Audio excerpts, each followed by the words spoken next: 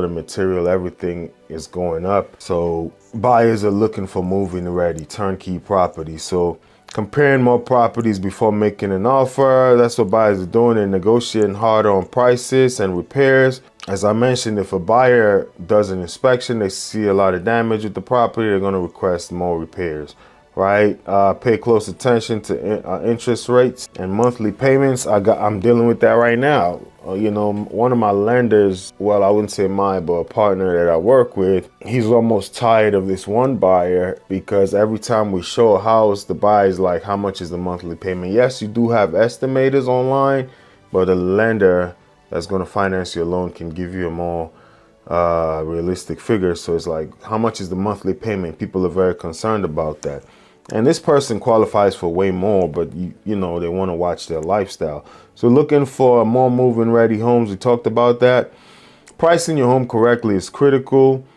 Sit it on the market. You know, if you price it too high, it can sit on the market longer, receive fewer showings, become stale in buyers' eyes.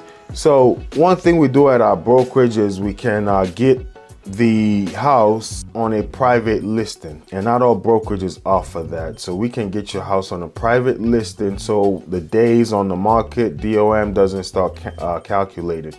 So a private listing, we can kind of market your property privately before it hits the MLS. So something to consider. Eventually sell for less. That's what one thing I know is, like, once you start dropping prices, you're gonna sell it for less than if you had actually priced it properly and get a bidding war going. First impression matter more in summer because, you know, the weather's nice. There's a longer, you know, daylight hours. People can go look at the house at 6 p.m., 6:30 p.m., sometimes even 7, and the sun is still out. So, you know, you get your flowers going outside, your curb appeal, mulch, landscaping, make sure the grass look good, power wash, you know, siding. Exterior, clean up your windows, maintain the lawn. Just when people drive in, they want to feel as though it's home. And obviously the repairs, and also depersonalize the house, right? When people walk into your house, I know a potential seller whose house he actually took it off the market. It's ironic, when I went to go do the listing appointment there, I had already took a buyer there the previous year, and it didn't sell. And one of the things that just turns buyers off is you go in there, too many family pictures and religious pictures, and there's nothing wrong with you having a religious belief, but you're selling something, right? And you don't know the person buying it. They may not want to see that, you know, or some people are very spiritual. They may think it's not a good place for them to go reside. So you want to let buyers see themselves in the house and not you and your experiences. So depersonalize it. It's better you put up pictures of flowers, CDs and stuff like that, rather than your personal kids' graduation or birthday party pictures. Just take yourself out of it and make it look more like a showroom. You want to complete repairs, leaky faucets, damaged flooring, cracked tiles, HVAC concerns, roof issues, roofing, especially in electrical, right? Just those things will pop up when the inspector does their walkthrough. Professional photos are non-negotiable. So this is ironic when I look through expired listings, and sometimes these are agents putting up these pictures out there, you know, and it just looks like really dark, you know. I think with all the technology, yeah, you don't want to lie on the picture, but you can enhance it a little bit. Sometimes you just look at a picture and you just scroll past it. So you want to make sure whoever is listing your home can just capture that person, you know, because everything is shifting to virtual things now. Drone images are good depending on the location of your house, you know.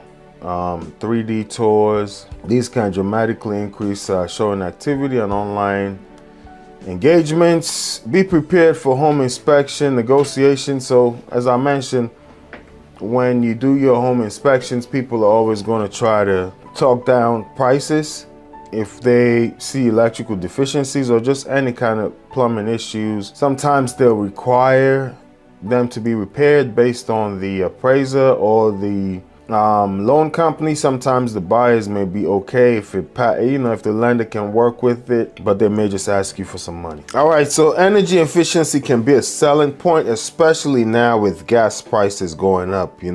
Doesn't necessarily mean it's a plus, but solar panels can be a plus or a minus. A plus, especially in a hot summer, cold winter, house that's heated or cooled by electric. The only issue there is if it's on the roof, what's the age of the roof? Because if people need to replace the roof and take the solar panels off, that can increase cost. So keep that in mind. You got to understand your closing costs, even you as a seller, real estate commissions, everything is negotiable. But 9 times out of 10, in order to sell your house, it's like an incentive to pay for the buyer's agent. You don't have to as a seller.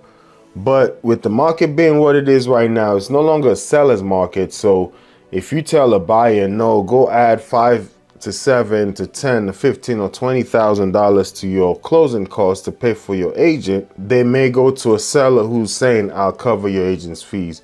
It's negotiable, but most sellers cover the buyer's agent fees.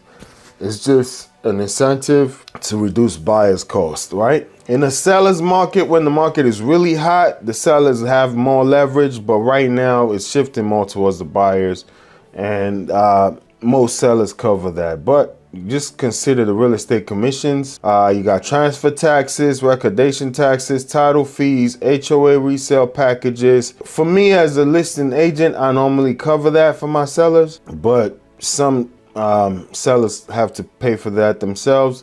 Seller concessions in case you run into repair issues or just negotiations, and then mortgage payoffs. Yeah, so you need to calculate all of that, and a good listing agent will give you a seller's net sheet to see how much money you're going to take home.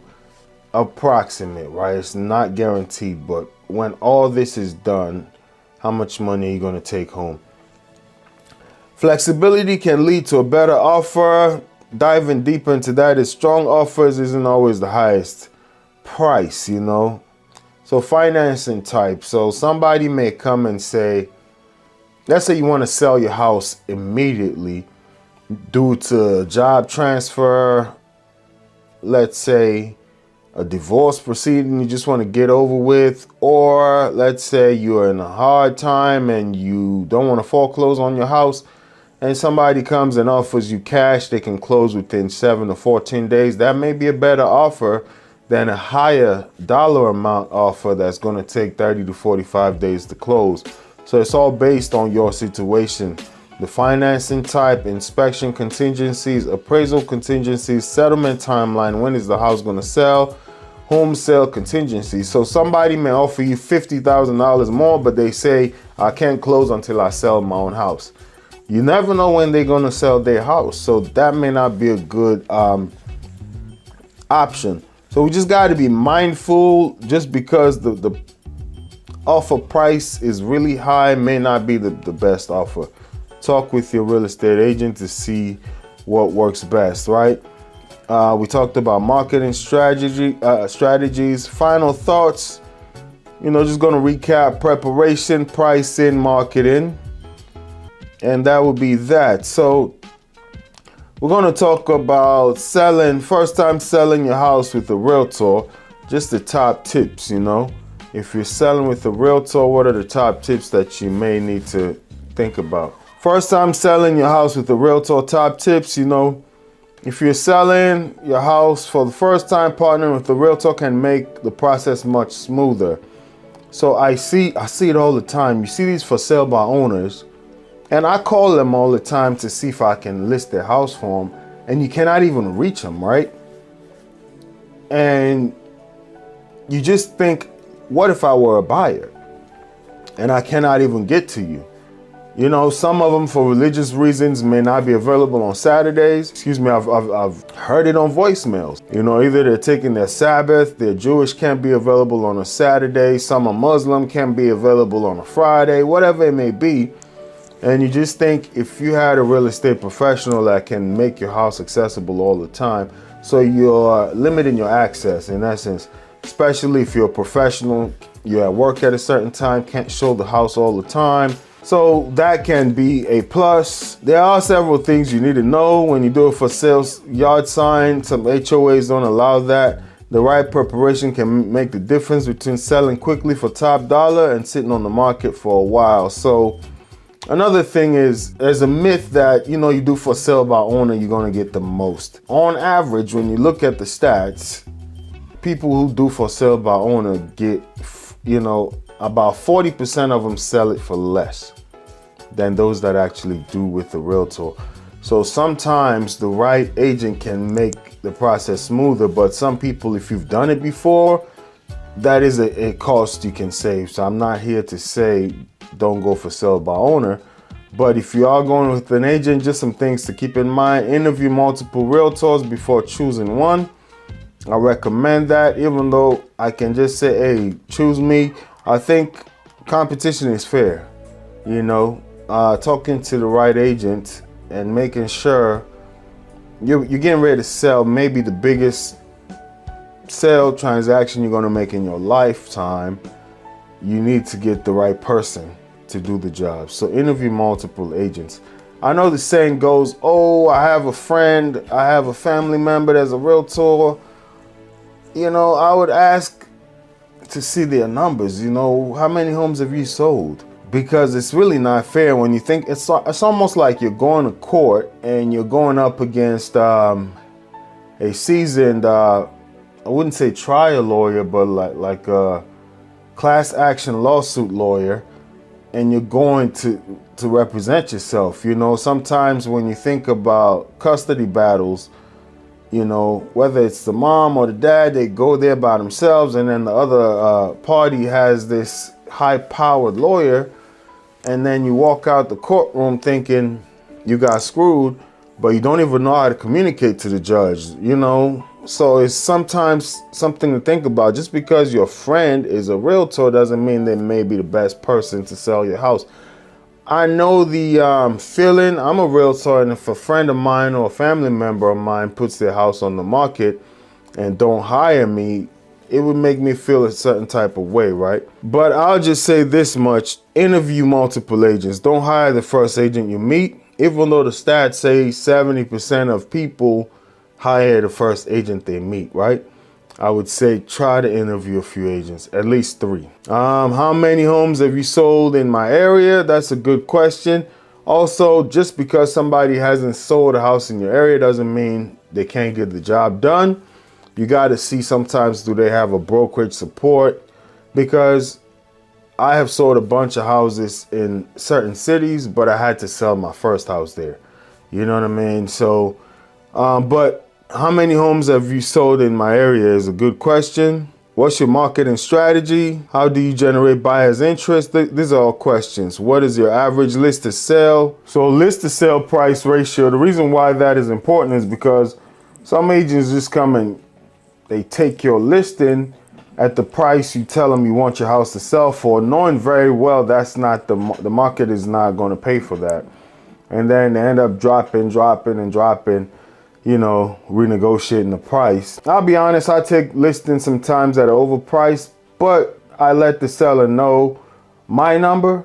I wouldn't say my number. I think the number the market is willing to pay. I give them a number. I say your house is going to sell at this. But since you're adamant, I work for you. We can put it on at this price, but let's renegotiate in 2 weeks. Sometimes you can automatically even sign that, like in 2 weeks, we're going to drop the price to this. Because I think that first 2-week window is very pivotal. The bad thing about price dropping is once you drop the price once, buyers are now like, let's see how low they're going to go. And they'll hold off. You may even have a potential buyer, but now they're going to wait to see how low you're going to go, right? Make sure it's priced accurately. See their list to sell ratio. How often will you communicate with me? Just standard SOP for me personally. I do a weekly recap. Standard, let's say nothing happens, no showings, nothing. I do a weekly recap. Or even if something happens but no offers, it's just best practice so the seller knows this is where we are. There are actually portals in my brokerage where the seller can be tied into. Not too many people like that, but some sellers actually prefer that.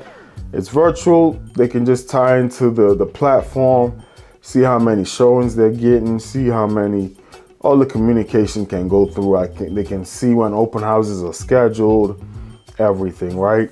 It's kind of seamless, you know, but I still try to send that email to let them know. Sometimes based on the relationship, calls. Here's one thing I recommend for agents. You just ask the seller, how would you like to be communicated with? Because I like emails doesn't mean everybody likes emails. Some people like text messages. Other people are old school, call me. Some people don't want to be called. So ask the seller. As a seller, communicate with your agent the best way you would like to be communicated to and how frequent you would like to hear from them. So for me as an agent, I say over communicate. It's better the seller tells me, look, I know you're working to sell my house. You ain't got to tell me everything, than they're in the dark, especially if the house is not selling. You don't want 30 days to go by, 15 days, they're not hearing from you. They don't know the process. Should we renegotiate pricing? They're just in limbo, you know? So get an agent that's going to communicate with you. Price your home correctly from day one. Can't reiterate this more because for first 2 weeks, trust me, it's very pivotal. You know, you get fewer showings if it's overpriced, sits on the market longer. I've seen a strategy where some people come and they underprice your property and get people to bid on it. It has worked, but it has also failed tremendously, you know, because people sometimes don't bid to that price that you were expecting, but sometimes they overbid. But just because somebody shoots you this idea of let's underprice it and create a bidding war doesn't mean people are going to bid on it. So I've seen it work, I've seen it fail. Just try to price it correctly. Look at the neighborhood, see what houses in your market are going for, and you want to be right around that ballpark. Declutter and depersonalize, and that's one thing I struggled with this one seller, and I just kind of backed out of taking the listing.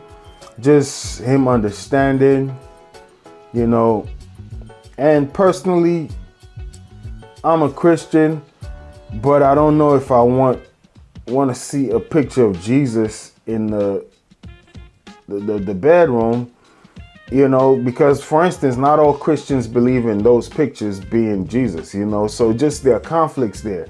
And I'm a Christian, but I don't know if that's the right thing you should have there when you're selling your house. But how do you communicate that to this person when they're very strong in their religious displays?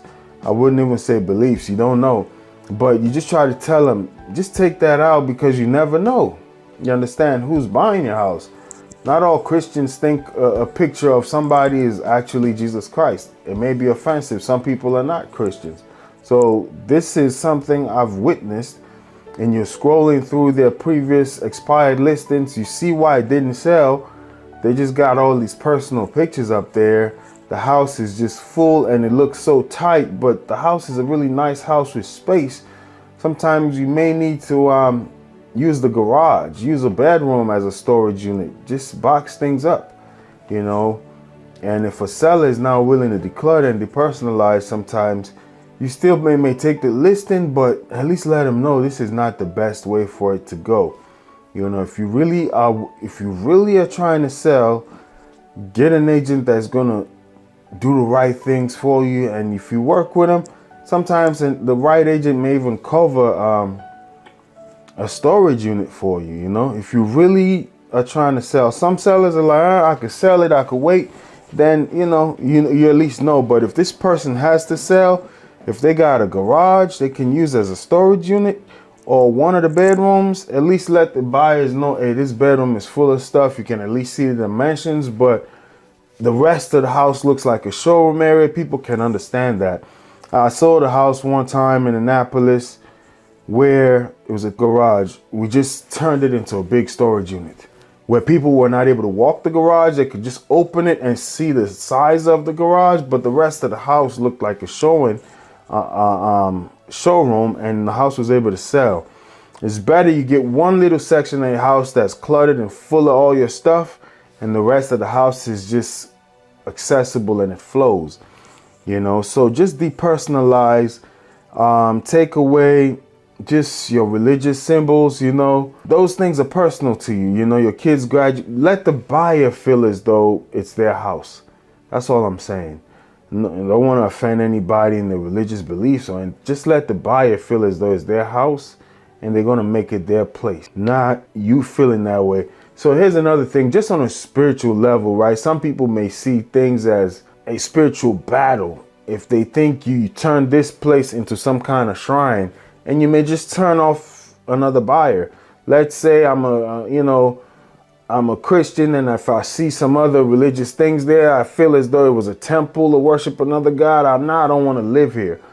Or vice versa, if I'm some other religion and I see Christian symbols there, and now you think there's going to be some kind of spiritual battle. These are things you don't consider as a homeowner, but there are people that think like that.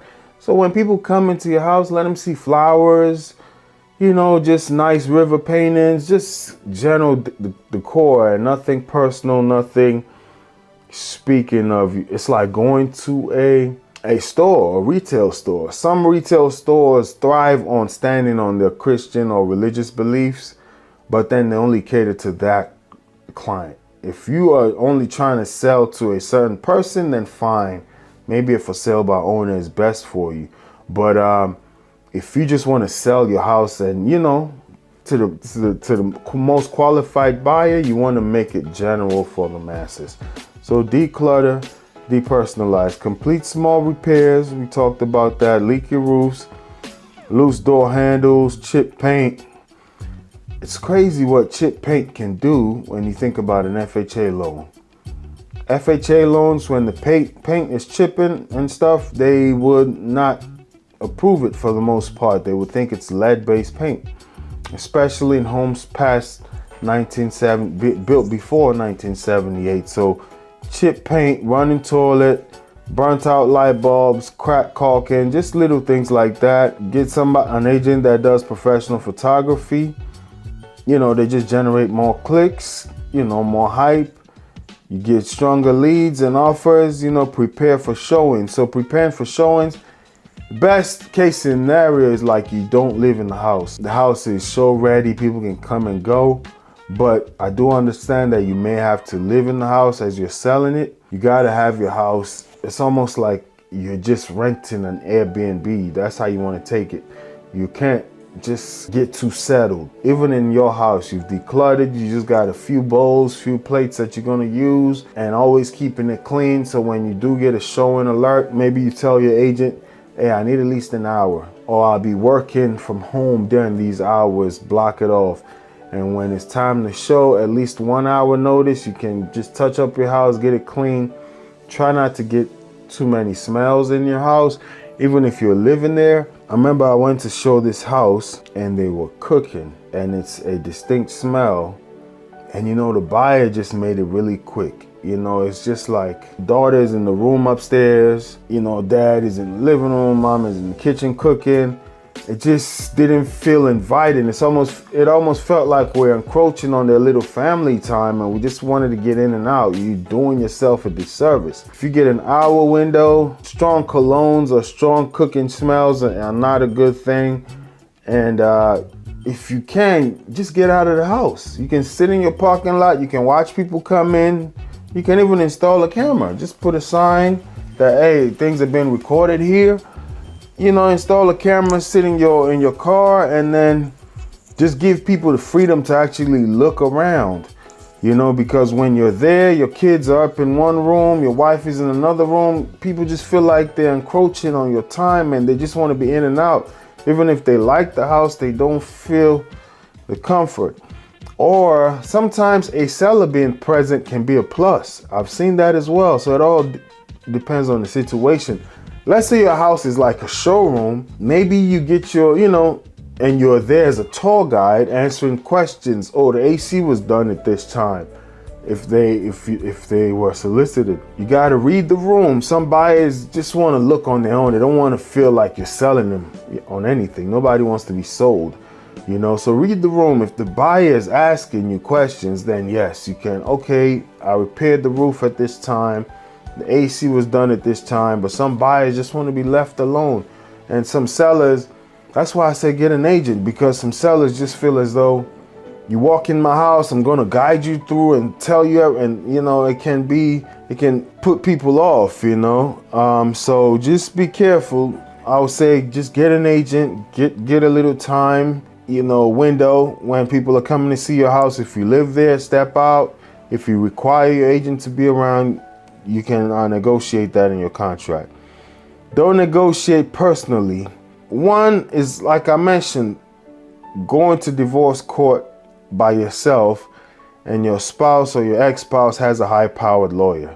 They're going to clean you out, and you're going to feel like you've been abused by the court system, or just lawsuits, going there representing yourself against, these lawyers that's what they do for a living. You're just food. So sometimes if you try to negotiate personally, sometimes you got your feelings involved in things, what you think something is worth, and then you deal with like an agent who sells so many houses to negotiate aggressively. You may lose out. Sometimes you may negotiate too aggressively, and it can turn people off because you got your personal feelings involved. Yeah, review every offer carefully. So once again, just because you get the most money from an offer doesn't mean it's the best, so review every offer carefully. And in Maryland, it's amazing, you got to submit offers even all the way to closing. Obviously, you're under contract and there can be some legal ramifications from backing out of a contract, but as a seller, just know your agent should be submitting offers to you even if you're under contract, unless you tell them expressly in a written form that I don't want any offers. Then they can make that known. Seller is not accepting offers, but you can always accept backup offers just in case something falls through. Prepare the home for home inspection. One thing I recommend is you preempt that. You go get your home inspection. You fix the things the inspector recommends prior to even going on the market. So you don't always have to show it to buyers, but when they come with their nonsense, you can say, hey, I did an inspection. These are the required repairs. They're already done. Actually, just closed on a house where we had all those repairs done. And when the inspector walked it, they're like, oh, you got to flush out the HVAC. We just provided receipts. Like, okay, that was done. This was done. Okay, we'll do that. And then we closed. All right. And trust the process.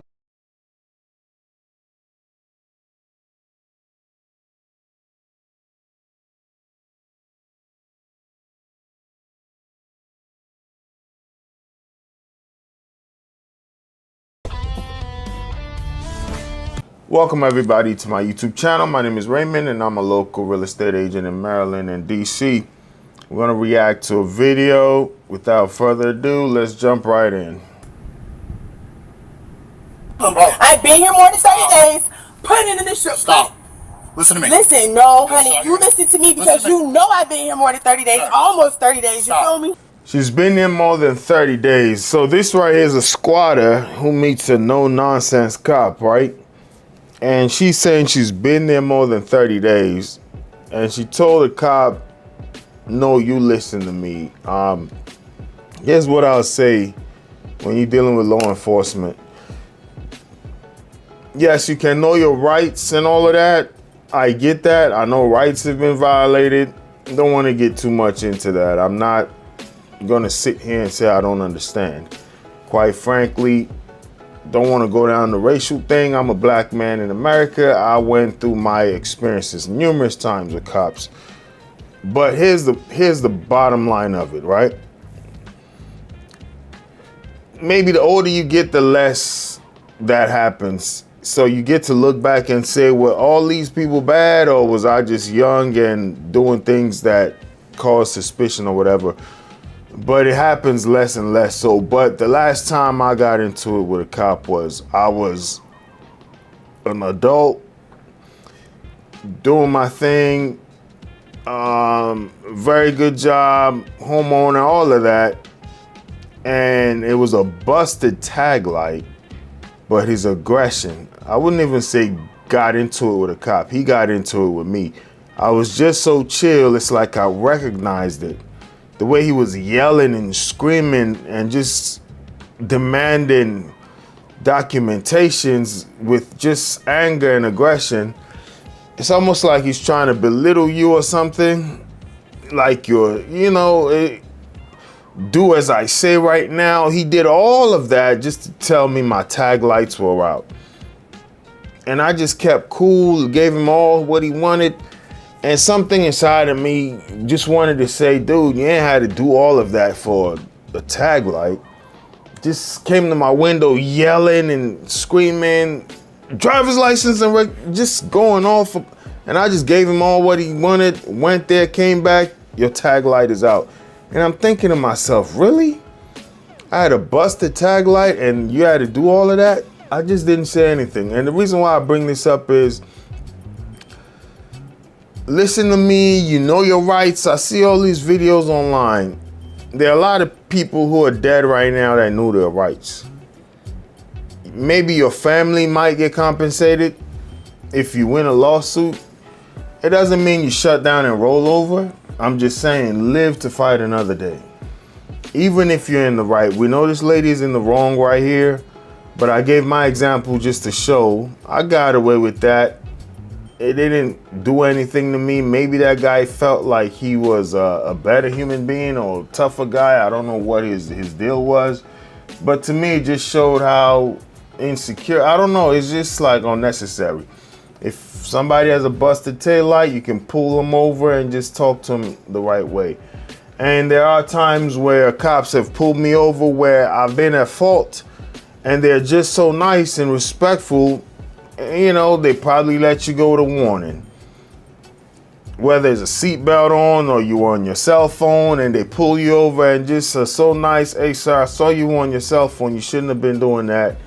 This is a warning. And they're so polite, then you run into these people that you don't know if they're having a bad day at home or they're just on an ego trip or whatever it may be.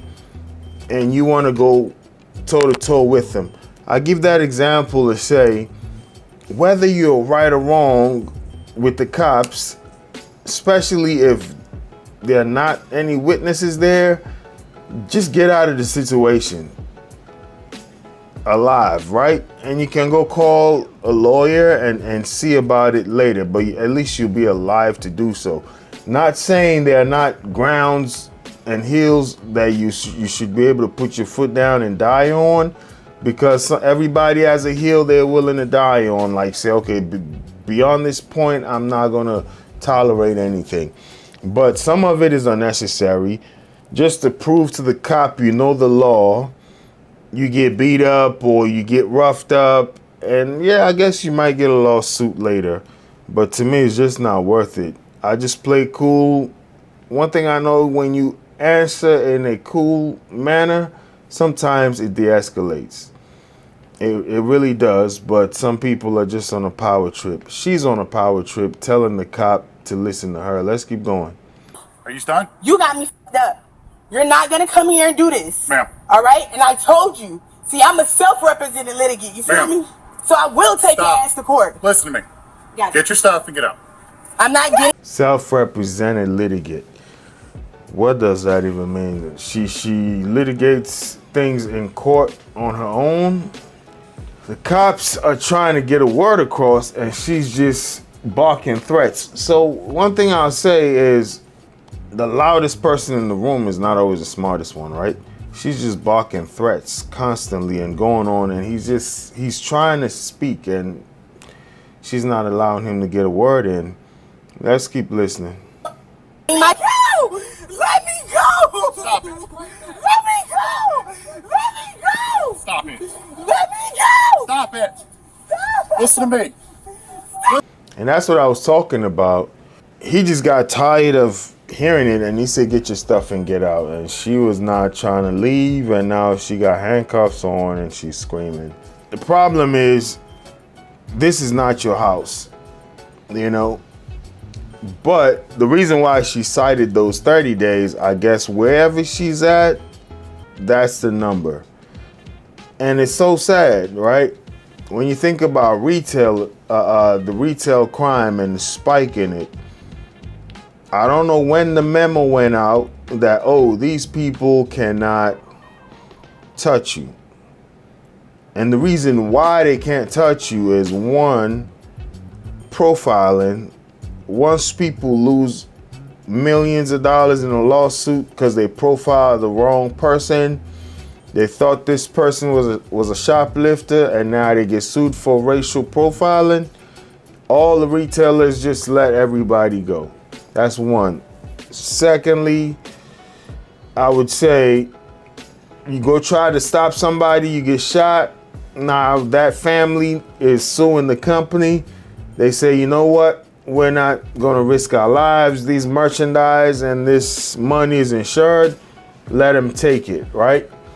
Whatever is the reason why all these retailers just let people walk out the door, that memo went out at some point, and all of a sudden people just load up goods and just walk out. You can't stop them, right? Same with these squatters. I don't know when the memo went out, like, okay, in this state, you live here longer than 30 days, they can't kick you out.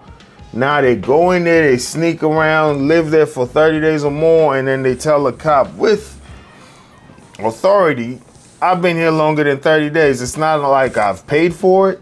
It's not like I own it. I've been here longer than 30 days. Wow, if that's the world, if that's the way the world works, then my goodness, all I gotta do is go into somebody's mansion for longer than 30 days and I got claim to it. That is crazy. Good thing there are laws, right? I'm just saying, good thing there are laws. Can you imagine that? You go on a vacation, or you got another property, a vacation house, somebody just goes living there for 30 days. How long did it take you to work to purchase that? Even if you inherited it, how long did it take your parents or whoever gave you that property? How long did it take them to earn that money to buy that house? Now somebody just has to move in and that's it, you know? And the reason why I can't relate to that is how hard I work. I work hard, long hours sometimes, you know? So everything I got, I earn. So it's like, I can't understand this at all, honestly speaking. But let's watch the rest of this. Let me go! Stop it. Let me go! Stop it. Listen to me. Listen to me. You are trespassing on private property. You refuse to leave. Now you're being arrested for resisting without violence and trespassing. Let me go! Let me go! Let's get a moment. Get your information. Stop. Stop it, Miss Williams. You're embarrassing yourself. She's screaming, Bradley, is it the cop? And he called her Miss Williams, so maybe he knows her. Because if you watch in the beginning, she told him, you can't come in and do this to me. So it's like they knew each other, I don't know. But it's just weird. Maybe she's a known squatter. She just finds places, stays there for longer than 30 days. Anyway, that's exactly what he's saying. You're embarrassing yourself. The danger in this for real estate agents or sellers is like, you do have people like this. Depending on your state, you got people like this who just know or look around for vacant properties. They move in quietly and they just want to live there long enough to where you can't just kick them out. So you got to be very mindful. Once again, cameras, good rapport with your neighbors. Also watch even the contractors. Some contractors are very good. They'll keep an eye on things for you. But the last squatter video we watched was the guy that mows the lawn. He's the one that snuck in under the lady's bed while she's in the house. So you never know, right? Anyway, thanks for watching. Make sure you like, comment, share, and subscribe. Your ultimate hub for real estate insights, breaking news, entrepreneurial wisdom, investing strategies, and self-development hacks. If you're ready to expand your mind and stay ahead of the game floor, you're in the right place.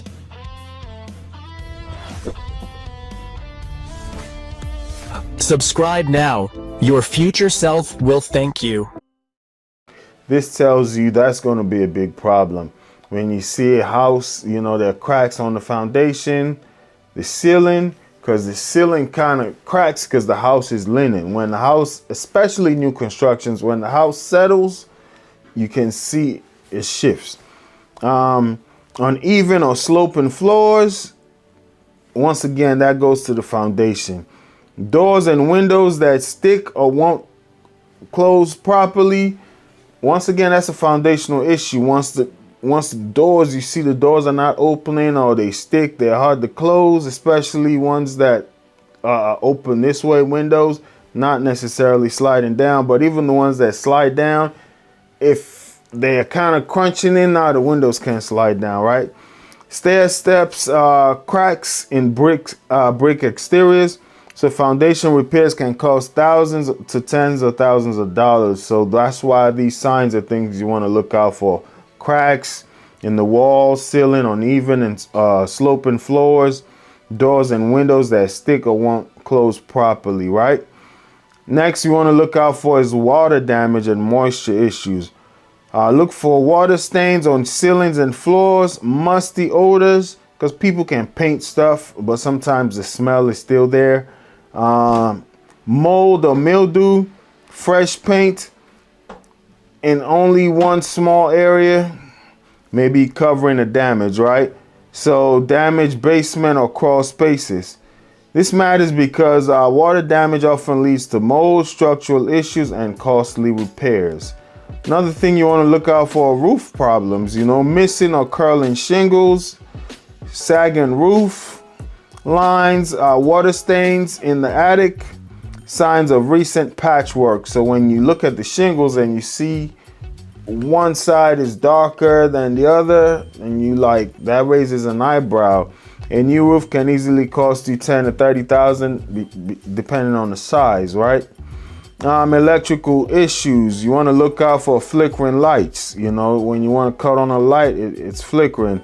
Outdated electrical panels, extension cords everywhere, two-prong outlets. So I have some of those issues in some areas in my house where there are a lot of two-prong outlets and not three. Burn marks around outlets. Electrical upgrades can be expensive and may present safety hazards. Plumbing problems, right? You want to look out for low water pressure, slow drains, water stains on the sinks, signs of leaks around toilets, corrosion on pipes. Hidden plumbing problems can lead to significant water damage. So especially on the ground floor, the basement floor, underneath the kitchen, if it's a 2-level house, go underneath that kitchen level, see how that roof looks like, the ceiling, right? Or bathrooms, underneath the bathrooms, see if the paint was there, if they had to work on that. HVAC near end of life, so look out for very old furnace or AC units, rust or corrosion, loud noise during operation, lack of maintenance records. So you'll see a sticker on most HVAC units and they'll tell you when they were serviced. So replacing heating and cooling system can cost thousands of dollars. So that's another thing you want to look out for. Next is evidence of poor maintenance, just peeling paint, rotten wood, broken fixtures, neglected landscape, multiple small unfinished repairs. If visible items were ignored, there may be larger hidden issues. So they say where there's smoke, there's fire. So if you just keep seeing little things, you need to worry about that. So termite tubes, wood damage, rodent droppings, pest traps throughout the home. Pest damage can be expensive and sometimes very extensive as well, because you can see one thing, but then there's a lot more going on. Next thing you want to look for when touring a property, I would say, is neighborhood red flags, excessive vacant homes. So if you see a lot of vacant homes, you got to be cautious, because you're going to think, is this property going to be able to hold value, right? Heavy noise. Shortly. Yeah, we were saying list to last. The reason why I give this client here, for instance, been showing them around for quite a while. And when you think about GCI, gross, commission, when you think about all the drive-in, all the time spent, the return The ROI is not worth it. The reason why I'm doing it is because of a relationship building strategy. So dealing with buyers is very time consuming, but some of them are worth it because, for instance, this is a young family, somebody who's getting ready to graduate a very high-end degree. They may not be able to afford something major right now, but they want to start a family. This can be a starter home. This can end up being multiple transactions, at least the sale of this. If they choose to stay in the DMV, then a purchase, then referrals. So this is more like a relationship building sale, but it's not worth money. You're gonna make some money, but when you think about all the showings and the time put into it, it's really a net loss, or you just breaking even. Just quite frank, because it was also referred from a site that takes almost 30% on your commission, so when you're done with this, it's not worth it. But I think I've built a relationship with the client, and just to understand that they're going to make more moves in real estate, it's worth it. But the goal is to list the last, because when you list, you show you have a listing appointment. If you get it, you put it on the market, then you can schedule your open houses according to your choosing, not necessarily chasing buyers around or hoping they like what you have on the market. But we're going to stop it right there. Day 30, day in the life of a real estate agent. Just come on the journey with me. You're going to see how we build this business slowly. It's going to happen, and that's why we're doing this, to just show you the grind. It's not always snapping your fingers and things happen. You got to build and build and build. All right. Well, thanks for watching. Leave a comment down below. If you got any questions about real estate, if you're looking to sell or buy a house in the DMV, please give me a call, shoot me a text, or send me an email. Also, I'll say,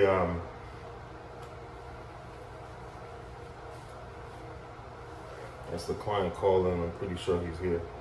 All right, we're going to wrap it up right here.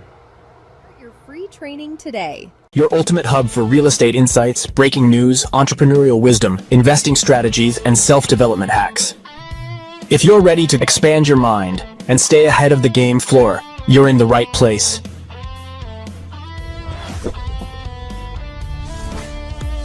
Subscribe now. Your future self will thank you. That's what a positive cash flow does for you. Good cap rate. So the cap rate helps compare investment properties. So you do cap rate equals net operating income divided by the property value times 100%, right? General range, you're looking at 4 to 6%. Low risk divided by, just low risk. And then 6 to 10% strong cash flow.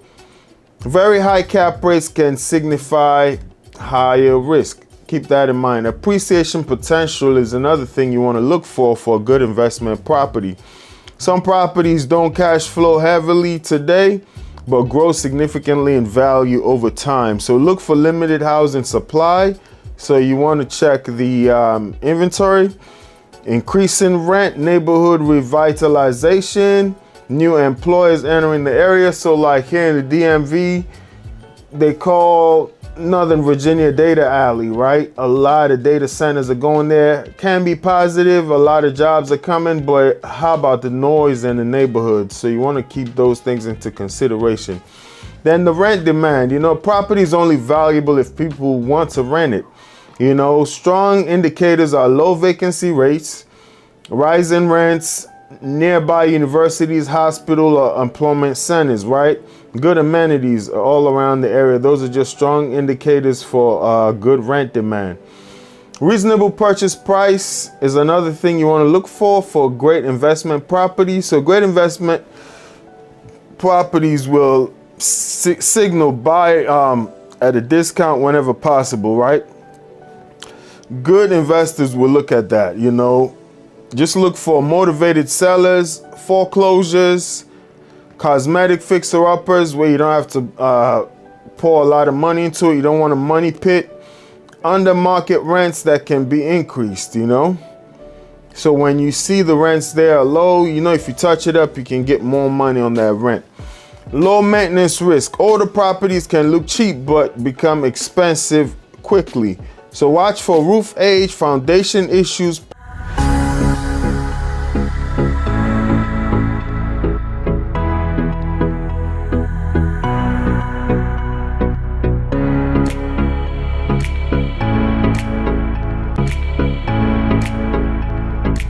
Probably best to get the more expensive property. Then you'll also want to look at financing that makes sense. Interest rates heavily affect returns. Many investors analyze the down payment size, the interest rate, loan terms, monthly debt service. For leverage returns, investors often estimate cash on cash return.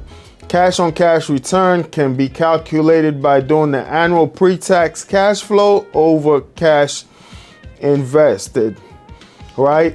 Multiplied by 100%. So that's the annual pre-tax cash flow divided by the cash invested times 100%. Then one other thing you want to check out for if you're looking for a good investment property is the exit flexibility. And good investment properties usually have multiple exit options, meaning long-term rentals, short-term rentals, house hacking. You can flip it, you can refinance it. You know, you can sell to owner occupants. Flexibility reduces risks, because if you got multiple ways to get out of that loan or your cash, if it's tied down, and you got multiple exit strategies for that property, that's a great sign. The last key point would be numbers that work conservatively. You know, experienced investors assume repairs will happen, vacancies will occur, taxes and insurance will rise. A deal that only works under perfect condition is usually risky. So the deal should work under varying conditions, right? If things go wrong, this deal still should make sense. So common beginner mistakes: they buy based on emotion, right? They underestimate maintenance, they ignore vacancy cost, overestimating rent, focusing only on appreciation, buying in unfamiliar markets without research.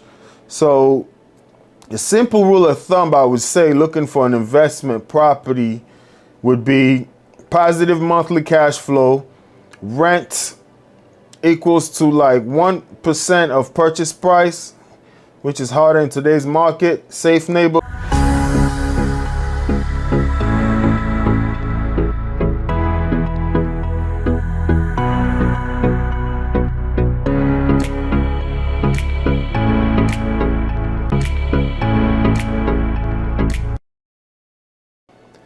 That's not a universal rule, but it's a quick screening tool, right?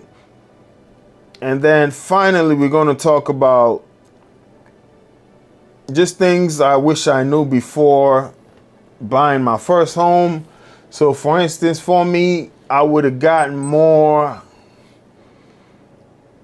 inspections done. I got the two basic inspections, like the structural and the wood destroying insect, but maybe I would have done a septic inspection, would have done a roof. Thankfully, none of those, like the roof hasn't caved in on me, no leaks or anything, but it's just something I would recommend.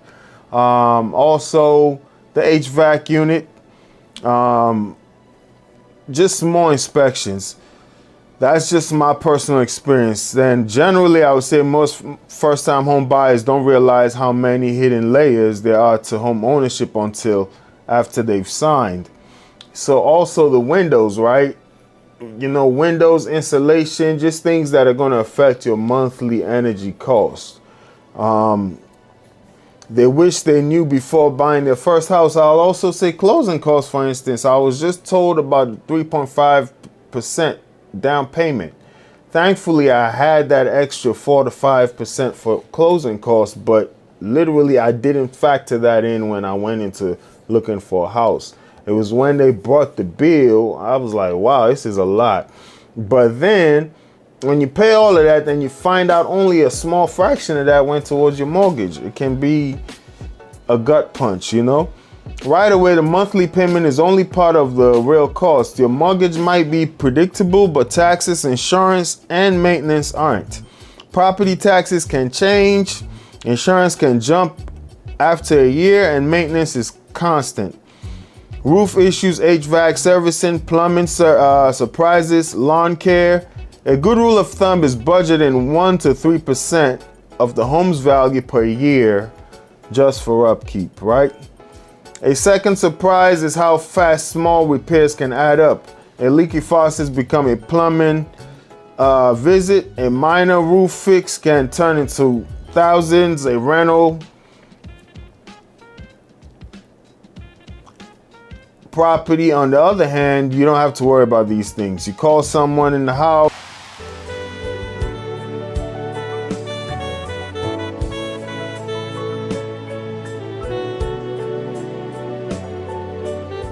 Warranties, they have these like maintenance insurance things where you pay monthly. So if you got any major repairs that needs to get done, they can service it for you. Another thing people underestimate is how much cash you can still need after closing. Even if you escape, you know, all the other down payments and you're able to scrape all that money, when you think about it, many buyers move into a house cash poor, you know, house poor. They got the house, but now they don't have the cash without realizing it. So inspection results also matter more than emotions. Almost every house has issues. The key difference is whether they're cosmetic or structural. New buyers often fall in love with the property first and rationalize problems later. But the inspection is where reality shows up. I think I fell into that trap. I wanted the house, I liked the yard, and I saw certain red flags with the as-is sale, and I went ahead with the purchase. If I were to do it again, I probably would have gotten a brand new house or something close to it where every year it seems like I'm doing a major repair, right? I knew what I was getting into, but I didn't really know what I was getting into, if that makes sense. So there are also lifestyle trade-offs. Owning a home ties you to a location and responsibility. Want to move cities or switch jobs quickly? That becomes harder when you're thinking about selling, timing, equity, and market conditions. Financing is another blind spot, right? Your approval amount is not the same as what you should spend. Lenders often approve more than is comfortable. The approved number assumes ideal conditions, not real life stresses, emergencies, or lifestyle costs. So if you just, that's self-explanatory. You got family emergencies, lifestyle costs, you need just a cushion. So one thing I would say I'm thankful for is I never wanted to keep up with the Joneses. Just on a personal level, I could have gotten way more of a house than I got, but I knew I wanted some cash just for business, savings, and things of that nature. So I got a house that I think my mortgage is very, very affordable. When I look at people who help to rent properties, I'm just amazed that, wow, you paying that much? I'm paying $6, $7, $8, sometimes $900 less than you're paying, and I own a house and you're renting for the same amount of rooms, you know? So if you're trying to keep up with the Joneses and you want to get this massive house, you know, hey, eventually we all will get our forever home, right?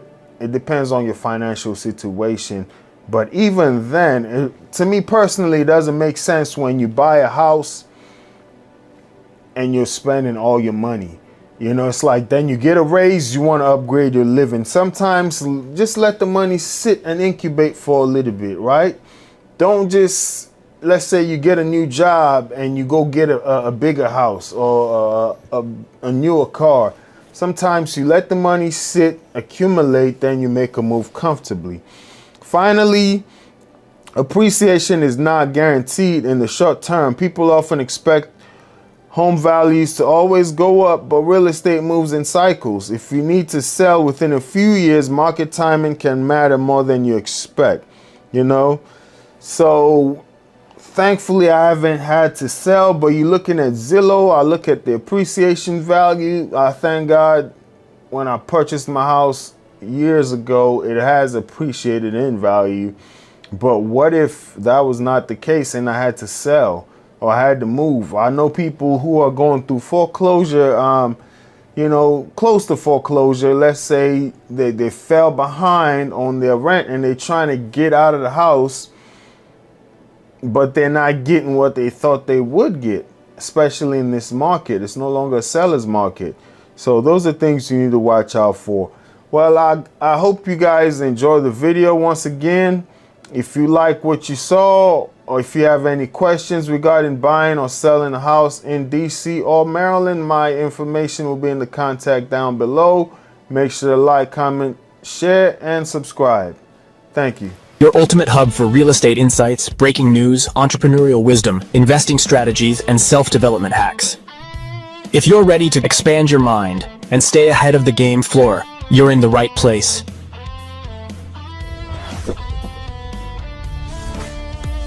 Subscribe now. Your future self will thank you.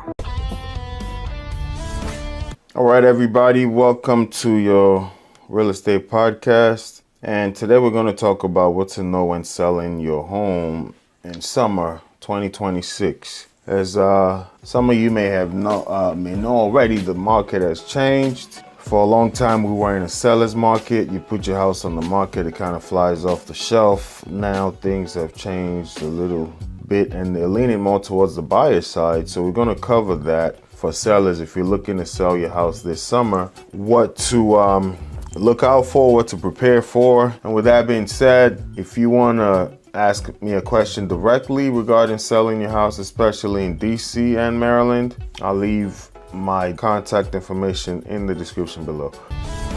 Make sure you like, share, and subscribe. That is how you help the channel grow. And also, if you're looking to buy, sell your house in Maryland or DC, my contact information is in the description below. Thank you. All right. So without further ado, let's get started. Summer is traditionally one of the busiest seasons for home sales. I would say spring is like the peak, but summer is right there with it, right? So 2026 sellers are facing a market that rewards preparation. What that means is homes fly off the shelf. I just had a listing that closed maybe a week or so ago, was probably on the market for 7 days, but there are houses that are sitting on the market for 300 days and not selling. And what a seller should focus on really is getting the house renovated, staged properly. Virtual staging is a thing now. Just be very careful that your agent or yourself, you don't mislead. Do some false advertising. Say the house looks a certain way that it's not. So be mindful of false advertising. But if you don't want to spend tons of money staging the property, you can consider virtual staging. One thing I recommend you do if you're going to stage a property virtually, I would say you put a picture of the virtual staged room location and another picture of the vacant location so people can kind of get an idea. That's also a way for you to compare both pictures to see if it's accurate, because for instance, if you're doing a living room, you don't want the AI to add a bay window that is not really part of your living room, right? So these are just things to be mindful of. Pricing accuracy is very, very key. Houses that sit on the market you would see are not priced accurately. The market has shifted a little bit. Prices are dropping just a little bit depending on the market. So I remember this one house was going for about $300,000 at the time of purchase, you know, dealing with an investor who purchased the property and wanted to renovate it. So I gave him accurate comps. Everything around that area were going for about $300,000. By the time you get all your permits, you get all the renovations done, houses in that very area were going for $285, $282. So I told him, hey, the market has shifted. You know, that was like 6 months ago. and priced it right around that range, and it was very quick to get off the shelf. But sellers who think their house is worth more than it actually is, you know, one thing I know is the market is going to dictate what your house is worth. It's not any sentimental feelings. It's just like a bike, right? You know, some people are into motorcycles. They spend thousands of dollars getting it souped up, or let's say a sports car or these old vintage cars. Just because you spent so much money on the engine, the paint job, changing the seats on the interior, doesn't mean the buyer cares about those things. So 9 times out of 10, the market is going to dictate what your house is worth. So strong marketing, more than ever before. I would say that really helped in this property I'm talking about. Just getting a bunch of people into an open house, and you create like a FOMO, fear of missing out. And when there was so many buyers and families in that house, they saw each other, and I knew I was getting an offer, you know, the next day, because it's like when a buyer is there and they see you talking to another buyer in the kitchen, answering questions about the property, light bulbs go off like, man, I better submit an offer. I'm going to lose out on this house. So you want to do some really strong marketing. There is a best time to do an open house, and the best time for your house to sell. Not to say houses don't sell after that time period, but I would say your first 14 days are very pivotal when you list the property. You need to do the best you can to get it out in front of the right buyers, because once a house sits on the market for over a certain amount of time, buyers start questioning what's wrong with this house, you know. So strong, or they give you low ball offers. So strong marketing more than ever. If you're planning to sell your home this summer, we're going to touch on some things. Buyers are more selective than they were during the pandemic boom. So fixer-uppers, the economy is just not in that place anymore where people want to take on projects. Unless you're an investor, you don't want to buy a house and you got to work on the HVAC. You got to fix the roof, you know, got to redo the flooring, the bath. All right, welcome to my YouTube channel. My name is Raymond. I'm a local real estate agent in Maryland and Washington, D.C. Today we're going to react to a multi-millionaire that's house poor. Without further ado, let's jump right in. I'm a multimillionaire, and I am in over $1 million of debt. That might shock you to hear, but... So, it's funny, I know this gentleman, he feeds animals a lot, right? He feeds animals, and he just, that's his thing. He'll go out with a bag of food from the grocery store, just feeding foxes, cats, and he's part of these book clubs. And he gave me this book with Donald Trump and Robert Kiyosaki, I guess, the guy who wrote Rich Dad, Poor Dad. I'm actually looking at the book right now on my bookshelf. Haven't read it yet because I'm reading another book right now. But those two speak on that all the time. It's a thing. I'm not trying to get into the political thing, but Trump and this guy, they filed bankruptcy maybe 11, 12 times total between the two of them or more, but they're considered billionaires. They preach that philosophy of real estate and getting wealthy through debt. Talk about good debt and bad debt, the concept of using money to work for you. You can get into debt if you go get an asset. Then you got the Dave Ramsey school of thought that all debt is bad, pay off your house completely. They don't believe in just buying one property and another on credit, because the banks can come and collect at any time. So just because you own all these properties and you're paying all this mortgage, if you read the fine print in some of these loan contracts, you can be good, but the bank can come and ask you for all the money. Don't know how true that is, but some of those, especially when you get into the investment property thing, if the banks feel like you high risk, or they just got too many high risk loans out there, they may come and collect. And if you don't have them, they can foreclose on you. So that's how these millionaires and billionaires sometimes can go into bankruptcy, right? I gave all that to say I am familiar with the wealthy people being in debt. And that's what she's talking about. Enough of that. Let's jump right back in.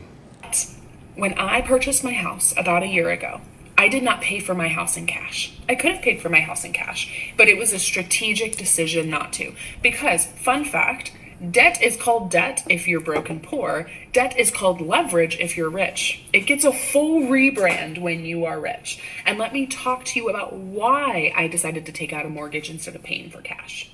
So, mortgage rates at the time of buying were about 7%. Yeah, so I've seen this a lot. They say only, I hate to use the word stupid, but only stupid people buy a house or car cash. And the idea of it, I see a lot of wealthy people say that. I think even Mr. Beast was talking about a studio that he bought, even though he had the money. Somebody asked him, did you pay cash? He said, no, I financed it. Here's the thought process behind that. If I have a house and I pay $700,000 cash for that house, that is $700,000 that is gone that I cannot use to make more money. The idea is once I get to a certain place in wealth building, my money should work for me. So if my money is the tool or the engine that's going to make money for me, I'll be stupid to tie that down or give it away. I'd rather go get this $700,000 home and pay $3,000 a month, $4,000 a month, depending on what your interest rates are, and use that $700,000 in cash. I can even use $600,000 in cash and let that invest for me at a 9% return, 4% return, 12% return. And I can just keep $100,000 and let that pay my mortgage every month. That is a school of thought to where this interest is not, the interest that I'm paying on this mortgage is not going to be more than I can make if I invest this money. All right, let's go. Which are high. That's a very high mortgage rate. But on average in the stock market, we have made 10% or more over the past 30-ish years of the S&P 500. The S&P 500 being the 500 biggest companies in the US stock market. So my logic is I can tie up multi-millions of dollars in cash by taking my cash and paying for my house. And yes, then I don't have a mortgage. I don't have any of those things. But it actually makes more sense for me to take out the mortgage, to take on debt, to borrow money, so that instead my money can be making me 3% or more money over here in the stock market. So it is cheaper for me to go into debt than it is to actually. Yeah, that's what I just talked about. But I'll be honest, not in this economy. I wouldn't recommend it. I'm not a financial advisor. Go talk to a financial planner. But the mortgage rate now is at 7%. Yes, you can possibly make 12, 9. That's a swing and a miss in this economy with everything going on. But to her, it still makes more sense. A 12% or 3% return is still better than putting this money there. I would say that would have been a great strategy during the pandemic years when interest rates were somewhere in the 2.7s, 2.9s, even 4 in the latter, maybe a year after the pandemic, right? Then you still got a lot more wiggle room in case the stock market doesn't perform as good as you thought it may perform. Because if you get a 4% mortgage and you make 9% on your stock investment, you still got 5% profit. That makes total sense. But once you get to that 7 and the return is at 9 to 12, that's cutting it too close for me personally. But it ain't my money, it's hers. That's a choice she chose to make. Make sure you speak to a financial advisor. I kind of get the school of thought. Don't know if I would risk that in this market. What I'll do is I'll leave a link to this video in the description down below. Make sure you like, comment, share, and subscribe. And as I mentioned, I do service the DC and Maryland area. So if you're looking to buy or sell a home, visit my website, which will be in the description down below. Book a 15-minute free consultation on the calendar, and we'll go from there. I'll catch you in the next one. Thanks for watching. Your ultimate hub for real estate insights, breaking news, entrepreneurial wisdom, investing strategies, and self-development hacks. If you're ready to expand your mind and stay ahead of the game floor, you're in the right place.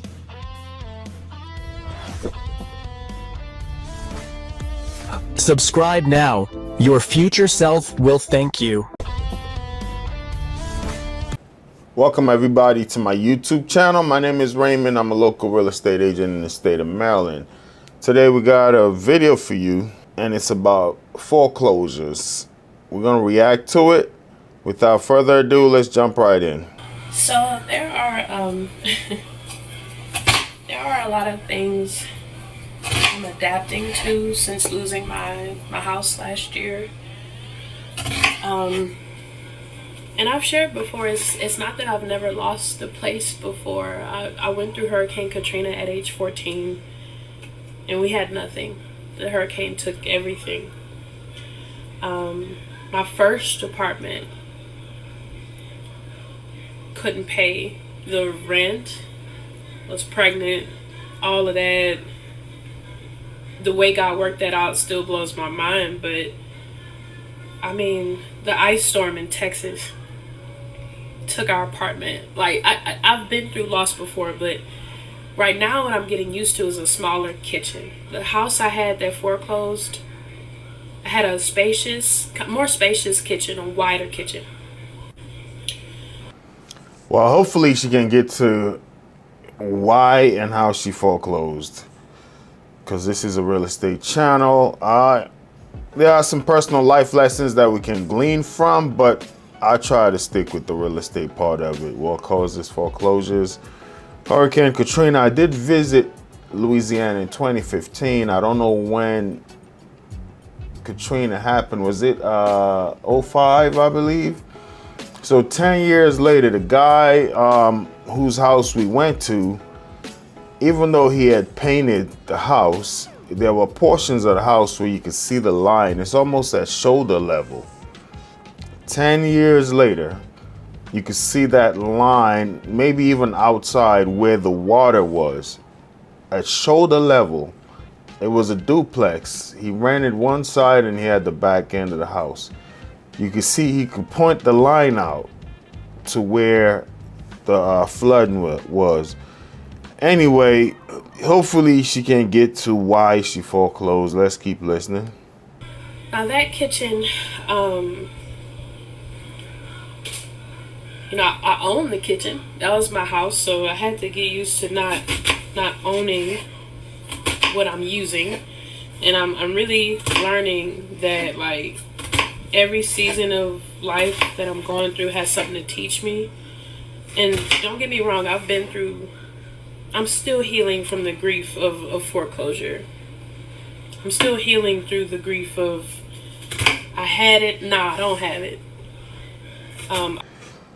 You had it, then you don't have it. My question is, did you ever have it? You know, home ownership is like,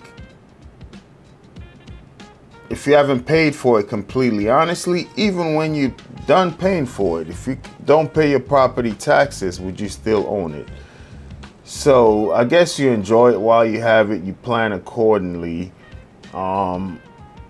But as long as you're paying a mortgage, yes, I'm a homeowner, but I'm still paying mortgage. Do I really own the house? That's a question I kind of grapple with. So the grief of foreclosure can be something, but also the recovery from that, right? Like once you foreclose on a house, now you got to worry about your credit being bad. And how long is that going to be on your record? So if you foreclose on a house at a certain time, it'll take so many years before you can possibly buy a house again, because lenders are going to see that. I think 7 years that stays on your record, if I'm not mistaken. Unless you land some kind of cash to invest, I don't know how you're gonna just buy a house again after a foreclosure. So the grief, the emotional aspect of it, I get, but there are also financial ramifications from foreclosing that I was hoping she can get into, but I can't tell her how to grieve and explain herself. Let's keep going. I was proud to own a home. I believe I'll own a home again. But as I'm maturing, for the lessons that are there for me, if I'm willing to learn them, not just lesson, but the perspective shifting. That's what I'd rather say. I'm learning lessons, but my perspective is growing from one that's bitter, angry, frustrated, or ashamed to, wow, look at what I'm learning. Look at what I'm getting from this. So I personally still wish I had a larger kitchen. I'm like a more open concept kitchen person.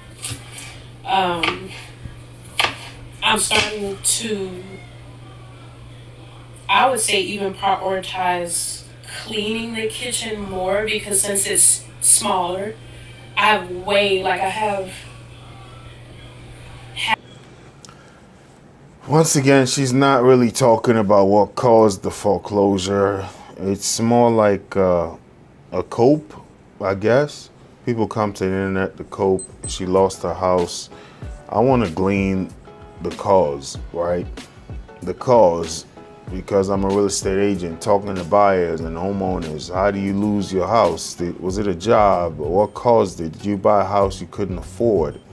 You know, so this concept of I'm an open kitchen concept person, or I'm a Bentley driving concept person, I don't really understand that.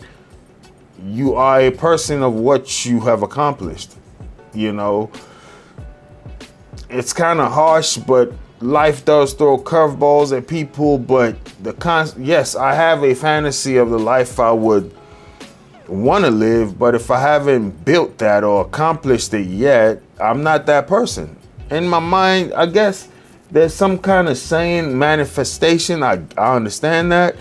Or as when I was trying to climb up the corporate ladder, they say dress for the role you want, not the role you have. So if you want to get a promotion to another level, you dress like that role.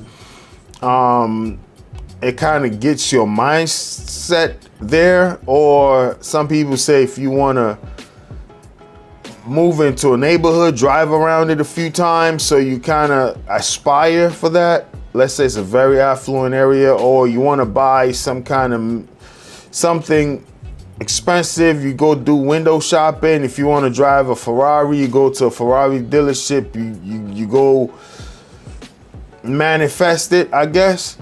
So I get that concept, but I'm also a realist. If I don't have an open kitchen, I'm not an open kitchen person. I haven't accomplished it. That's a fantasy in my mind. I'm a person of what I have, what I've accomplished.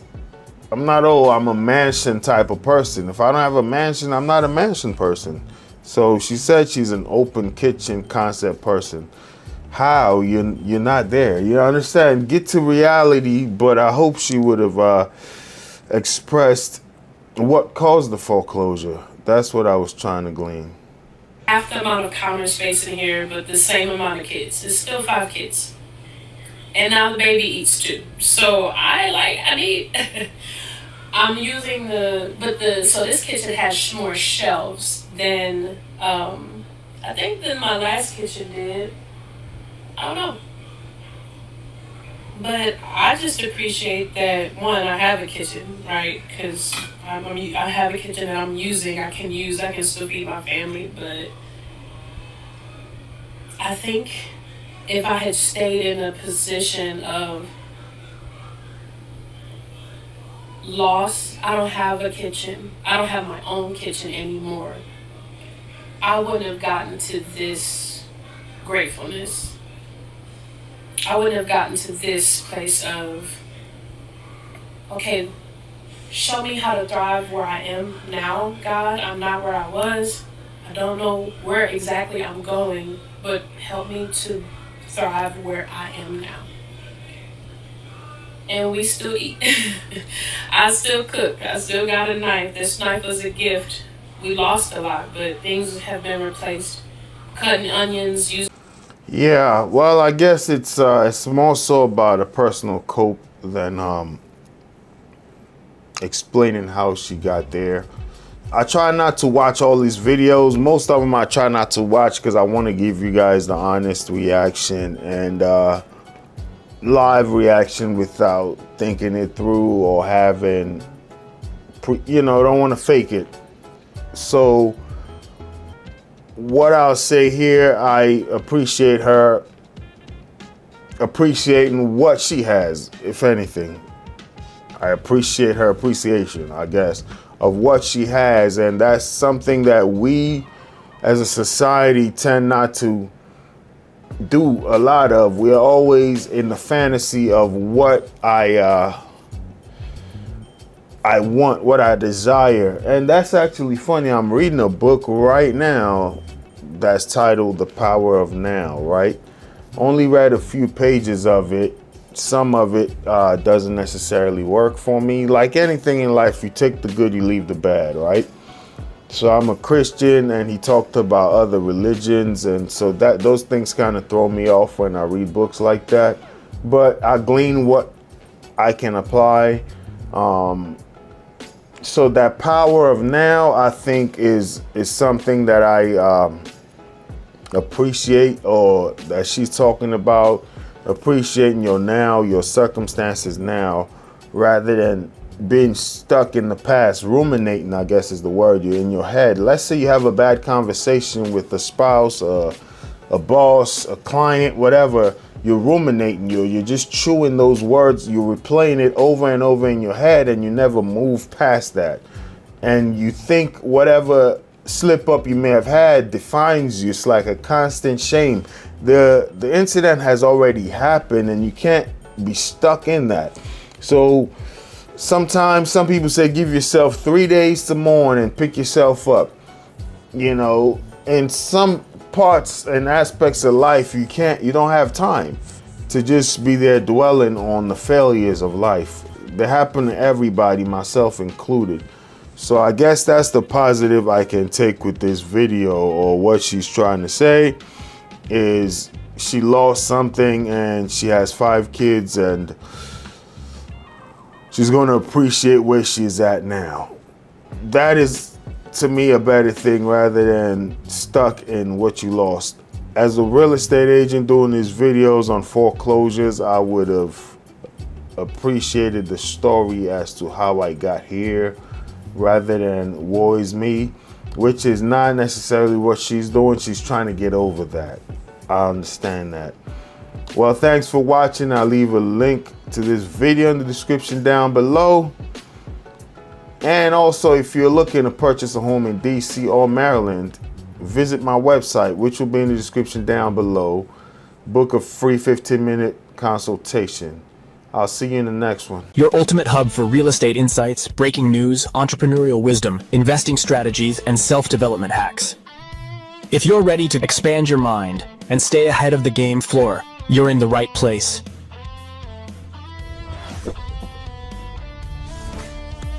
Subscribe now. Your future self will thank you.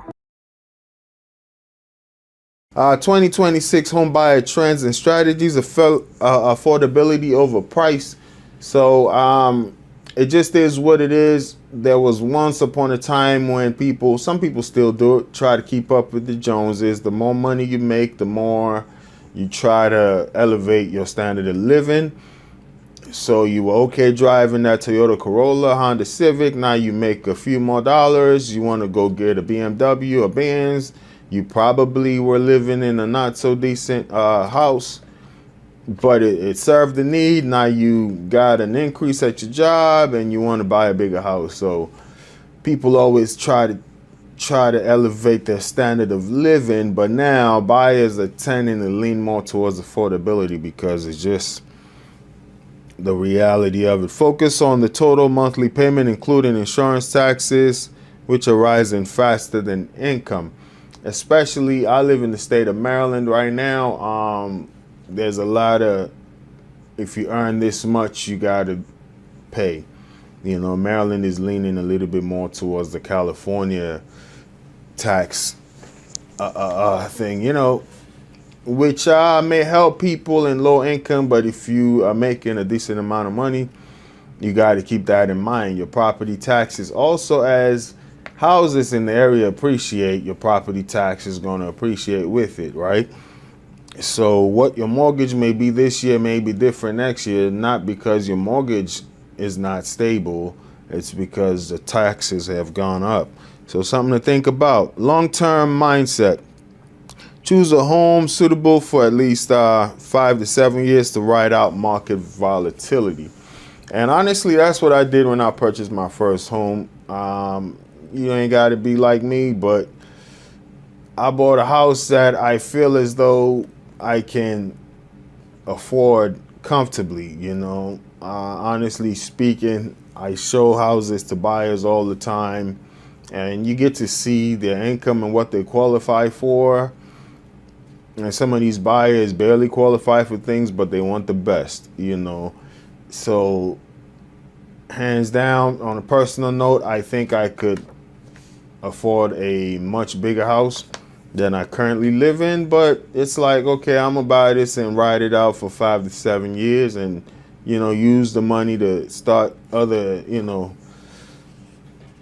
just things, you know, and just get myself in a comfortable position. So if I want to upgrade, I can upgrade, or maybe try make this a rental property, build your real estate portfolio. It's just, if you go through a financial downturn personally, you don't want to have to go into foreclosure, do a short sale, try to get rid of your house because you're spending every single dime on mortgage and bills.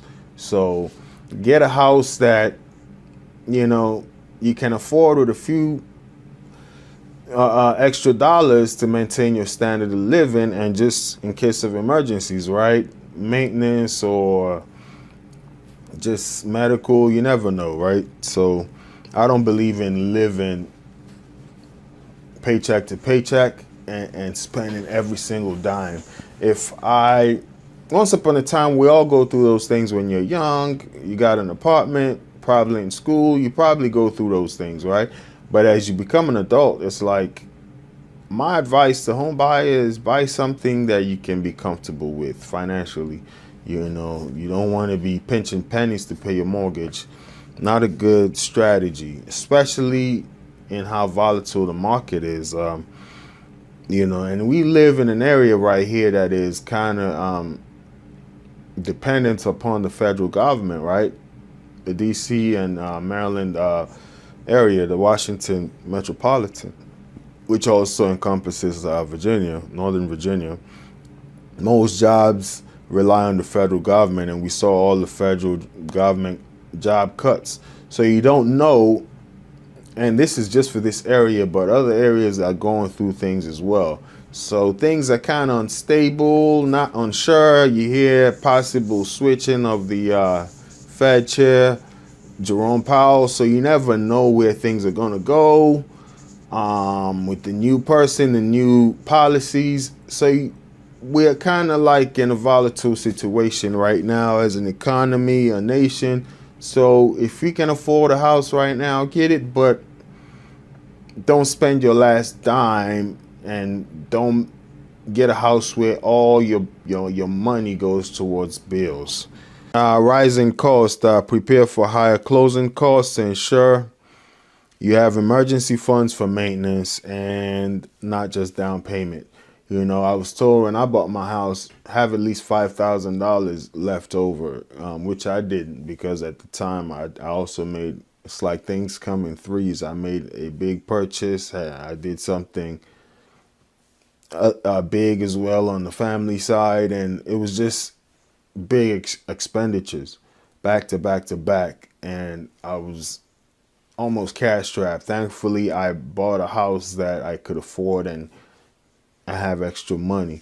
But if I had gotten the house I really qualified for, the highest dollar I qualified for, God knows what would have happened, because all those expenditures, and you know, you spend everything and now you're pinching pennies. So I always recommend buy a house and make sure you have at least 5,000 extra.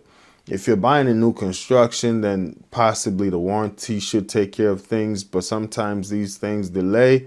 You may need to repair it and then get reimbursed or whatever, which you don't necessarily have to do, but there are nightmare stories with new constructions. They're all over the news and social media. You can look into them. So still have extra money, or you still may need to furnish the house. You know, or you may spend all of that and then you got to pay your mortgage. Just keep a little something on the side, right? Rainy day funds, right? If you're buying an older house, you never know. Things may look good. You get in, you got to change the roof. Always do a home inspection, by the way. But you may still buy the house, things look good, the inspector passed it, and then you run into the refrigerator pops. You know, the water line pops in something, you know, your washer, dryer goes bad, you know.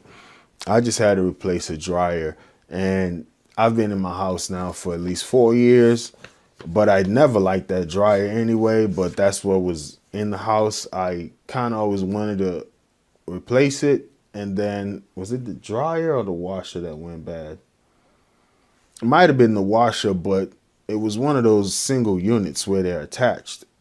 And the bad side about that, once one goes bad, you got to replace both.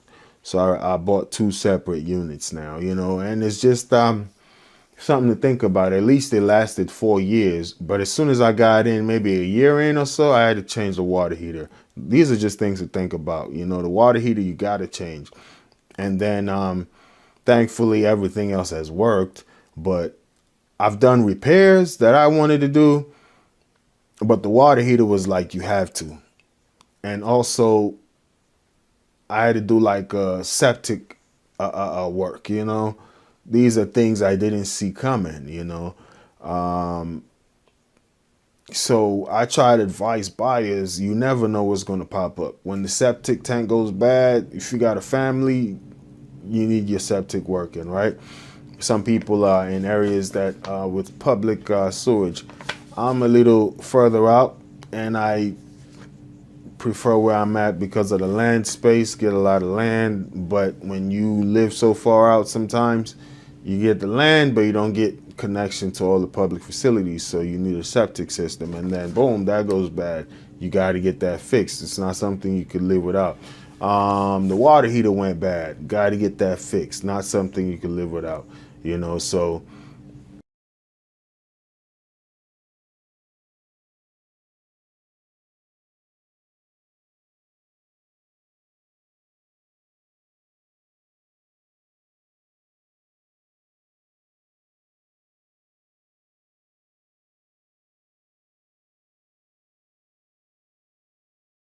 What I wish I knew before buying my first home. All right, so without further ado, let's get started. But I'll say this, if you haven't subscribed to the channel, please make sure you do so. That's how you help the channel grow. And also, if you're looking to purchase or sell a property in DC or Maryland, I'm your guy. My contact information will be in the description down below. So signs you're ready to buy a house. 1, your finances are solid. Not just okay, you know, a steady income that's likely to continue. So that's why even lenders look for at least 2 years of that particular employment. Not that you've been employed for 50 years. They want to know that you've been working for that particular company for 2 years. A down payment, often 3 to 20% depending on the loan type. Closing costs, typically 2 to 5% of the purchased property. That's average closing cost. I would say around the 4 to 5-ish, but 2 to 5 depending on what you can negotiate. Anyway, we out of here, man. Yeah, so as mentioned, you know, while I was there with the buyer, she came with her husband and the 2 children. I was able to ask them some qualifying questions, better feel of how soon they're ready to move and what they're looking for.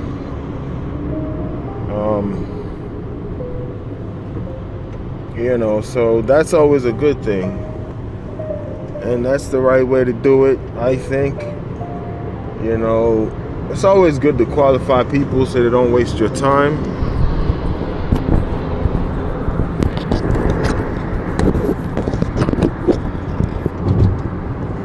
Yeah, it's always good to qualify people so they don't waste your time, but it's also good to provide them with what they're looking for. And then you give them something they feel comfortable giving you more. And the beautiful thing about it is, you know, I got a couple houses under contract in the area, so they asked me, do you show a lot of properties in this area? And I had a folder. I normally have a folder for people I meet for the first time, and I had all those flyers in that folder. And I say, yeah, I do, and here go the folder. Also had some information for them as well as home buyers, but that always comes in handy when you can show somebody that's interested in buying in an area that I'm delivering results for home buyers in this area. So that was definitely a plus. And there's no guarantee they're going to work with me, but I think I answered a lot of their questions. There's some more feedback and things of that nature, follow-up that needs to be done. And that's the beauty of it. So we're going to do that follow-up over time, slowly, and build a rapport to where when they think about buying or selling a house, you're the person that comes to mind, you know? That's exactly where we're trying to go. Yeah, so that's the day in the life of a realtor. It's going on 4:30, and responsibilities. You already, if you're okay with repairs coming out of your pocket, because you can't call the maintenance guy anymore. That's a big difference with renting and owning. You can't call the landlord. You are the landlord, right? Yard work, you know, HVAC issues, roof problems, etc. You know.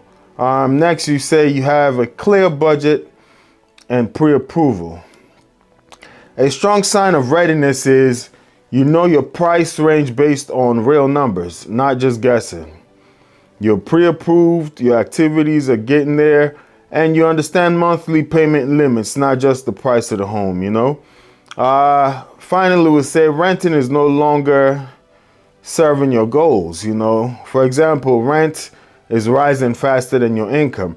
So now you're paying somebody else's mortgage, or you're making somebody else wealthy. So you might as well start building equity. You know, you want stability or equity building. So stability is like you probably are going to get married, or you landed a job where you think you're going to build a career, or you move to the perfect state or neighborhood and you want to build a family there, or just want to stay there, or you want to build equity rather than paying somebody else's mortgage off. You want to start paying yours off and building equity. And you need more space or control over your home. So space is a key thing, and control, just those are some of the rights that come with owning a house, right? The right of control, the right of exclusion, meaning you can exclude people from coming to your house, things of that nature, but you just want that control, right? How much house can you afford today, right? The honest answer is it depends on your income, debt, down payment, credit score, and interest rates. Most lenders still use the 28-36 rule as a starting point. Housing costs should stay below 28% of your gross income, and all debt combined below 36% of your income. So they do that and see where you are. Quick 2026 affordability estimates. You'll say good credit score, and you'll say 20% down. That's the max. I wouldn't say the max, but at least for conventional. Typically, mortgage rates are around the mid 6% right now. So minimal other debts, right? So let's say your annual household income. These are just approximates. It's not etched in stone. But if your annual household income is about $50,000, you probably can afford between $160,000 to $220,000 of a house. Once again, this is all predicated on other expenses and also where you live, you know, and your debts, right? Minimal, you say your annual household income around $75,000, you're now looking at $250,000 to the $320,000 range. If your annual household income is $100,000, you're looking at $340,000 to $400,000. Once again, this all depends on your lifestyle. If you have a $1,000 or $1,500 car note, then you got to drop that house affordability, right? But let's say all things being equal, you don't have a lot of debt. These are the approximate home prices. If you're making about $125,000, you can afford between $430,000 to $500,000, right? If you're making $150K, you're looking at $525,000 to approximately $600,000. And if you're making $200,000, you're looking at $700,000 plus. So if your household income is $100,000 a year, a comfortable monthly payment is roughly $2,300 a month, which generally supports your home price around $340,000 or $400,000, depending on your taxes, your insurance, your down payment, right? Because the more you put down, the less you got to pay monthly. Don't forget cost of, property taxes. We talked about those. Homeowners insurance, HOA fees, maintenance, repairs, and then utility bills, right? Because these are all other costs you're going to add with that. So hopefully that gives you an idea of what you can afford in this market right now, right? Things change if interest rates go down or they go up. How much house do you really need? How much money do you really need to buy a house? Common misconception is that you need 20% down to buy a house. In reality, many buyers purchase homes with much less. I see that a lot now. There's this conventional 3%. Conventional 3% because back in the day when the 20% standard was set, homes were affordable. Even if they were not super affordable, at least the cost of living was lower. So if you make $60,000, $70K, $100,000, you can really afford something nice. Back in the day, somebody once came and said $140,000 is just breaking even in the poverty line, just the way things are expensive. So now a lot of lenders knowing 20% of a $400,000 house, that's a lot of money. Right? When you think about that, it's like $80,000. Lenders know people don't necessarily save up to 80 grand to buy a house. So they made this conventional 3% where it's $12,000 more feasible, right? So we stick with that number, $400,000. 3% down would be $12,000. 5% down would be $20,000, and 20% down would be $80,000. Closing costs, as mentioned, will be usually between 2 to 5% of the purchase price. These can include lender fees, title fees, appraisals, taxes, and insurance. For a $400,000 home, expect roughly to have $8,000 to $20,000 extra, in closing costs. This is separate from your down payment. So you got to add that 8 to 20 grand plus that down payment, right? So next thing we're going to talk about is moving and initial home expenses, moving costs. Do you need to rent a truck, hire people to help you move, or do you have your buddies that are going to help you do that? Utility deposits, minor repairs, furniture and appliances. Are you buying a home with all new appliances, or would you have to replace some of those? Would you need to furnish? What I see sometimes, people buy these big mansions and they just move in what they have, and as they live in there, they slowly furnish the different rooms. I saw that with multiple people I knew. One person purchased the house for about 700 grand, brand new construction. By the time it got done building, it was worth 100 grand. So they bought the house, moved in with 300K in equity already. They didn't have enough money to furnish the entire house. They came from a townhouse to their forever home. So they just moved their townhouse furniture in certain places. And then as time progressed, they just furnished the rest of the house. And I saw that with another family I knew, pretty well to do. They bought $1 million home, but once again, they had a townhome. They just moved that furniture there. And a couple of years later, when I went to go see them, the whole house was furnished. It took time, right? So that can be a strategy. Real world example, for instance, for a $400,000 house, you put 3% down, that's $12,000. Closing cost is about $10,000. Move-in / setup cost would be another 3 grand. So total needed would be approximately 25 to 30 grand. All right. Yeah, so we done with this showing. Getting ready to head out. Heading out right now, actually. Kind of happy the way things worked out.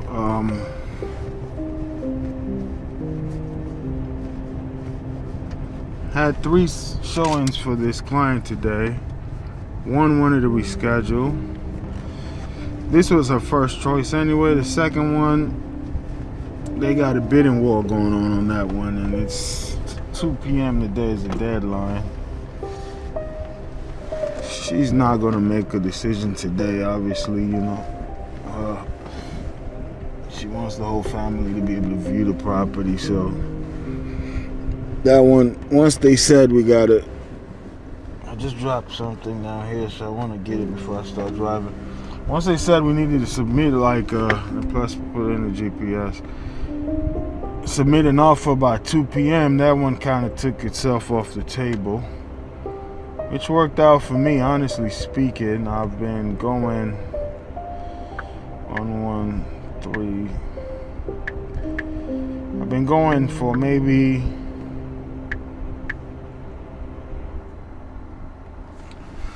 close to 24 hours. I need to go get some Z's, man. I need to go get some sleep. I've been going for almost 24 hours straight, just grinding. So I need to go get some rest. But I had already agreed to these 3 showings, so I'm kind of happy the very first one is the only one we were able to view. Y'all should see this neighborhood we're driving in, man. Nice houses everywhere. So I definitely see why she would love it for her family. Yeah, they might be throwing in an offer on this thing soon. So we're gonna schedule another showing for this property. But yeah, that's all it is, man, as far as the real estate thing goes. Some days you get a lot of showings, some days you get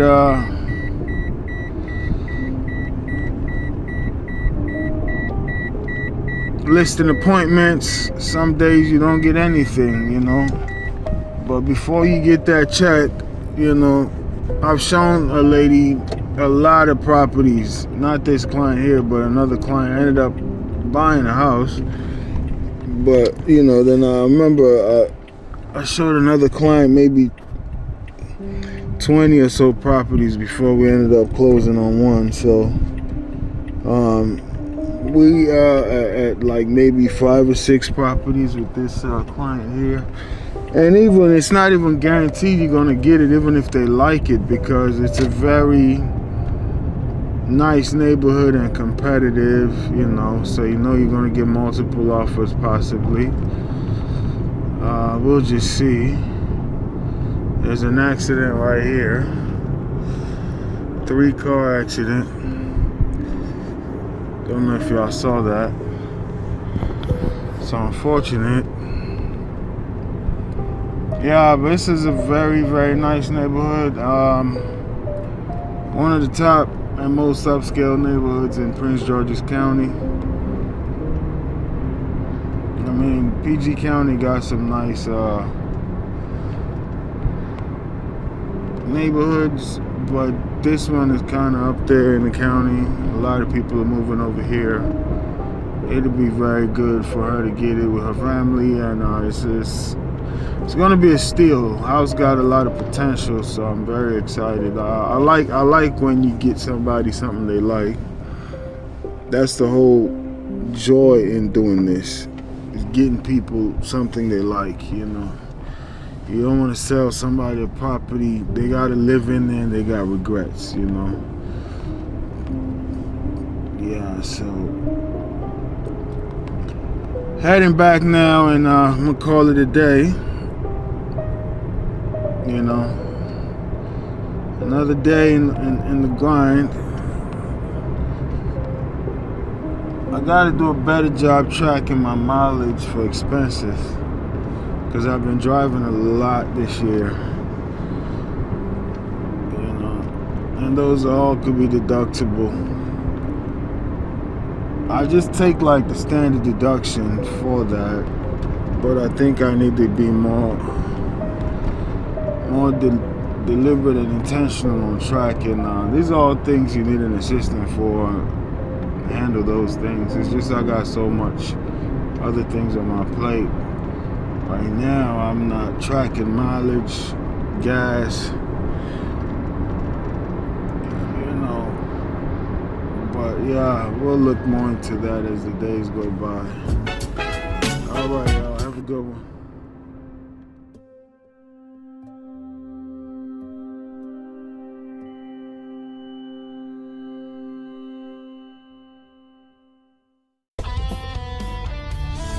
Look at the neighborhood, see what houses in your market are going for, and you want to be right around that ballpark. Declutter and depersonalize, and that's one thing I struggled with this one seller, and I just kind of backed out of taking the listing. Just him understanding, you know. And personally, I'm a Christian, but I don't know if I want to see a picture of Jesus in the bedroom, you know, because for instance, not all Christians believe in those pictures being Jesus, you know, so just there are conflicts there. And I'm a Christian, but I don't know if that's the right thing you should have there when you're selling your house. But how do you communicate that to this person when they're very strong in their religious displays? I wouldn't even say beliefs, you don't know, but you just try to tell them, just take that out, because you never know. You understand who's buying your house. Not all Christians think a picture of somebody is actually Jesus Christ. It may be offensive. Some people are not Christians. So this is something I've witnessed, and you're scrolling through their previous expired listings. You see why it didn't sell. They just got all these personal pictures up there. The house is just full and it looks so tight, but the house is a really nice house with space. Sometimes you may need to use the garage, use a bedroom as a storage unit, just box things up, you know.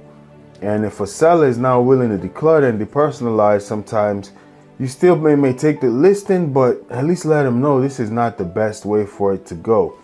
You know, if you really are trying to sell, get an agent that's gonna do the right things for you. And if you work with them, sometimes the right agent may even cover a storage unit for you, you know. If you really are trying to sell, some sellers are like, I could sell it, I could wait. Then, you know, you at least know. But if this person has to sell, if they got a garage they can use as a storage unit, or one of the bedrooms, at least let the buyers know, hey, this bedroom is full of stuff. You can at least see the dimensions, but the rest of the house looks like a showroom area. People can understand that. podcast. Make sure you like, share, and subscribe. That is how you help the channel grow. And also, if you're looking to buy, sell your house in Maryland or DC, my contact information is in the description below. Thank you. I sold a house one time in Annapolis where it was a garage. We just turned it into a big storage unit where people were not able to walk the garage. They could just open it and see the size of the garage, but the rest of the house looked like a showroom, and the house was able to sell. It's better you get one little section of your house that's cluttered and full of all your stuff, and the rest of the house is just accessible and it flows, you know. So just depersonalize, take away just your religious symbols, you know. Those things are personal to you, you know. Your kids graduate, let the buyer feel as though it's their house. That's all I'm saying. No, I don't want to offend anybody in their religious beliefs, or just let the buyer feel as though it's their house and they're going to make it their place, not you feeling that way. So here's another thing, just on a spiritual level, right? Some people may see things as a spiritual battle if they think you turn this place into some kind of shrine, and you may just turn off another buyer.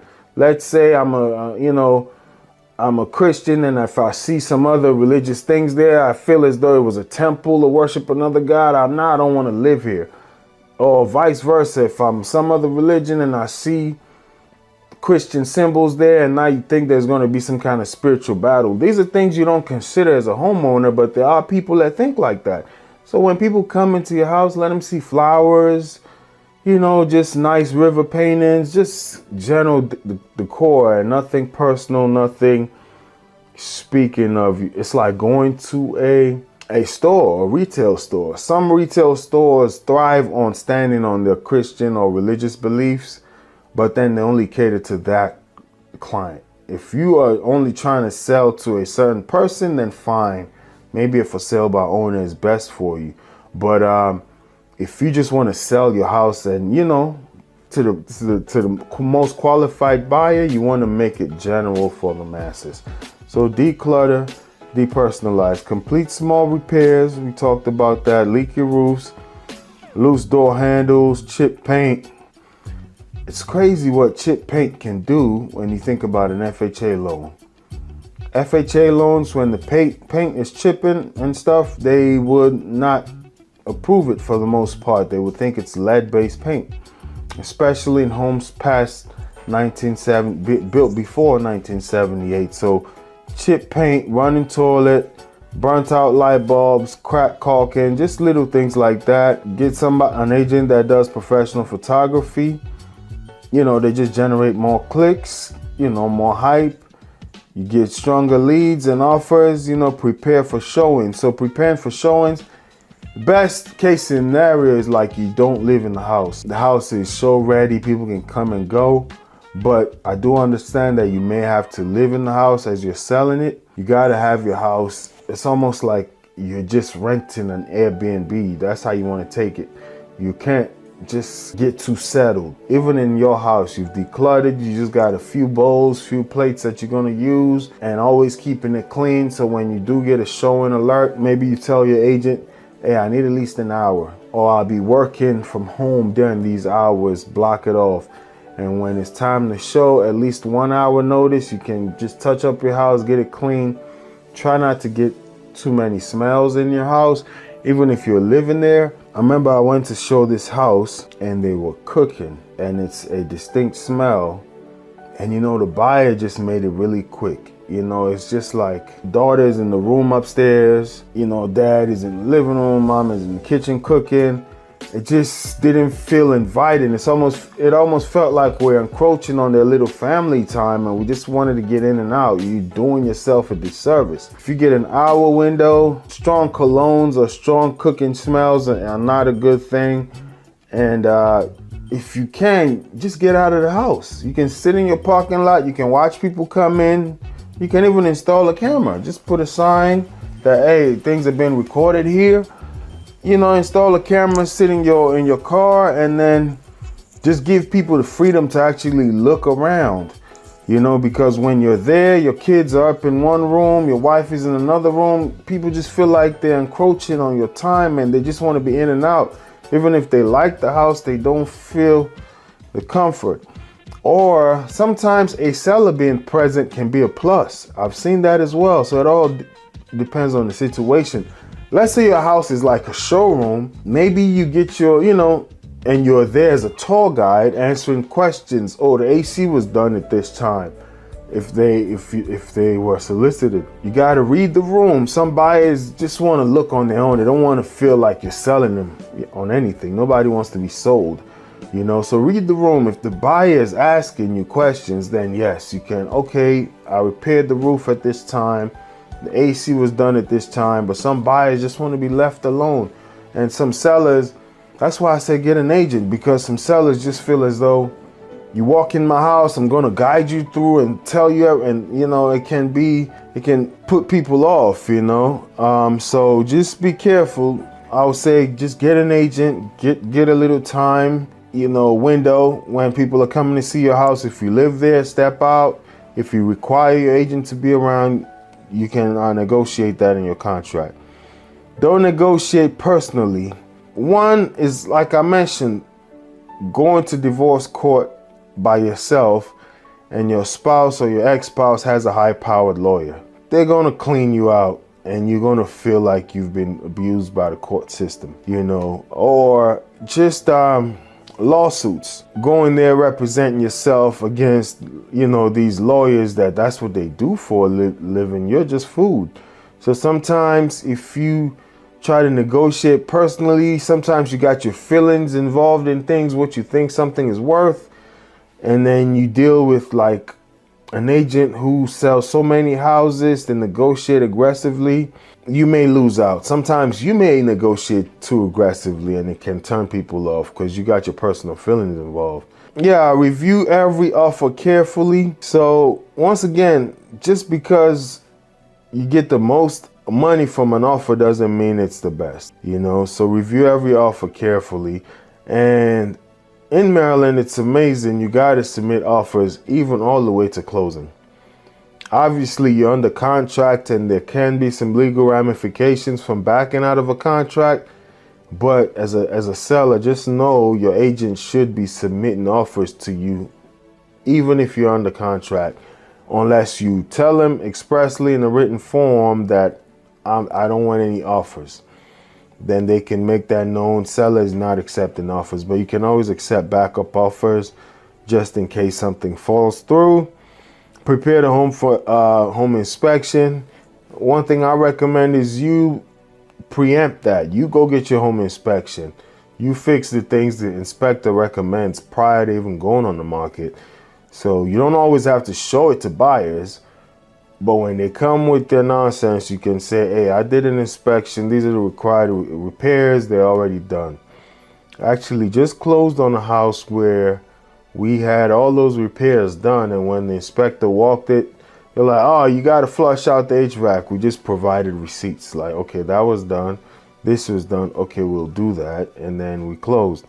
All right. And trust the process, showings, offers, negotiation, appraisal, title work, final walkthrough, and then closing. That's how it goes. So just trust the process. And any final thoughts? I'll say selling your home for the first time can feel overwhelming, but preparation is everything. Choose the right realtor, price strategically, make your home show ready, and stay flexible throughout the process. Sellers who focus on presentation, pricing, and professional guidance typically experience smoother transactions and stronger sale prices. That is just the fact. Not gonna say it because I'm a realtor, but I get more money sometimes go with agents. You do have some homes that just are gonna sell themselves. I've been to some neighborhoods where neighborhood is hot, house looks good. Yeah, I go try to give the seller some of my spiel as to why they should hire me, but I know very well this guy can sell this house on its own. This house is going to sell on its own. Sometimes I even tell him.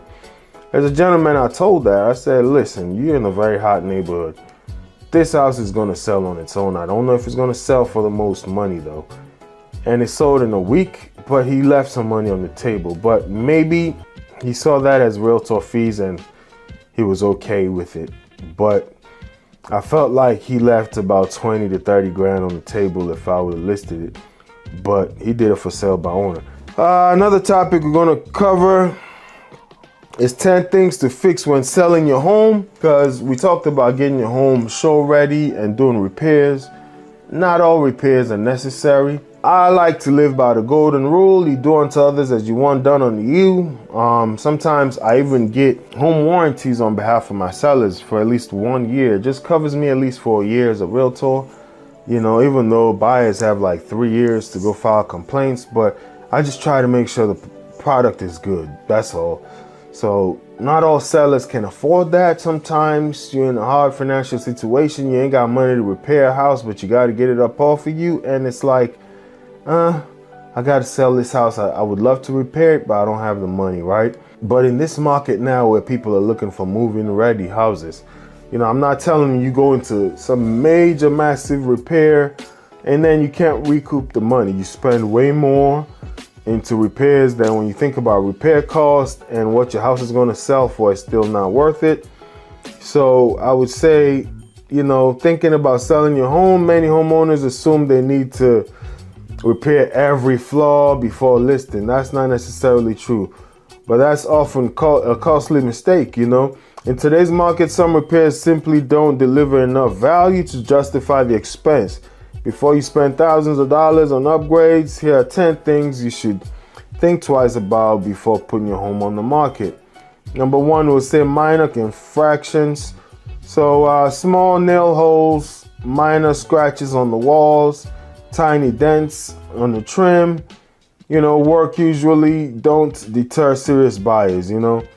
While a fresh coat of paint can help, you know, just these little things buyers they don't really care too much, you know. Just every, you know, imperfection is not really worth the time and money, unless you're dealing with some kind of obsessive buyer that's just nitpicking every single thing. But just some little things you can get away with. But I can tell you though, a fresh coat of paint goes a long way. Outdated functional appliances, yes, that doesn't necessarily need to be replaced. You know, a brand new kitchen with brand new appliances looks better. But if your appliances are older but still working properly, replacing them may not significantly increase your home's value. Most buyers understand that appliances can be updated later according to their personal preferences. I bought a home, was it 4 or 5 years ago? I only had to change the water heater so far. The stove wasn't brand new, the refrigerator wasn't brand new, but they're still functional. So what if that seller would have added those costs when these things have, oh, I changed the washer and dryer. Was it last Thanksgiving when they had the Black Friday sale? Because the washer, it was that one unit, the washer and dryer connected. Either one of them wasn't working, but because it was one single unit, you got to swap out both. So in 4 years of being here, washer and dryer, water heater, but I still got the stove and the other refrigerator and other appliances. So just think about it. And it took actually 3 years of living here for the washer or dryer to go out.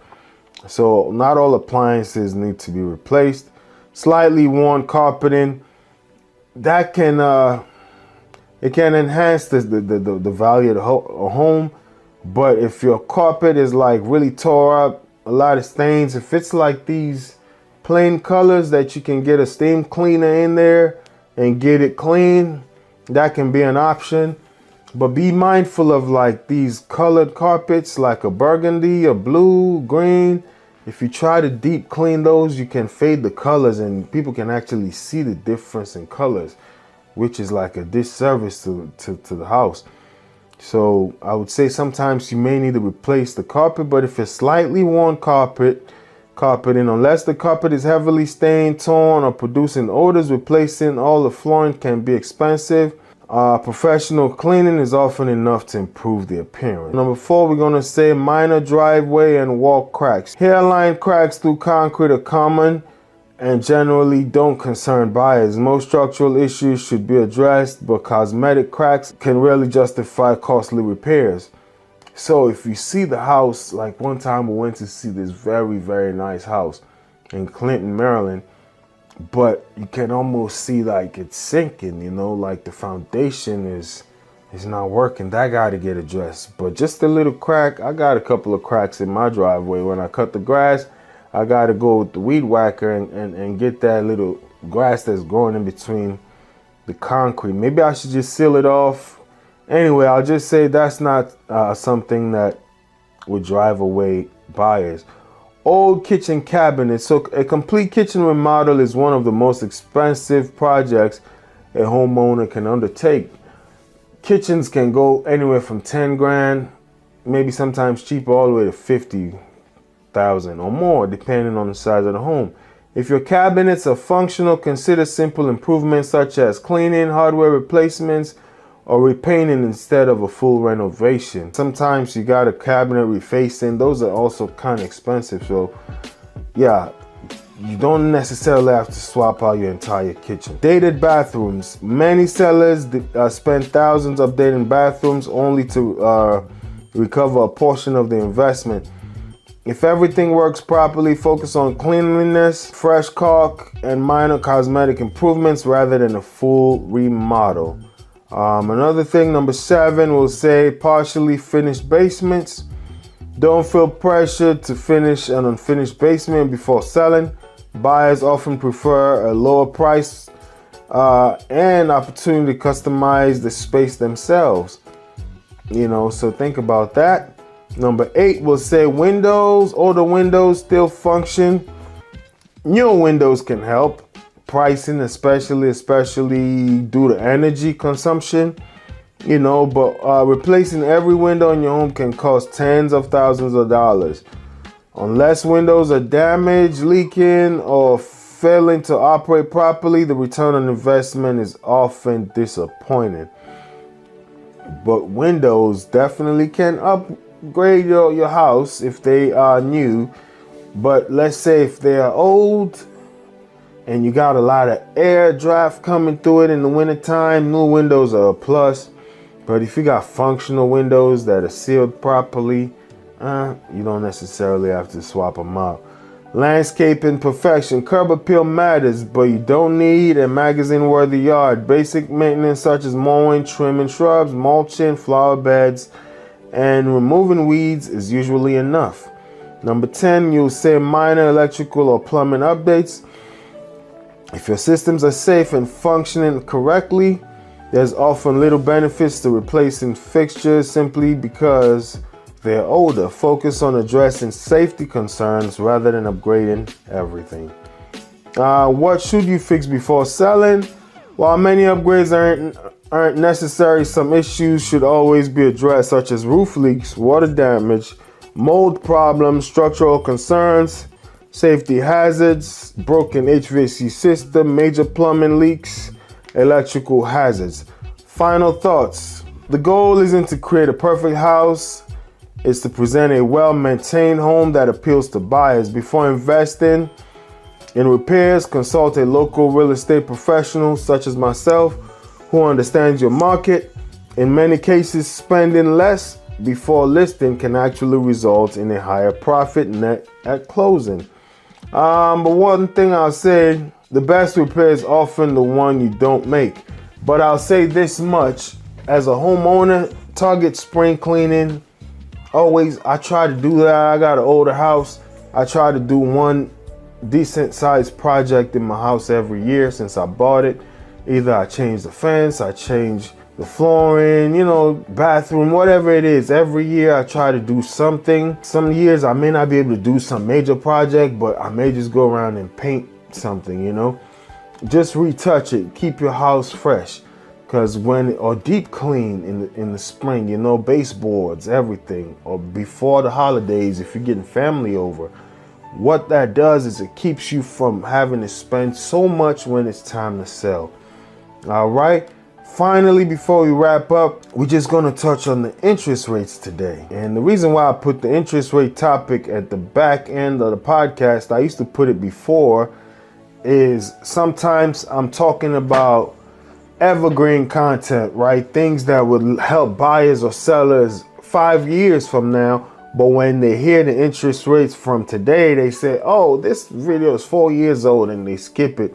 So they don't really hear all the other good content. So I tend to put the evergreen stuff that may last in the front end, and then those who stick around can hear this interest rate section, or we can just cut this into a clip and put it out separately.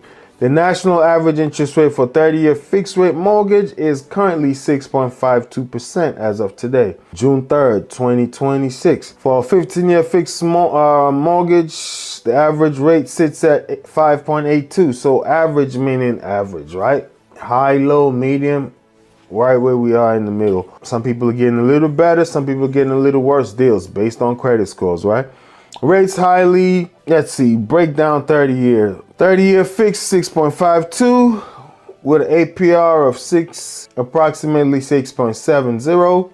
15-year fixed 5.82% with an APR of about 6.03%. 30-year FHA is about 6.46.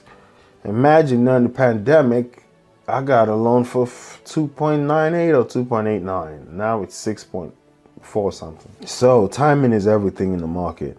But there are people who bought at 8 and 10%, and they see this as still a good deal. So there's no telling that we can ever see those 2% rates when 7 was the norm. 30-year VA 6.52. These rates apply to borrowers with excellent credit and typically include 0.35 in discount points. Your exact rate will vary depending on your credit score, location and loan type, and the down payment amount, right? Rates have slightly retreated from their recent weekly peaks, though they continue to hover north of 650. So you can check with your local lender for a more accurate loan rate. Thanks for watching the podcast. Make sure you like, share, and subscribe. That is how you help the channel grow. And also, if you're looking to buy, sell your house in Maryland or DC, my contact information is in the description below. Thank you. Your ultimate hub for real estate insights, breaking news, entrepreneurial wisdom, investing strategies, and self-development hacks. If you're ready to expand your mind and stay ahead of the game floor, you're in the right place.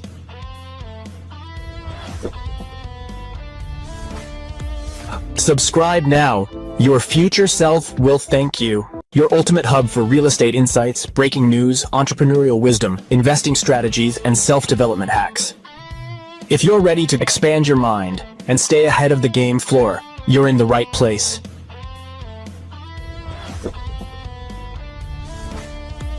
Subscribe now. Your future self will thank you. Hello? What is it? Munster Police Department. How can I help you? You come on out, we need to talk to you. How can I help you, sir? Come on here, we need to talk to you, alright? Yes, sir. I just got in and I just left the station. You guys came to my house a couple of nights ago, and I had to go through Put your clothes on. Put your Okay, clothes but on. I'm saying Put your you clothes guys on. keep walking in my house. Put your clothes on. Alright, put your clothes on. Put your clothes on. Okay, so Put your clothes on. No, Okay. stop talking. Put your clothes on. Okay, can you step outside? No, Okay, put your one clothes on. second. Put your clothes on right there. Put your clothes on. Welcome everybody to my YouTube channel. My name is Raymond. I'm a local real estate agent in the state of Maryland and Washington, DC. We are going to react to a quick video. Without further ado, let's jump right in. This is a video of a squatter and it's going viral. Hello. Hi. Once another officer gets here, we're going to go in there and we'll get her out. Okay. Okay. Yeah, we just walked in, heard the shower going, and the door is closed. So I didn't physically see her. Okay. But you could hear there's somebody in there. Are the doors open still? Yeah, I left it up. This is a lady speaking to a cop right now. Apparently they walked into the house and they hear the shower going. I just posted a video of a lady who laid down on her bed, went out drinking with her mom, came home the following morning because she spent the night at her mom's house, came home the following morning, lay down on her bed and started hearing noises under her bed, and it turned out to be a human being. She saw legs sticking out of underneath the bed. This right here, from my understanding, is somebody that may have just purchased a home and they're in the midst of like transferring, and this as you know, I'm a real estate agent, is some of the nightmares home buyers, sellers, and even agents have when you're dealing with that transfer period when the house is vacant. There are people like this that go around looking for these houses, looking for signs in front of the yard just to break in or to see if there's nobody there. And also, one thing I keep seeing are teenagers who would go on Zillow or these websites, look for houses that are for sale. And if they live in that area, or they may not even have to live in that area, they can just drive down there and throw a house party. They post it out on whatever social media networks they use, and they bring a DJ, just trash the house and party there and leave. But let's keep going. Okay. You give us permission to go inside? Yeah. You want her charged and everything like that? Fantastic. You guys just want to hang out here? Well, I'm sure we're going to talk to you after this, okay? So, front door's open. They walked in, they heard the shower going and the door's closed. She has no. She's like going in. She's trespassing. Yeah, she said we could go in. Hello?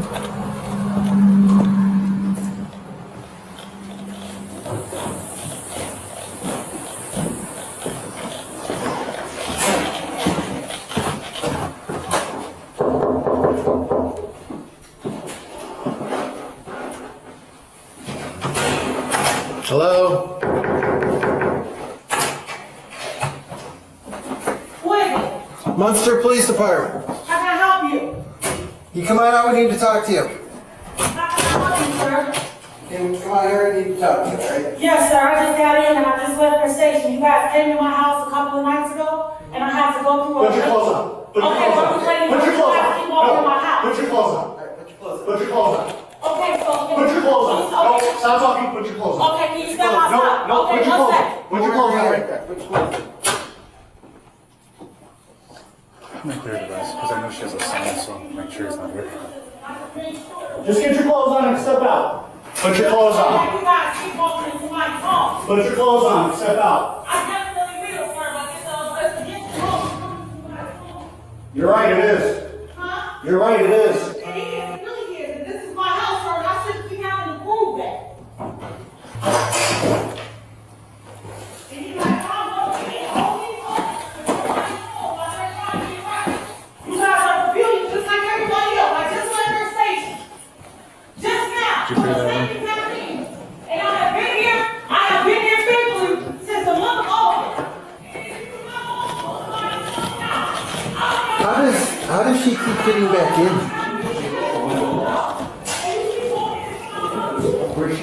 Wow, well, first of all, she has no clothes on. The cop tried to get her to put her clothes on, but she's screaming too much, and they say she keeps getting back in. So this seems like a repeat offender. And the owner did tell the cop, I want her charged. So there will be some lawsuits to go with this, or jail time possibly. Very nice house, by the way. And this is what I talk about. I saw one of these right here in Maryland where the lady used a U-Haul and moved into the house with her furniture, similar to this. Like moved in and is living there. And the neighbors had to call the cops on them. That made the news because it was one of those big houses in the Potomac area. Anyway, let's keep watching.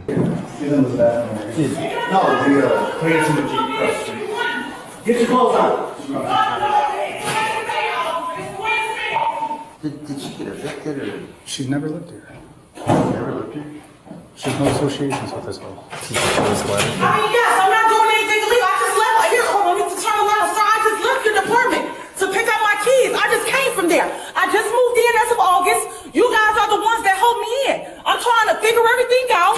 You guys aren't at the office and you guys are coming through my door. I'm not illegal. You can run me and you can look it up. I gave you all of the information and I have to go back to get my property. So one thing I'll say, she's just too, hate to say it, too loud and just yelling. The cop is right there next to her. Why is she so loud? And how did she come out of the shower without any clothes on in a room full of male police officers? Some people would try to get some clothes on. I don't know. Yeah, she's just yelling. And here's the thing. You know, I hate to say it, but discernment in people's demeanor, right? What I'll say is, I keep saying this, I've been in management before, and when people get a job and they give you this good game, always too eager, always got something to say, I don't judge them, but I'm a show me, don't tell me type of guy. I take it with a grain of salt. She is, what this is doing right here is just deflecting. It's like you call somebody in the office to hold them accountable on job performance, and they're blaming everybody else in the room. And a trick we always do, or at least I was trained to do, is write down what the issue was and always come back to the issue. They're going to blame another manager, they're going to blame another associate, they're going to blame the work conditions. Just say, okay, we'll address that at a later date, but here, this is what we're talking about. She's just yelling and deflecting, and if the cops are not going, trained, they can just follow her down a rabbit hole and forgot what the issue is, which is you're living in somebody's house. Where's your documentation? Okay, that's it. You guys are walking into my residence like I don't live here. I'm not. I'm right here. I'm just saying. I'm just now coming home. You guys just did this, and you guys are the ones. The village is the ones that helped me to get in here. So you know I'm not illegal. Yeah, this is an application for employment. Well, I just left your village is what I'm trying to tell you. I have my information, and you guys got some as well. Okay. And it should be. You see? She's just over talking and yelling and deflecting, threw paper in their face and give a story. So you're now focused on the story and not the document. But the cop is being very calm and keeping his eye on the document and saying this is an application to whatever. It has nothing to do with this house. And she's yelling. And the guy's right here in front of her. Like, what's the purpose of that? I don't get it. But that's what they'll do. And they, good thing the lady came in there. That's what I mentioned in the other squatter video I uploaded. If you haven't seen it, please go do so. Is have a camera there. Make sure you are there. So as soon as they move in, you are there or you can see it. So now when you call the cops, it's a break-in and entering thing. It's not a kicking somebody out that lived here, because we did another squatter video where the guy had lived there for a while and the cops told him, well, we can't kick him out. You guys can both coexist. In his grandfather's cabin, they have to coexist because he's already established a residency in your house. Now you got to go through the court system to get him out. But if you see them on your camera, they go in, you call the cops, you get them out, or you get the cops there immediately. Now it's a trespassing thing. So with squatters, I always say catching them on site red-handed or as soon as possible is the best way out before they settle in. Let's listen to a little bit more of this. Your computer system, sir, this is not illegal. Only thing is, I have to get to I'm going to the B&B in the morning. I'm sorry. I'm going in the morning because you guys have something, a glitch in the system somewhere. I'm getting up B&B early in the morning so I can get all the documents, so I can get everything transferred over. Until then, I can't do anything until you guys are open. You guys are closed and you guys are kicking in the door. We didn't kick in nothing. Well, I mean, you're standing in the door. Do you have a house key or something? Yeah, and yes, and it's in your property. Could you take me? I can definitely give it to you, and I will open my door. Do you have stop shouting. I'm sorry. Right, I understand, officer. Room is echoing? Yes, I have keys to the front door. I have keys to my back. I have keys to the entire place. Do you have a copy of the lease agreement? Well, I purchased this home. I purchased this home from somebody a couple of years ago, and I just moved in August. So she doesn't live. Who is the somebody? She's from the Sotheby's Realty. She doesn't even live in Illinois. I don't even. She purchased the home a couple of years ago, but she just moved in August. Sometimes, all you got to do is listen to people. They'll tell on themselves. She purchased the house a couple of years ago, but she just moved in August. The doors are open. Do you have keys to the property? She'll go get the keys. Take me there. Do you catch my drift? Like, there's a lot going on here that's just, it doesn't sound right. And I'm glad the cops, one, told her to put her clothes on. Why would she even come out of the bathroom naked? I don't know what that's about. Secondly, she's just yelling and yelling, and the cop is right there. And sometimes this is a perfect video how to de-escalate. You know, sometimes when people are going off, you just stay calm, you just get them on the other side. This is an application for employment. Well, I just left your village is what I'm trying to tell you. I have my information and you guys got some as well. Okay. And it should be in your computer system, so this is not illegal. Right. Only thing is I have to get to the, So, just a quick recap. They busted in the door. If you didn't see the previous video, well, they didn't bust in the door. The door was open. The owner called them. The house is open. Apparently, the owner came in and they just heard somebody in the shower and called the cops. And if you hear the cops, she's been in this property quite a few times and she keeps getting in. And the other cop was asking, how does she keep getting in? And one of the cops said she has a son, so he went around to look for that person. Then another cop was asking, hey, what's going on with this lady? Was she evicted or something? And then the other cop said she has no affiliation with the house whatsoever. When she came out, she brought this piece of paper and just stuck it in the cop's hand and is talking over the cop, just loud talking, in essence, just trying to distract him from reading the paper she gave. The paper, it's almost like training day. Remember Denzel Washington, training day, when he folded up the piece of paper, gave it to the lady, hey, I got a warrant, and he busted in the house, and she just sat there when everything got stolen, the cash got stolen. Then she looked at the paper and said, oh, this ain't no warrant. That's just how it goes. They distract you and you're not focused on the document they put in your hand. Now you think something is legit and they got another play going on that they're running, right? So sometimes you just got to slow down and just listen. And the cop did a good job there, just listening. And ma'am, this is a job application and an application for unemployment or whatever it was. A pamphlet that she stuck in his hand talking about the house. That paper had nothing to do with anything. And the way she's confrontational and screaming is all about deflecting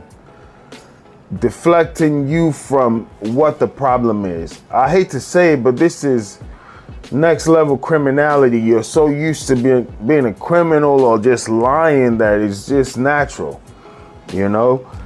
It's just like your mother tongue, you know. I hate to be, I'm not going to say I hate to be, but I don't want to be preaching on here. But Jesus said something like this when he said, when you lie, you speak your native tongue.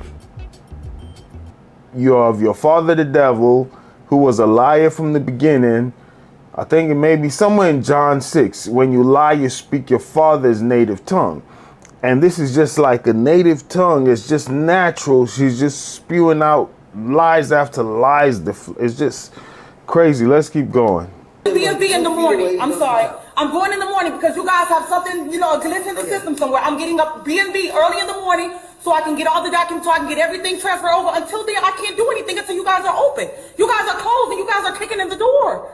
We didn't kick in nothing. Well, I mean, you're standing in the door. Do you have a house key or something? Yeah, and yes, and it's in your property. Could you take me? I can definitely give it to you, and I will open my door. Do you have, stop shouting. I'm sorry. Right, I understand, officer. Room is echoing? Yes, I have keys to the front door. I have keys to my back. I have keys to the entire place. Do you have a copy of the lease agreement? Well, this is I purchased this home. I purchased this home from somebody a couple of years ago, and I just moved in August. So she doesn't live. Who is the somebody? She's from the Sotheby's Realty. She doesn't even live in Illinois. I don't even know where she is. She just called me with congratulations. I got my key. I got in and I've been here. But if you want to, you can take me to the station. So this is a real estate channel. She's from whatever realty she said. The person doesn't even live in the state. She got her keys. She got in. You're in the house. How did you get in the house just now? The cop has to take you somewhere to go grab your keys. How did you enter into a house just now? You mean they sold the house and it was vacant, or you left the house open or something? Anyway, it's just, once again, lies after lies, deflections, and it's crazy. And I would have to say this is a good lesson of de-escalation. I just watched a video where the cop literally shattered the window of the guy in the car, and he turned out to be, some people are saying, I don't know how true it is, some people are saying he's either law enforcement himself, either an undercover cop, an FBI agent or whatever. and he was being calm, and the cop just shattered his window with his hand, literally pulled it, cut himself. It's all on body camera, just escalating it. And then the victim in the car is the one who was just calm the entire time. This is a complete opposite of that. This cop right here is the one that's calm and is de-escalating. While this lady, if you met a cop that was rowdy or matched her energy, this could have went left. She could possibly get a lawsuit, even though she's a squatter, you know. But this cop just de-escalated it. Like, I'm 2 feet away from you. Why are you yelling? To my property, I promise you I will come back. I will open my, yes sir, I will open my front door, my back door, everything for you with the key. You purchased this house? Yes, I did, sir. But you don't know from what realtor? It's Sotheby's. So Sotheby's is the realtor, but I do have my keys. So if you can get my property, like I will give you all of my information, and you can get it. Any information showing that you purchased? Everything that I have went to the station. Only thing I have to go to, they told me I have to go to the B&B in Griffith, and once I get there, they can switch everything over for me, and that's gonna take like 10 or 14 days. Only. What a switching everything at the DMV. Here in Maryland, we got an MVA, but DC has a DMV. So MVA here stands for Motor Vehicle Association, but everywhere else has a DMV. Don't know why Maryland chose MVA, but she's speaking about the DMV. What does switching your driver's license has to do with title? How do you even get keys to, like, it has nothing to do with anything.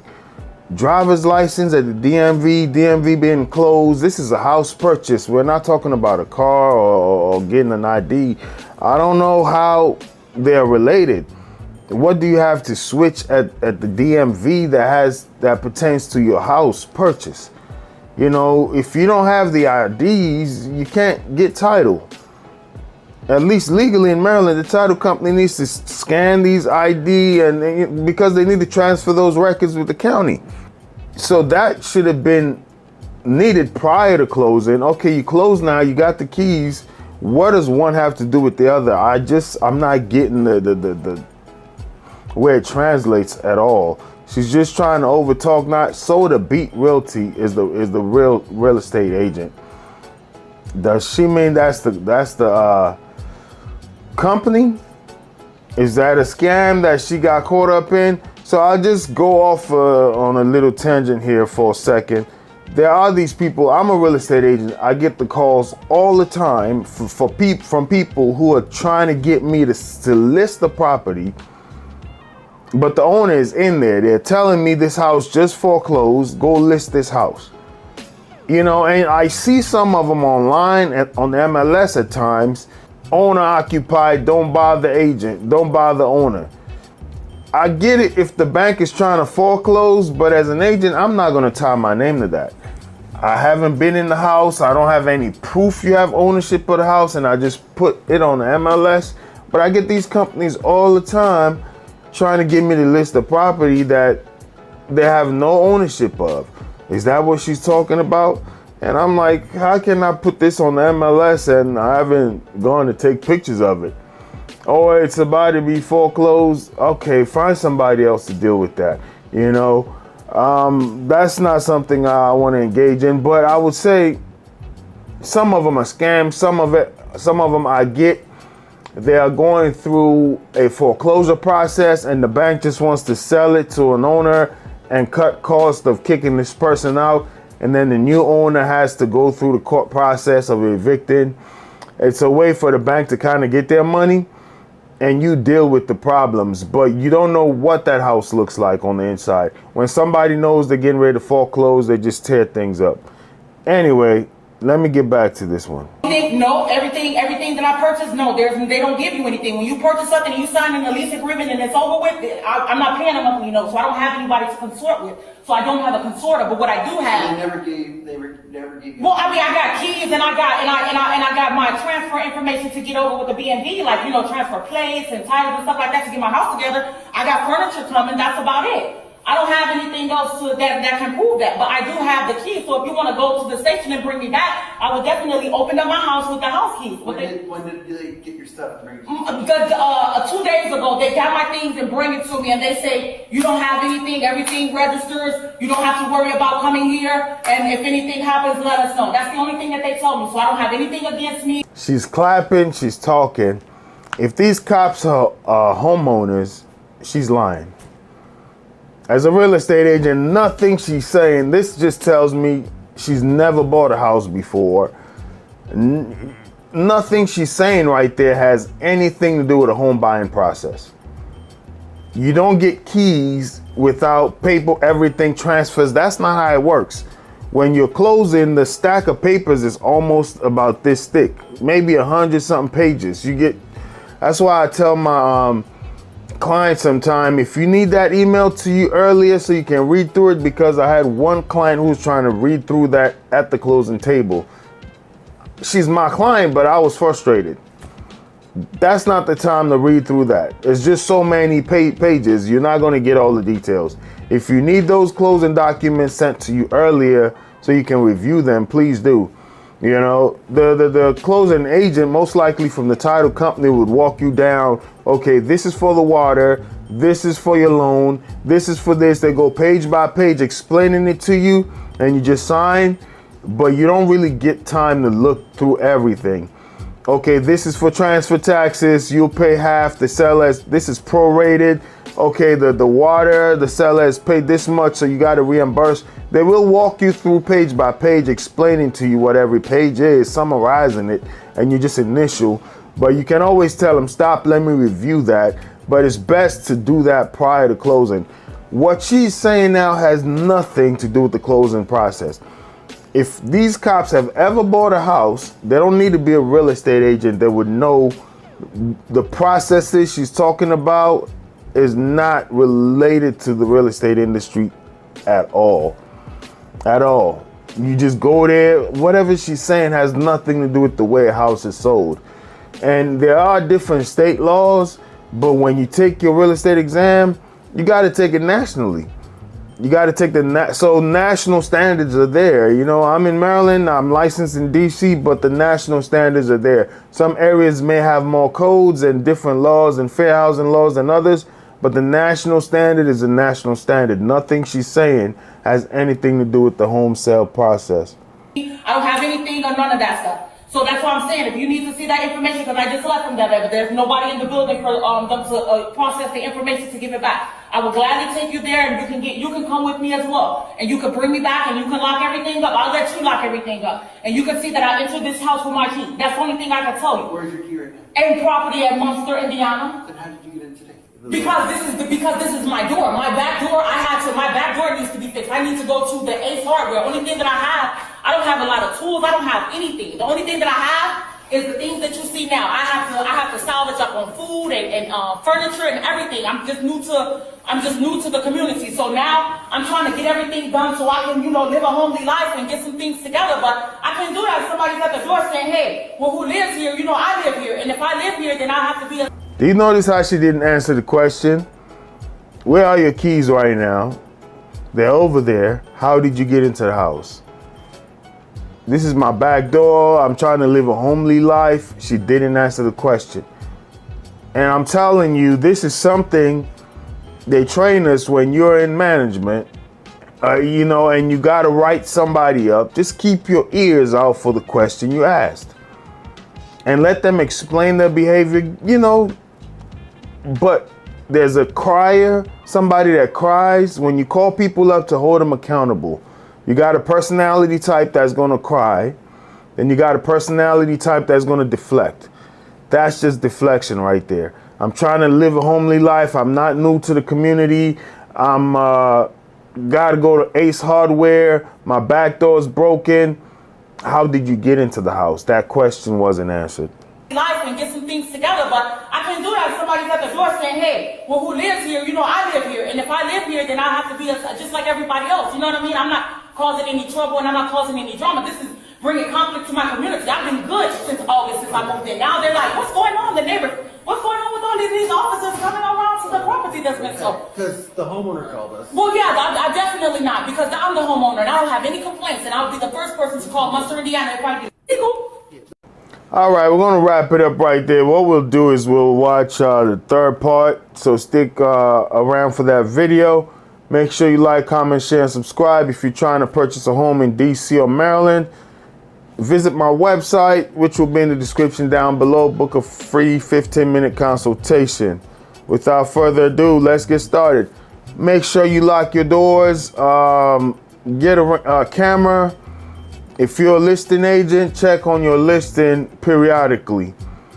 If the owner allows you to have a camera in the front door or something, and in Maryland you gotta have these signs, that's fine. This property is under surveillance, whatever you need to do, because you don't want to get a listing and somebody's squatting in there and you didn't catch up on it and it becomes too late.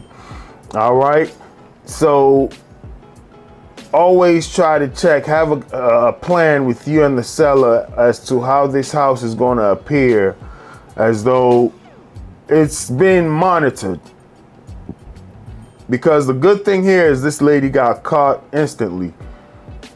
The seller came, the homeowner came in there while she was in the shower. The property out there, we can come directly after the keys.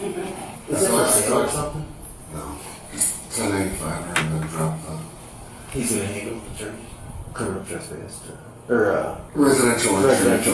It's my property. So if we go get my property, I will show you the entryway to the Ma'am, house. you don't live here. Okay, sir, once again, sir, can we go? What's your last name? It's Goodson, G-O-O-D-S-O-N, and it should register 127 Beverly Place, Monster, Indiana. What thing you... Okay, what I'm just trying to say. What's your last name? Okay, it's Goodson, G-O-O-D-S-O-N. First name? Dominique. What's in the bag? These are personals. I went and picked up a charger for my phone because my phone was dying. I got some personal things that I got. That's about it. I just left the store. Did you shower while you were here? Well, I just came home. That's what I'm saying. I'm hot. I'm sweaty. This is my phone, and then all of my personal stuff. I'm sorry? Were you using the shower? I just came home, and I just came home, sir. I just came home, and I'm in the house. Okay. Yeah. I'm gonna place you under arrest. That's okay, but can we go get my keys, sir? So we talked about this in the last video. Deflection. Do you know how she didn't answer? So they're contemplating criminal trespassing. Deflection and crying. Crying, sometimes people say play the victim, and deflections. When, as a manager, when I used to do retail managing and writing people up, they would always say, at least my mentor told me, write down on a sheet of paper when you getting ready to have a difficult conversation, write down the key point. You know, I think it was Bill Burr or one of these comedians that say they can never win an argument with their wife because they deflect and talk about all other things. Then you make a comment that you can't come back from, and now it's about the comment you made and not what the argument was originally about. So I was told by my mentor, write down the topic that you're going to hold this person accountable for, and when they deflect or cry, just acknowledge them, tell them you're going to address that at another time, and circle back to the topic. Did you take a shower since you came here? It's hot, I'm sweaty, I came home. Never answered. Mind you, in part one of the video, they walked in on her and she came out of wherever the shower naked. Even though the door was closed, they told her to come outside. She could have eaten. They didn't open the door. She voluntarily walked out to the cops naked. They had to yell at her to go put on her clothes, which is crazy. But deflection, she never answered, and she's just stuck on it's her house. And they've already decided. It took a while for them to accuse her. The owner is outside, by the way, for those who didn't watch part 1 and 2. The owner is outside in the car. She walked in the house and this lady was in the shower. And she's just not answering the questions. Because this is ridiculous. You guys are looking for an owner, and that's who I am. And I don't like how you guys keep coming through my door. You can So once again, yes, hold on, line, sir. Okay, so once we go to the police station, is it possible that you can pick up my property and come back so I can show you the key? I will let you come to the door and open it. As long as you see that I have keys to this residence. I'll do you one better. Yes, sir. I'll look online to leak on the property. I don't know where, I mean, I have to go to the B&B. I don't know if it has all registered yet, as of yet. But this is just a personal property that I just received from you. The things that I have, just some notes and a few dollars. I have a little cash. That's about it. So once again, I'm asking you, would you be able to go to the station and get my property, which just retains the key and also pieces of evidence that states that this residence was no under anybody's name? I want to talk to the property, sir. Don't come here. You don't live here. Sir, this is where I live. Where am I supposed to live, on the streets? I'm not homeless, sir. So they say, stop coming here. You don't live here. This is not their first rodeo with this lady. She keeps and maybe she thought, because I just came from the police station, I can run right back in the house. They're done with me. That's probably what she thought. Because it sounds like she just came from the police station. She keeps referencing, we can go to the station. I guess they have a bunch of keys. And she's saying those keys can open the door. Whatever the case may be, maybe she thought, okay, they came here, they got me, took me to the station, they just released me. If I go right back there, that's the last place they'll expect me to go. Don't know what her thought process is, because they're telling her stop coming here. So it's not the first time she's been to that house. Go to the judge. Go to the judge. Okay, so I'm not your wife. The judge. Are you going to be able to get my keys, sir, and come back to the property? Okay, as long as we come back to the property, because this is getting embarrassing. Even my neighbors will tell you. There's no reason for you guys to keep coming to this woman's residence. And you guys are not residential police officers. No. Yeah, like you got my neighbors outside, like I don't pay bills in here. You see, just listen long enough, you'll catch it. This is getting embarrassing. There's no reason for you people. Well, maybe she's trying to say even my neighbors would tell you there's no reason for you to keep coming back to this woman's residence. She's referring to herself, possibly. But if she's just saying there's no reason for you to keep coming to this woman's property and not talking about herself, that's almost like snitching. Like, I don't own the house. You just had a slip of tongue. Don't know what's going on there. Maybe, here's the thing. Maybe she moves in and doesn't do anything wrong. And she said that a few times. Maybe in this section or the previous part. Nothing bad is happening here. She mentioned that a few times. Guys, it doesn't matter. You can break into a Walmart, sleep under the shelves, and you're not harming anybody, but you broke the law. You're trespassing. So just because you're not doing anything wrong, you're not shoplifting, you're living somewhere you shouldn't live. You understand? So her justification is nothing crazy is happening. I don't cause any problems. You're living in somebody's house that's not yours, and you keep coming in there. So her thing is, I'm not bothering the neighbors, doesn't make it legal. You guys are getting very disrespectful, so I can get my property, so I can show you, and I don't have to show you anything. You're not my husband. Now, if I call my husband, you guys will be looking sick. Are you going to be able? Yeah. So, okay. Are you going to be able to get the property, sir, and come back to the residence so I can show you the keys that open the door, because I don't have to lie.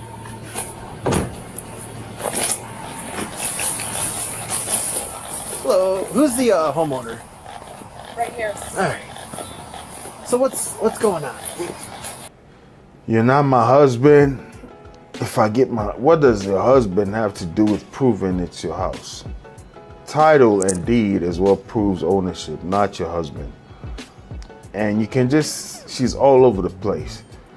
Are you able to go to the property so I can prove it's my residence? What does that even mean? And finally, they're gonna go speak to the homeowners. Let's hear this.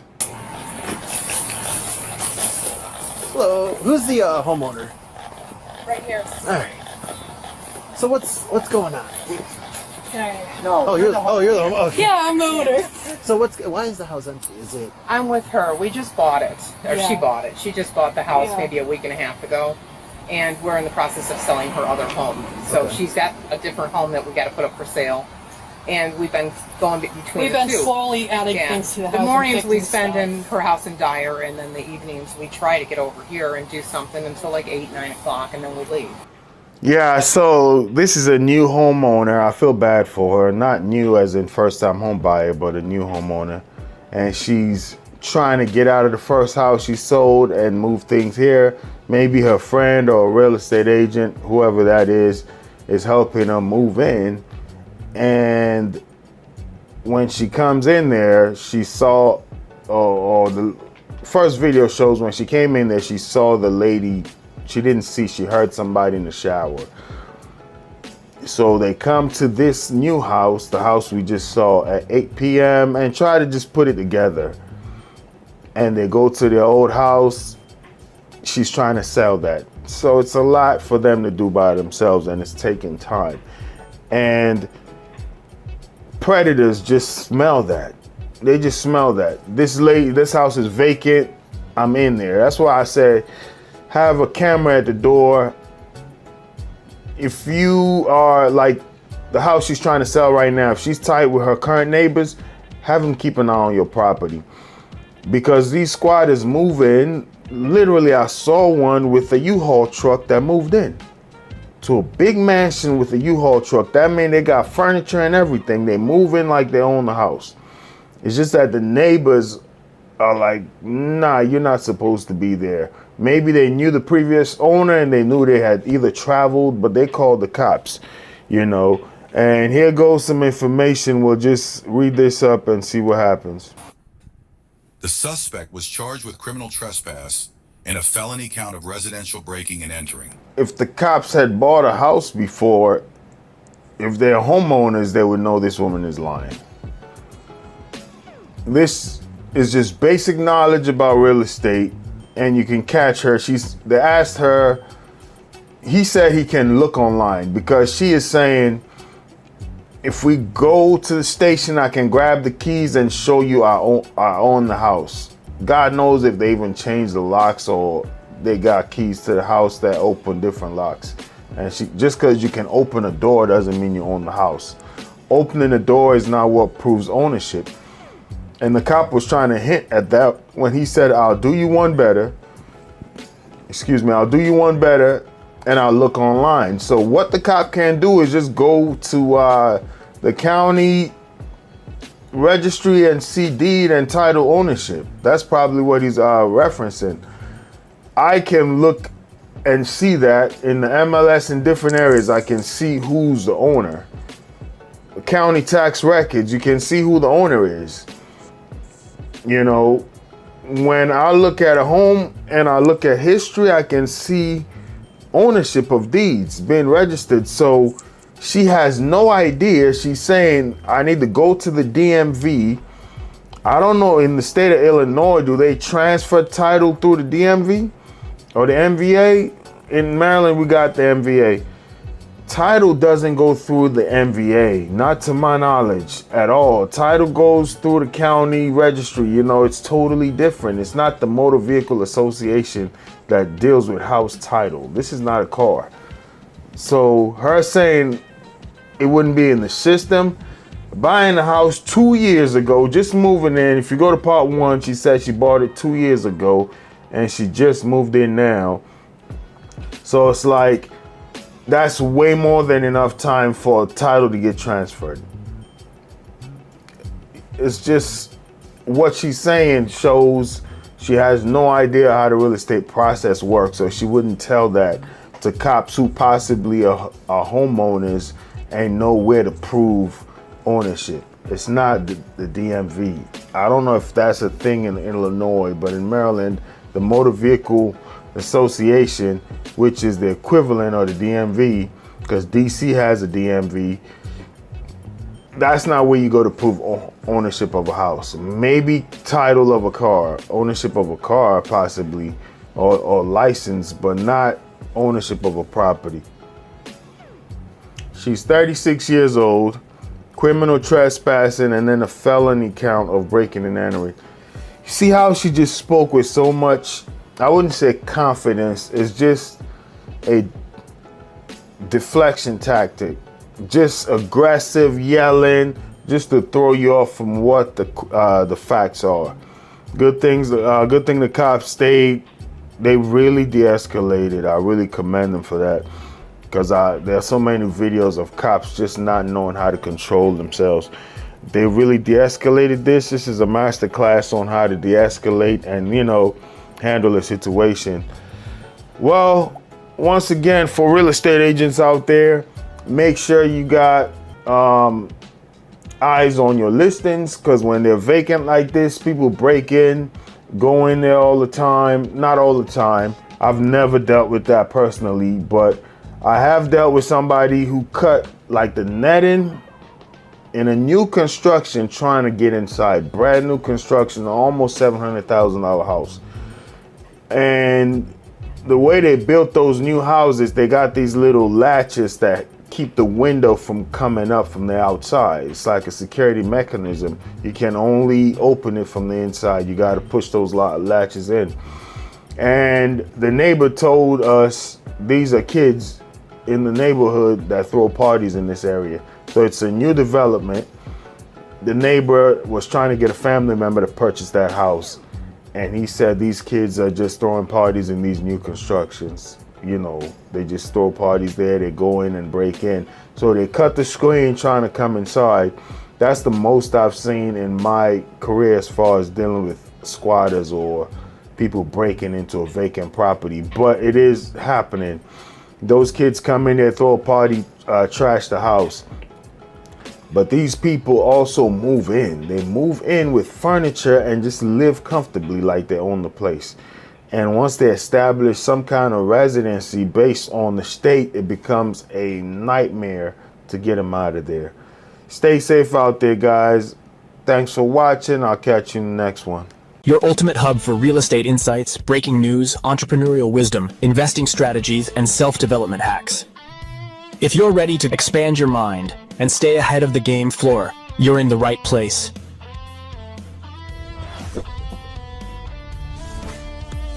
Subscribe now. Your future self will thank you. My HOA is foreclosing on everybody's house. I may have just created a neighborhood war. And I took my association to small claims court for $20,000. Hey guys, so I live in an HOA and I got another HOA horror story for you.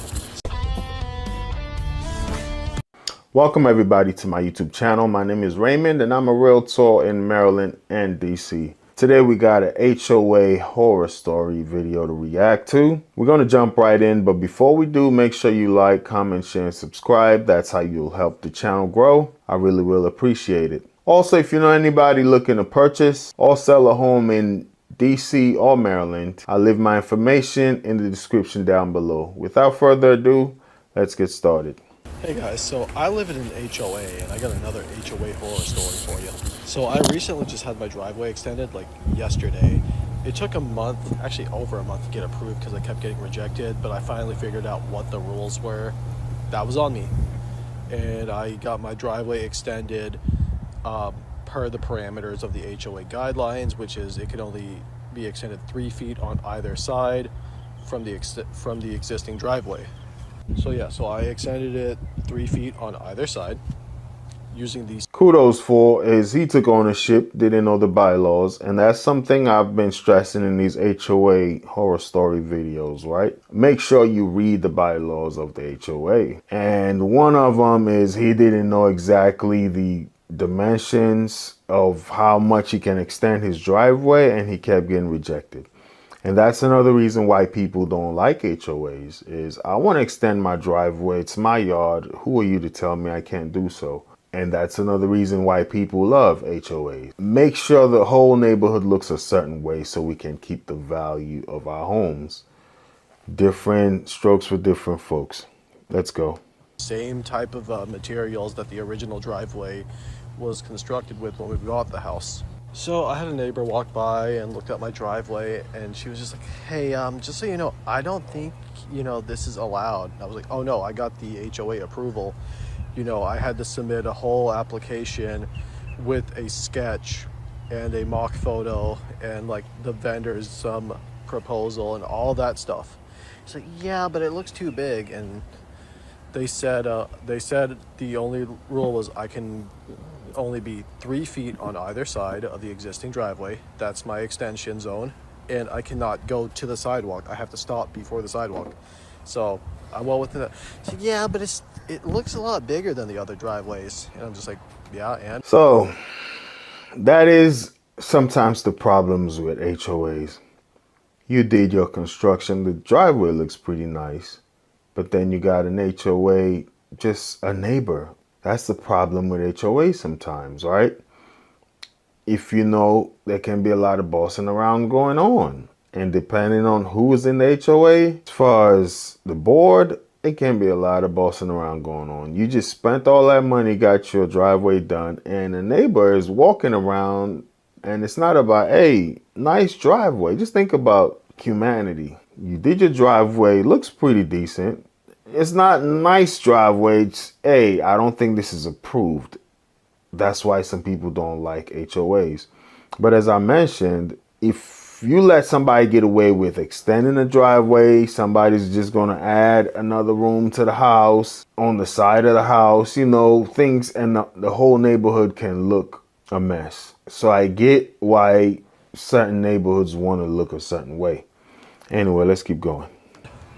You know, I just don't think I'm comfortable with that. And I was like, ma'am, you're not even on the HOA board. So, yeah, but they're going to be hearing from me. And I was like, dear freaking God. So I'm going to make it my mission to make sure this woman never gets any position of authority on the HOA board as long. Well, there's always his story, her story, and the truth, they say, sometimes is in the middle. But just imagine you got your driveway done and your neighbor's telling you they're not comfortable with your driveway. You know, it's amazing what happens in these HOA communities. But if it did violate the bylaws, then she has all right to do so. But he said he got permits and approval. But even though he did that, she doesn't like the way it looks. And the board is going to hear from her. Wow. Because we live here. But this woman, whenever she walks around the neighborhood, you know, I guess inspecting her fellow neighbors, making sure they're following the rules, she takes her really loud, obnoxious little dog, like it's a Chihuahua, which is like my least favorite breed, to each their own, you know, like I have no problem with people owning dogs. She lets it crap everywhere and doesn't even pick it up. So now that I know that she does that regularly, I also know that actually is against HOA guidelines. So I'm definitely going to be recording that and sending that to the HOA like every time. Well, what I'll do is I'll leave a link to this video in the description down below. And that is one I'll say we didn't touch on before, is not the board, just your neighbors. Can this happen in a non-HOA community? Obviously. The only thing is they may not get a board, they can call the county on you, but there's not that much power as in an HOA community. And that is a horror story sometimes that make people tired of HOAs.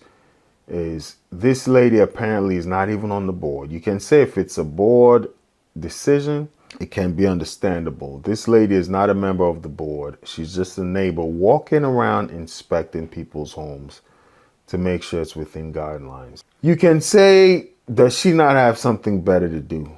But as I mentioned, in real estate, when a neighborhood has a certain aesthetic look, feel, when you drive in, all the grass is cut to a certain level. Everything seems kind of uniform. As much as there might be subtle differences, the developers and planners keep it within a certain frame and guideline, which can increase value over time. So on the lady's part, you can see why some people do that just so they keep the value of their home. They don't want people coming in there with green doors, yellow windows, and just tanking the value of their homes. However, some people can go overboard. Happy Saturday, everyone. I may have just created a neighborhood war. Now, I need your opinions, your thoughts, because I might have just fucking pissed off my neighbor, and part of me is just like, you know what, I don't care, because they just don't seem to care. Now, I live in a community, right? HOA. We are houses on top of houses. My neighbor has like a secret garden. All of his fucking plants, trees, everything just grow over everybody's fences that are surrounded by his house. He don't give a flying fuck. I wouldn't care so much if the plants on... So she said she just created an HOA war. And this is some of the things that I wanted to address, and some of the reasons why people don't like HOA communities. If you're in a non-HOA community, unless the county stops by to mess with you or the local municipal government, for the most part, you're free. Your neighbors may despise certain things you do. They can call the cops, but for the most part, you're free. In an HOA community, however, if you do a little thing your neighbor doesn't like, as she said, we're houses on top of houses, so they're all like together. You can see it that way, or they're like condominiums, one on top of the other, or they're just bunched and grouped together, not that much space. And she said she started the neighborhood war and doesn't care. Let's keep going. My side weren't fruit trees, and the only reason I care about that is because I have a dog that has a dog door, and he can go in and out all day as often as he wants. The issue is he's eating the fruit that's falling off of the tree into my yard. I believe they're figs, that's what they look like, and it's giving my dog the shits. It's really all about how you interact with your neighbors, or the golden rule of life: you do unto others as you want done unto you. But here's the thing, I noticed this with human beings. We don't care too much about the next person. Everybody is looking out for themselves. Just think about it. She's saying her neighbor's tree is protruding over her yard, and she wouldn't care so much if it didn't have any fruits. These are fruit trees, so what I'm assuming is they probably fall down and make a mess in her yard or whatever. We'll see. But one thing I want to point out is we don't care too much about the next person. Think about it. If you're a dog lover, I see it all the time. You go to stores and you got your dog running around and licking everybody's feet. Do you think for a second not everybody likes a dog? Or not everybody wants a dog to lick on their feet?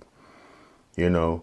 So same thing if you're a plant lover as a homeowner right now. You just let your plant grow onto your neighbor's house. Do you think for a second your neighbor may not like your plants? You know, and it's like, okay, my plants are growing, I don't care. You know, it's just what I notice. Everybody is out for themselves without a single thought in the world. Or people are just, that's why even the divide in society right now, people just think their way of thinking is the right, either the right way or should be the only way. But I think we should just take a second and just consider, yes, I like animals, but does everybody like animals? Some people are even allergic. They might love them, but they may be allergic to them. You know, some people may love plants, but they may be allergic to certain plants. Just take yourself out of it and be selfless is all I have to say about that. It really just bothers me sometimes when people just think the way they think should be the norm for everybody. Let's go. Okay, too much sugar, not okay. Like you can have them in small amounts, I believe is what I was told.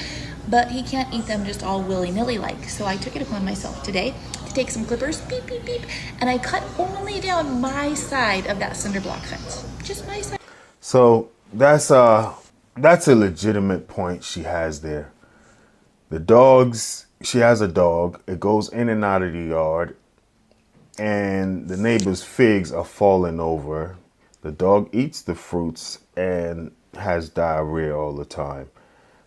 Yes, you know, as much as you may want to be a good neighbor, if you got a dog coming in your house and making a mess because your neighbor's fruits keep falling over your yard, that is a valid point. It goes again to just what I mentioned, people not caring about the other. Let's see if she tried to address it with the neighbor prior to calling the HOA, because that's another way you can resolve it. You can just be a good neighbor sometimes and talk to them.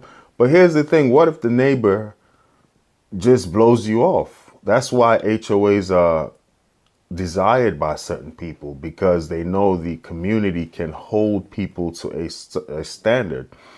And here's the thing. If an HOA finds you, they can even fine you, put a lien on your house, and they can even force you to sell. They can even foreclose on you. You know, even if you're up to date on your mortgage, if there are certain things that you're falling behind on, or you're not keeping your home up to the HOA code, you can be forced out.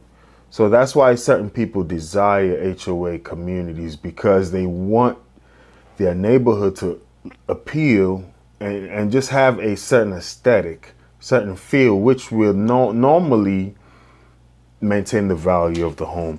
You know, it's a plus, give and take, because if you're in a non-HOA community, just imagine you got this really nice home, then you got neighbors there with it just caused the neighborhood to run down. Grass, you know, 7-8 inches tall, you know, or just almost a foot tall. They turn the house into like a garage, various cars just parked all over, like a junkyard, parked all over, and getting rusty. There's a term, a particular term, and I'll try to add it in the description on the screen, but it's when a house, a rundown house in an affluent neighborhood gains value because of the neighborhood it's in. And also a mansion, there's another term for a mansion or nice house in a rundown neighborhood. That house loses value based on the neighborhood.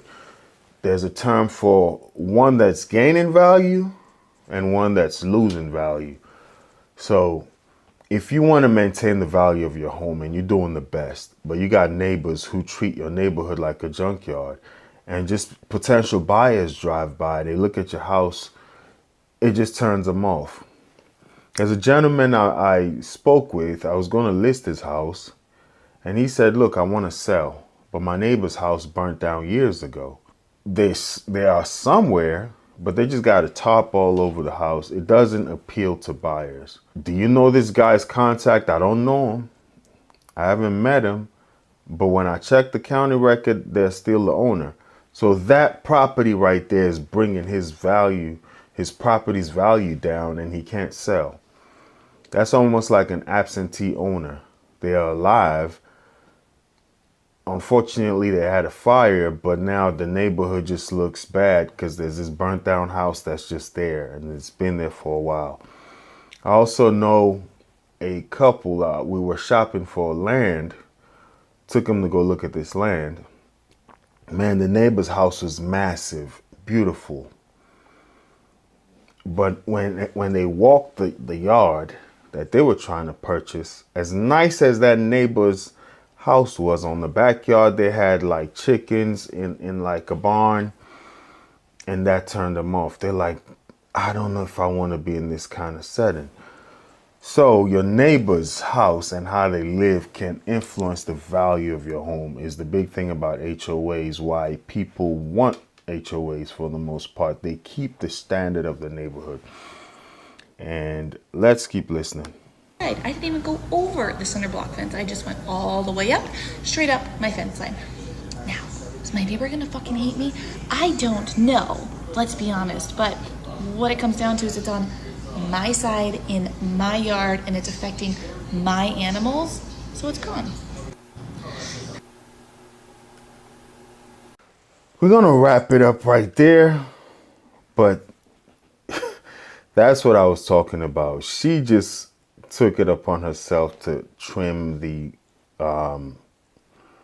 branches that were protruding over her yard. And she within her rights to do that. Technically, it is her yard. And as far as land goes, it's considered the ground all the way down and all the way up, right? You own that. In the state of Maryland, at least. Nationally, it should be the same. You do have certain restrictions if you're by a body of water and things of that nature. You may have to share. So she's within her right. Technically, it's her yard. But it's all about being a good neighbor. You just wonder what kind of relationship she has with her neighbor. why they can't talk, why she didn't talk to the neighbor. Maybe she did already. Maybe he refused to listen, but she just cut all the branches. So here's the thing. What if that cutting of the branch now kills the tree on the other side? Does the neighbor have grounds to stand on for a lawsuit? Or sometimes you trim branches and it's like they even grow faster. Anyway, I'll say this much: be a good neighbor. Try to talk to your neighbors, and hopefully they are also good neighbors and they're considerate. And also just be considerate of somebody else's point of view, feelings, and things they go through, right? I'll leave a link to this video in the description down below as usual. And let's read. Do we have any comments? Just one here saying, I'm on your side, you're right. I definitely understand her point of view. Her pet is getting sick and having diarrhea. The neighbor's tree just grows over her yard. I totally understand that. The only part where I say maybe you should have at least tried to communicate is her just cutting it down. What if she would have spoken to the neighbor? He probably would have taken care of it without her having to do that. Doing my association, and there's a court date for next month. You guys have been asking me for an update on this situation, and I took my association to small claims court for $20,000. That is the max that my county will allow me to sue them for, and they charged me for an assessment of $20,000. Wow. Well, seems like this has gone far, and she took the homeowners association to small claims court for $22,000 because of the limit that the court would allow her to sue the association for. Let's see why she decided to go down that route. $2,000, so that means I guess I'll have to eat like $2,200 or whatever. That's fine. It's not fine, but it's fine for now. And I feel like the association is already trying to retaliate against me because, as you guys know, I had plans on joining the board. At our next meeting is where we kind of like vote and everything. That's also next month in June. I had plans on joining the board and then kind of like dissolving the association as a whole once I get on board. A lot of homeowners are interested in that. Well, this meeting minutes came out and these are on my heels. Let me show y'all. These motherfuckers. Here's a nugget in life, right? Sometimes you keep your hand close. This is or has nothing to do with real estate per se, but in life, it does have some things to do with real estate, even if you're negotiating. But in life, you keep your hand close. You know, keep your hand close. Why would you go on social media saying you're trying to tear down the board and then try to become a member of the board? One, you got to know HOAs, as much as they keep a neighborhood looking a certain way, they do make some money. It's not a non-profit organization. There's some people that work for that HOA that's how they pay their bills. You do have the neighborhood that meets and they vote for who's gonna be the HOA chair. Those members don't necessarily make money, but you do have, let's say a builder builds a neighborhood, they create the HOA structure and management. Because if you're trying to sell a property, normally you go through the HOA management company. There are people that work there that make money is what I'm saying. However, the occupants don't necessarily work for money. So there is a lot of bossing around that goes on with the HOA. Some people can be anal, you know, just a little bit of grass past the limit. You got an HOA president knocking on your door. It's just not ideal. Sometimes you're just moving in and they want to walk up on your driveway and introduce themselves, and you may be okay with that, or you just may want some privacy. What I'll say is she played her hand too soon. If you know there are a lot of people who want to dissolve the HOA, why would you go on social media talking about it? And then she probably mentioned it to them already. Now you got a target on your back. Here's another thing. Just because people say they want to do something doesn't necessarily mean they want to do it. Sometimes people will tell you what they want you to hear just so they know where you stand. and you never know who's on the other side. It's even like a workplace politics. You know, when people come to talk to you and you just go and you throw your bosses under the bus, those very people sometimes are the same ones that run to your boss to say, hey, he said that or she said that about you or about the company. So sometimes as they're running their mouth, just smile and keep your mouth shut. Don't let people know your hand. You can't really tell who's who. And I think she overplayed her hand by just letting others know, we want to tear this thing down. I'm going to join the board and dissolve the HOA. So that is something that would definitely get you on the HOA's crosshairs. Said concern was brought up about the eligibility for board membership for owners who owe money or are suing the board. It was thought to be unwise and perhaps illegal, and certainly not in the best interest of the association to allow these owners to be elected to the board. Legal advice will be sought for this issue. Oh baby, I cussed them the fuck out, let me tell you. And I don't even give a fuck at this point. I'm going to sell my house anyway. I don't give a fuck about job bum ass bitches are doing. But that is just straight up, as much as I don't know all the backstory. Let's say if I have a business and I know somebody wants to become a member of the board of my business just so they can dissolve the business, why would I possibly want you to join my business? You know, because people do that. They come on board and then they take over your business and then they sell it. You sell shares, they just come in and then they sell it, right? So if I know that is your end goal, for the best interest of my business, I may not want you to be a member of my board. You can be a shareholder, but not on the board where you're a decision maker. All right, let's keep going. No, I said trying to change the bylaws strictly because you don't like somebody in the community, like you can't do that. Any lawyer will tell you that you can't fucking do that. You got racist people, bum ass people. Y'all are backdating contracts. Y'all are having actually. I just found out that my association was sued in October of. Well, I'll leave it right there.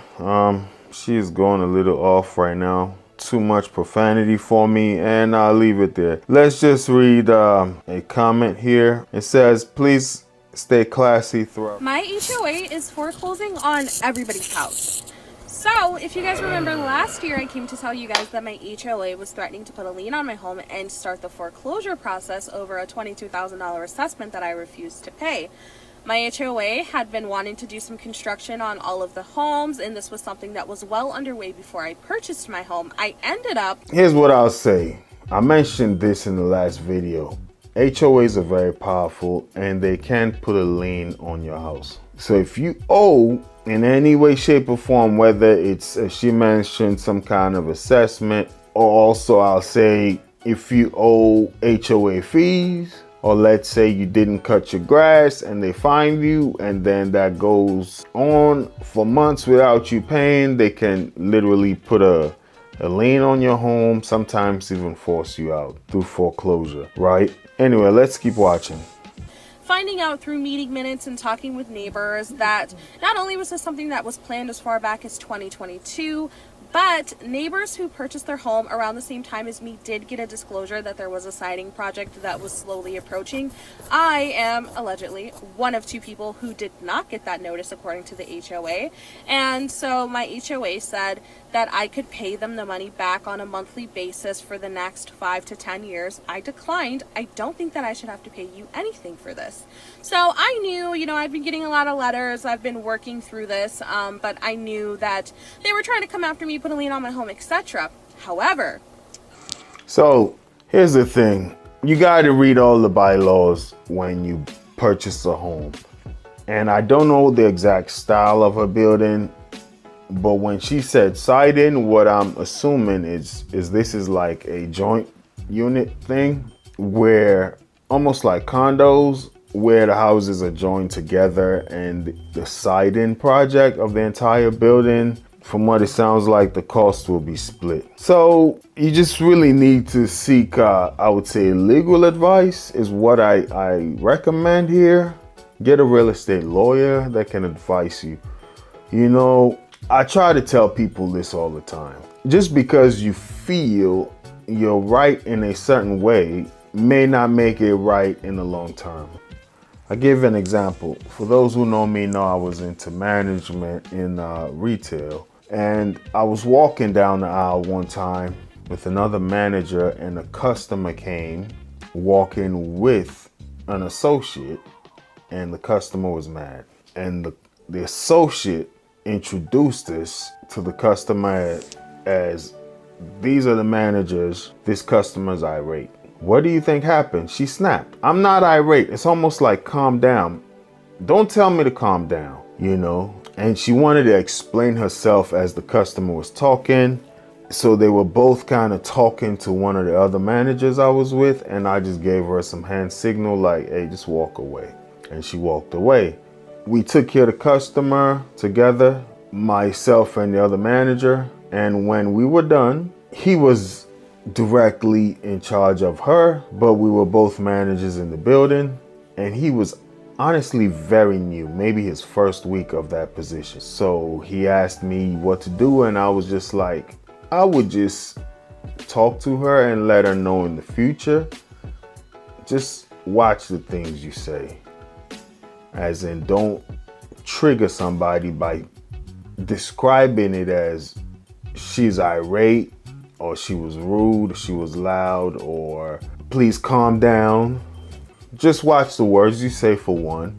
And secondly, once you introduce the customer to a manager, you can walk away. We'll always come back and ask you what happened and get your side of the story once the customer's not there.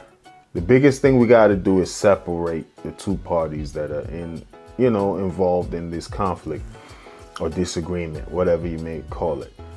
So as I was explaining that to him, after we had taken care of the customer, this associate walked right into us and was trying to tell us how a customer agreed with her.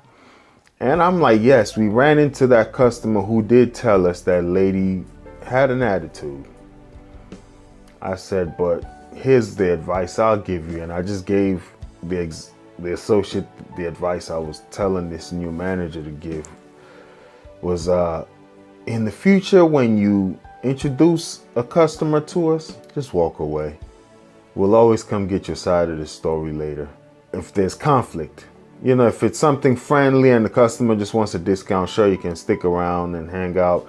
If you don't know how to solve the problem and you want to learn, fine. But if it's something that involves you and the customer going back and forth, these are my managers.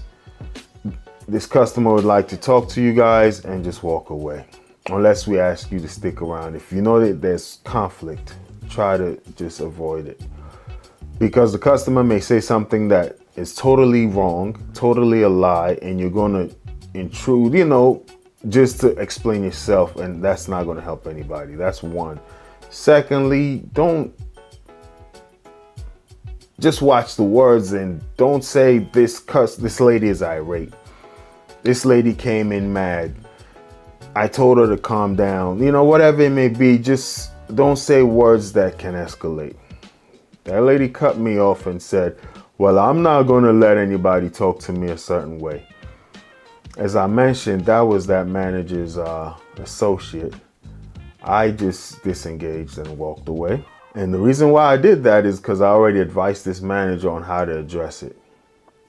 I can be the petty manager because at the end of the day, I have leverage over you, and then write you up for not listening to the advice I'm giving you or carrying a demeanor that's going to cause conflict with customers.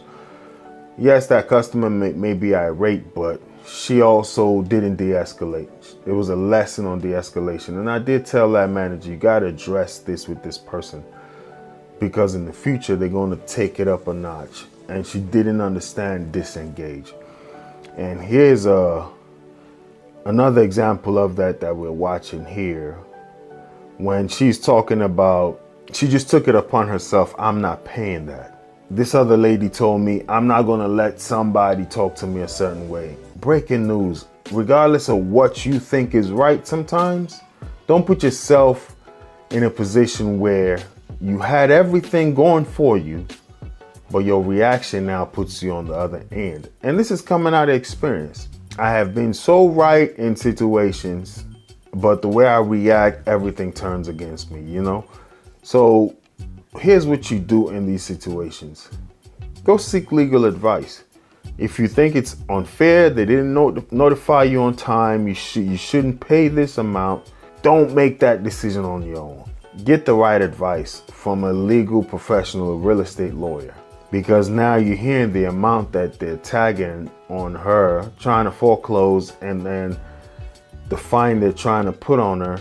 You can't just go against these corporations by yourself. If you don't have the money, I think you can look for ways to get professional help.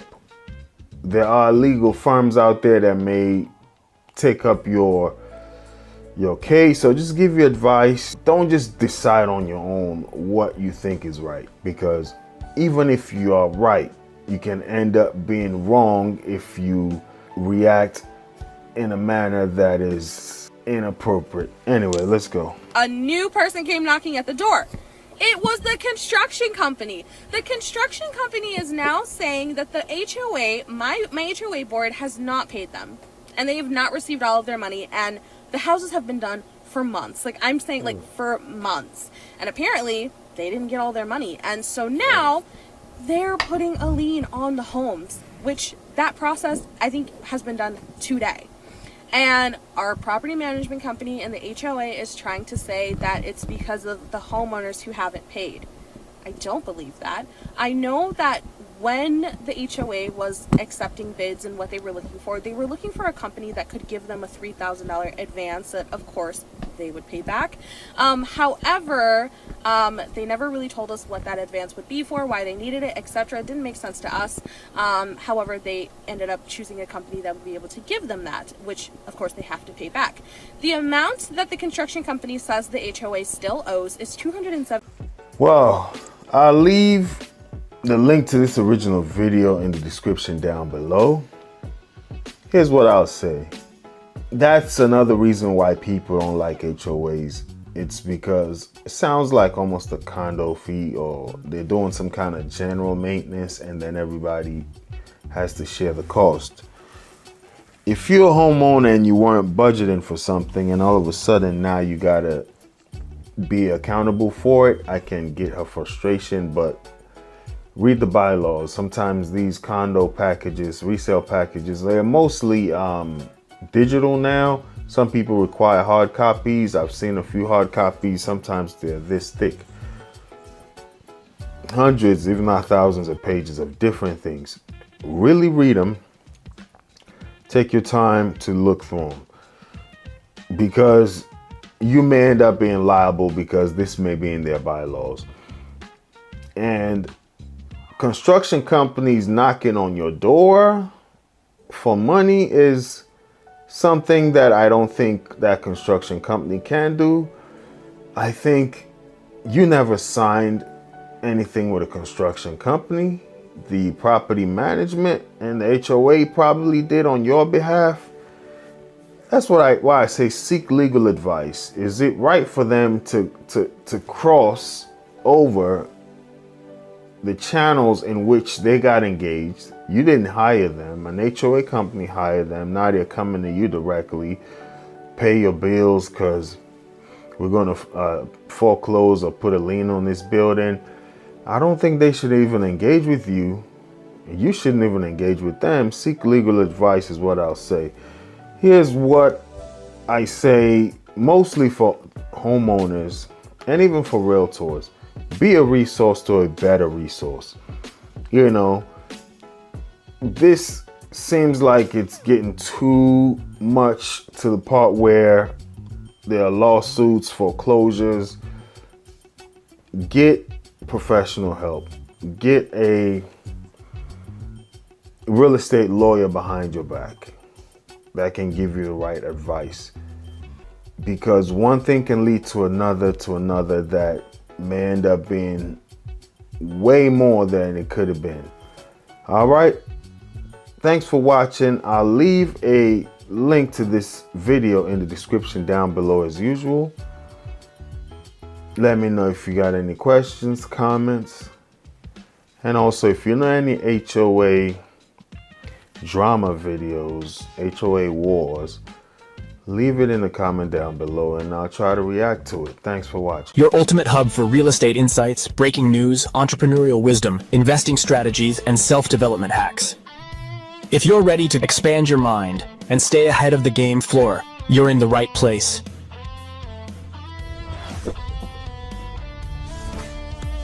Subscribe now. Your future self will thank you. Right, but who owns the house? Like, well, I own the house. I mean, like, my name's on it. Right, but like, who owns the house? I own the house.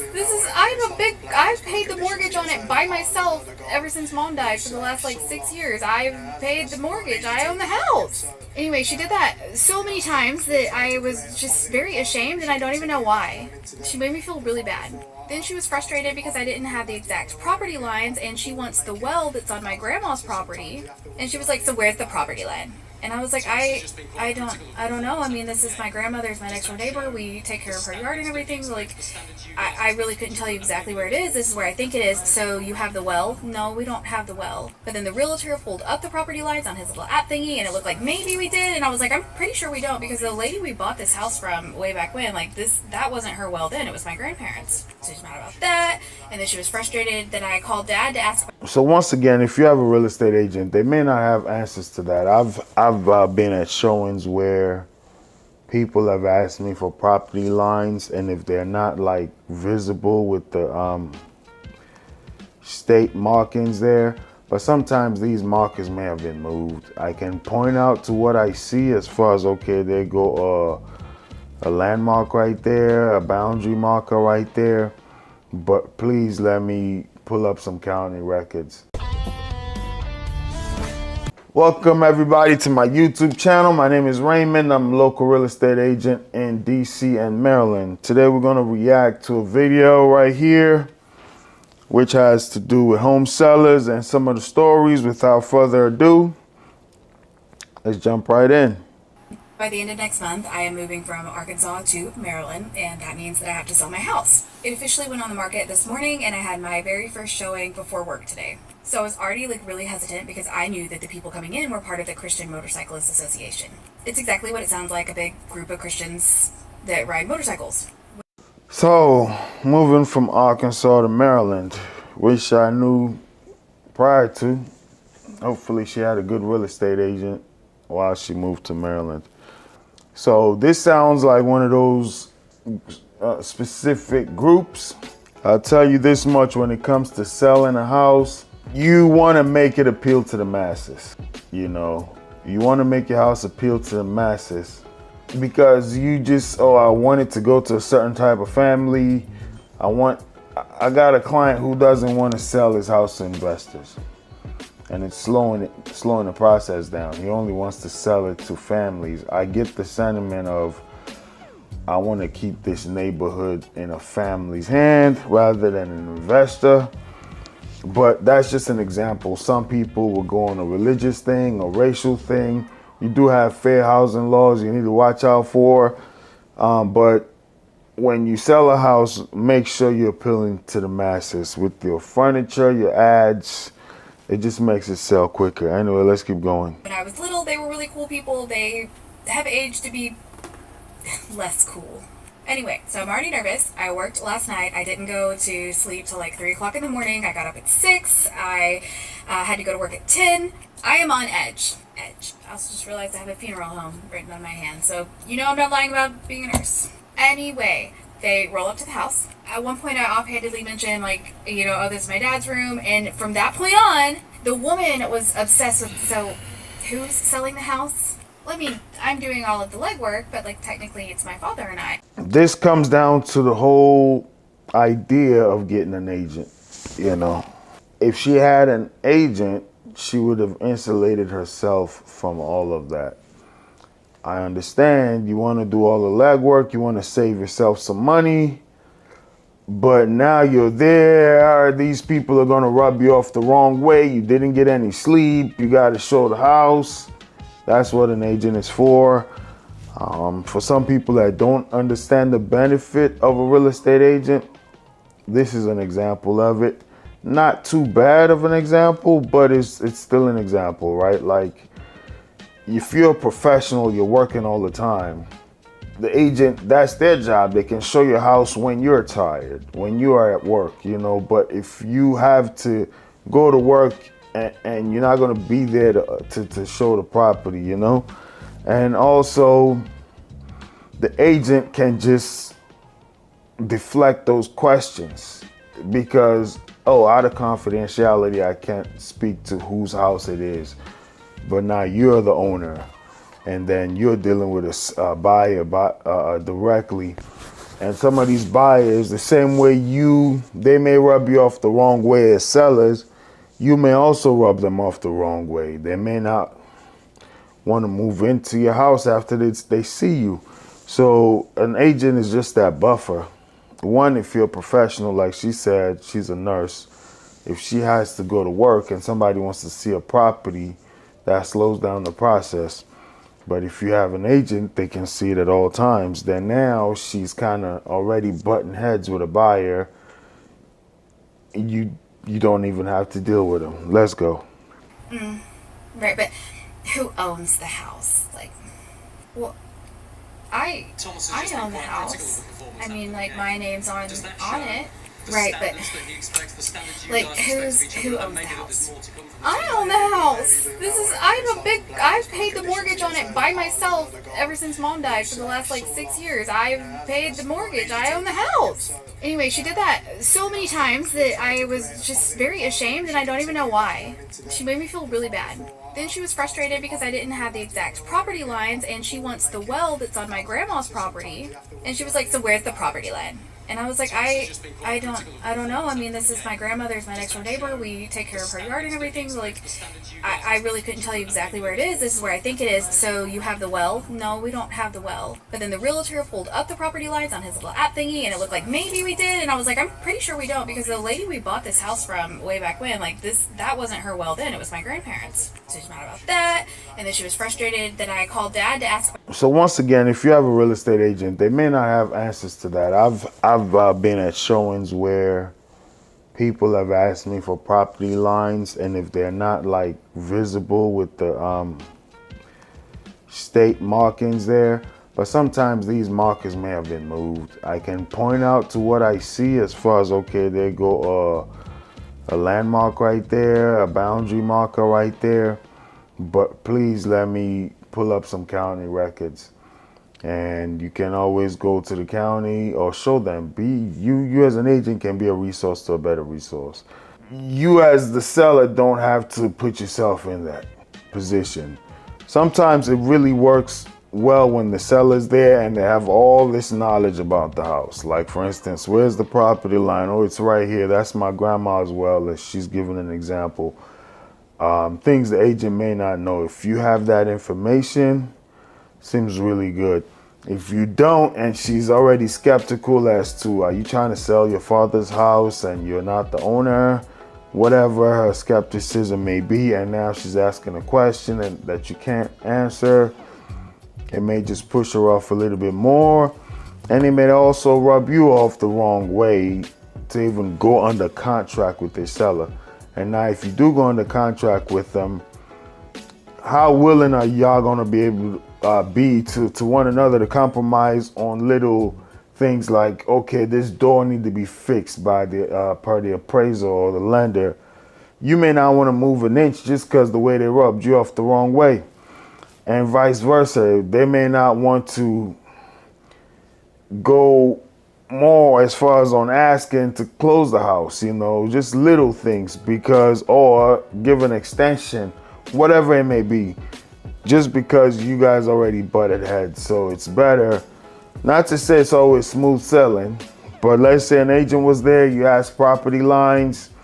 Me personally, if I know, I can show you some of the markers on the ground, and I'll say, hey, this is the county atlas where you can go and get that information.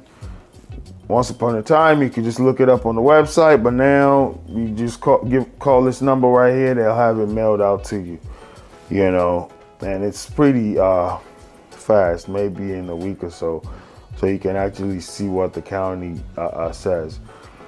We'll wrap this one right here. I think it does go on for a little bit more, but what I'll say is get a real estate agent if possible. I understand trying to save some money, but as a nurse, you got a job, you're moving out of town. Yeah, I get the money aspect, but sometimes, believe it or not, people that sell houses with agents end up netting more than those that don't. As crazy as it may seem, it's kind of like backwards for those that don't understand it. You may think, okay, I'm paying agent fees, I'm gonna save money if I don't use them. It's about the pricing. Most of the time, people go off the websites, Zillow's, Redfin, and they price their home that way, where as agents can do a deeper dive and get you apples for apples and tell you, okay, your neighbor's house sold for $400,000, but it's a Cape Cod, for instance. Yours is a Rambler. Different houses, you know, they go for more. Cape Cods may cost this, Ramblers may go for this. Check out this Rambler and how much it sold for. They can give you a more detailed apples for apples comp. There are a lot of apps that do that now, but it just still is the fact that I think it's about 40% of people that go with agents net a little bit more than those that don't. So, all right, don't be penny wise, pound foolish. Seek professional advice. Always don't speculate on landmarks. Always go to county records. All right. So in July, I put my house in New York on the market. I had been living in Virginia for 2 years, and I was like, okay, I'm not going back to New York. I'm good. So I put my house on the market. I had got my own place in Virginia Beach, and I was ready. Like, I did everything. I crossed my T's. I dotted my I's. I came back. We cleaned out almost everything. The showings were endless. We had endless amounts of fucking showings. All right, so this is an out-of-state seller. They currently reside in Virginia, trying to get rid of their house in New York. The downsides with that is just commuting sometimes, or just paying 2 mortgages, or I'll say just having the right real estate agent that's really going to be your representative out of town, because you're no longer there. Most closings don't know how New York works. Funny enough, I'm in New York right now, but I don't know how it works as far as real estate goes. If they can close virtually, I know in DC and Maryland, some title companies close virtually, others require a wet signature. But yeah, let's listen a little bit more and see what else she has to say. But because of the neighborhood and the businesses that they're bringing to this part of New York, all the houses' prices had tripled. I was like, I need to get the fuck out of here. So I lowered the price, and then I got a whole bunch of offers coming in, even $20,000 over asking price, which was giving me the money that I actually wanted anyways. So she lowered the price and created a bidding war. From what it sounds like, there's a lot of development going on in the area where she has her house. And that's not only in New York City, there's a lot going on in DC, Baltimore, some parts of Detroit, New Orleans. It's just a lot of developers going around building stuff up. So a lot of these homes, you may have bought them a little less, but now the market is kind of working in sellers' favor a little bit. Not as far as interest rate goes. It's a buyer's market right now. But let's say with the development going on and the inventory shortage. So it sounded like she created a bidding war right there, and she got offers $20,000 over asking. Let's keep going. Cool. So we finally get a house. We finally get a buyer under contract. Let me tell you the major mistakes that I made that I don't want anybody else to ever make. Never enter into a contractual agreement with somebody who is not financed for the entire cost of the house. If you are selling your house for $350,000, make sure they are financed for $350,000. Don't, even if they're just financed for $300,000, don't, because that means they have to come up with that Make sure they are financed for $350,000. I understand what she's trying to say, but I don't wholeheartedly agree with that. So what I can say is make sure they have the entire $350,000. It doesn't have to be financed for it. So for instance, deal with some investors who never get financed for the entire amount, but they have the equivalent in either stocks, in either a house that's under contract that's getting ready to close. In essence, what I'm saying is they have proof of funds. So I don't necessarily agree with the fact that you have to be financed for that amount. What I can say is you have to have that amount in proof of funds. So let's say if you don't have $350,000, you got 300 grand, make sure that buyer sends you either a bank statement, a cashier's check, a money order of $50,000, you know, which is not necessarily been financed. It's like you have cash. You're not dealing with the financing sector, right? So that part of a statement I don't necessarily agree with, but what I do agree with is don't go under contract with somebody. We'll just stick with the example she gave. Somebody tells you I got 300 grand, but I'm going to make an offer for 350 for a house you're selling for 350. Don't go under contract, because where's the other $50,000 going to come from? They may have a strategy, but you cannot go under contract based on a strategy, based on a thought process, based on a dream or a hope that somebody is going to give them $50,000. You need to see that. I think that's what she was trying to say right there. All right, let's keep going. $50,000 cash. I'm telling you right now, don't do it to yourself. I did that to myself. They were only financed for about 75% of what I was selling my home for. My realtor tells me, oh, they got the money for this house. Boom. That was my realtor was actually my first mistake, and let me tell you why. Shop around for your realtors. Whether you're buying or you're selling, shop around. At least talk to 3 different ones. Tell them what you want. Tell them how fast you're moving or how fast you want to move. Tell them what your money looks like. Be real with them and find the one that is most aligned with you. That's where I messed up. And your real estate lawyer, shop around with them too. Don't just let your real estate agent give you a lawyer, because you just never know what he's. So I definitely agree with that right there. She said her realtor told her they got the money. With all due respect in business, there's nothing verbal that I would advise anybody to lean on. They got the money, that's fine. I trust them. Just verify. Trust but verify. That's it. You know, you don't want to say, it's like somebody going to a store to shop and you're profiling them. They may feel offended, sometimes even give you a lawsuit. Like, okay, you looked at me and you kept following me around the store. What, don't you think I could afford this? So when somebody tells you to have the money, you don't want to be argument. You don't want to be a contrarian. Okay, cool, I trust you. But for peace of mind, I need some kind of proof of that, of funds. That's it. In order for us to ratify this contract, I need some proof of funds. And on the part where she talked about interview real estate agents, I definitely agree. The stats show that 70% of people work with the first agent that they come in contact with.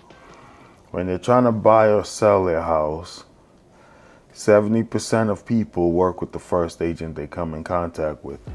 So it's amazing. This is the biggest transaction people make for the most part in their lifetime, and they just go with the first person that's in front of them.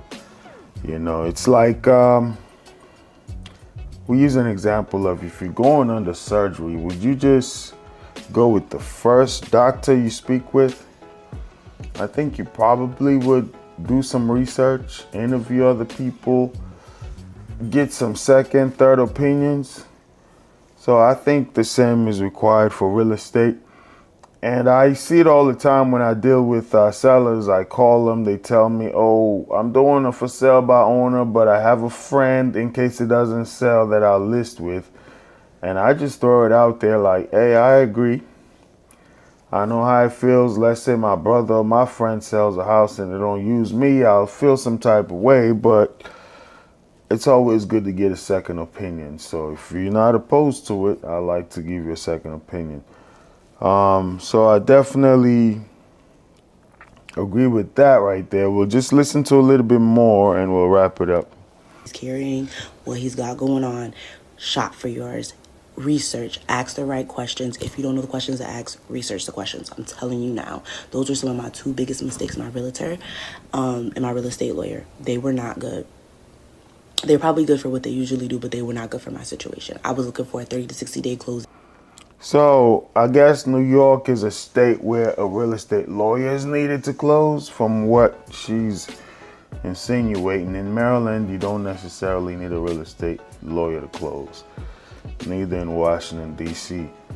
It's not prohibited, but it's not a requirement. Some states require real estate lawyers, but let's say, for instance, you need a title company. For those in Maryland or DC, you need a title company, you need an inspector. I definitely agree with everything she's saying right there. Don't just go with the first person they throw in your face. It's unethical for a real estate agent to cut deals with a lender or a title company or an inspector, but you never know. So I wouldn't just go with somebody. You never know the, what do they call it, quid pro quo. You do this for me, I do that for you. That is going on behind the scene. You don't want to be the pawn in that scheme. So what I'll say is shop around. Definitely agree with that. I'll leave a link to this video in the description down below. I can kind of see where this is going already. Didn't listen to the whole video. But if I were to guess, just out of experience, she probably couldn't close because the buyer didn't have the rest of the cash. So I would always say, make sure you see proof of funds.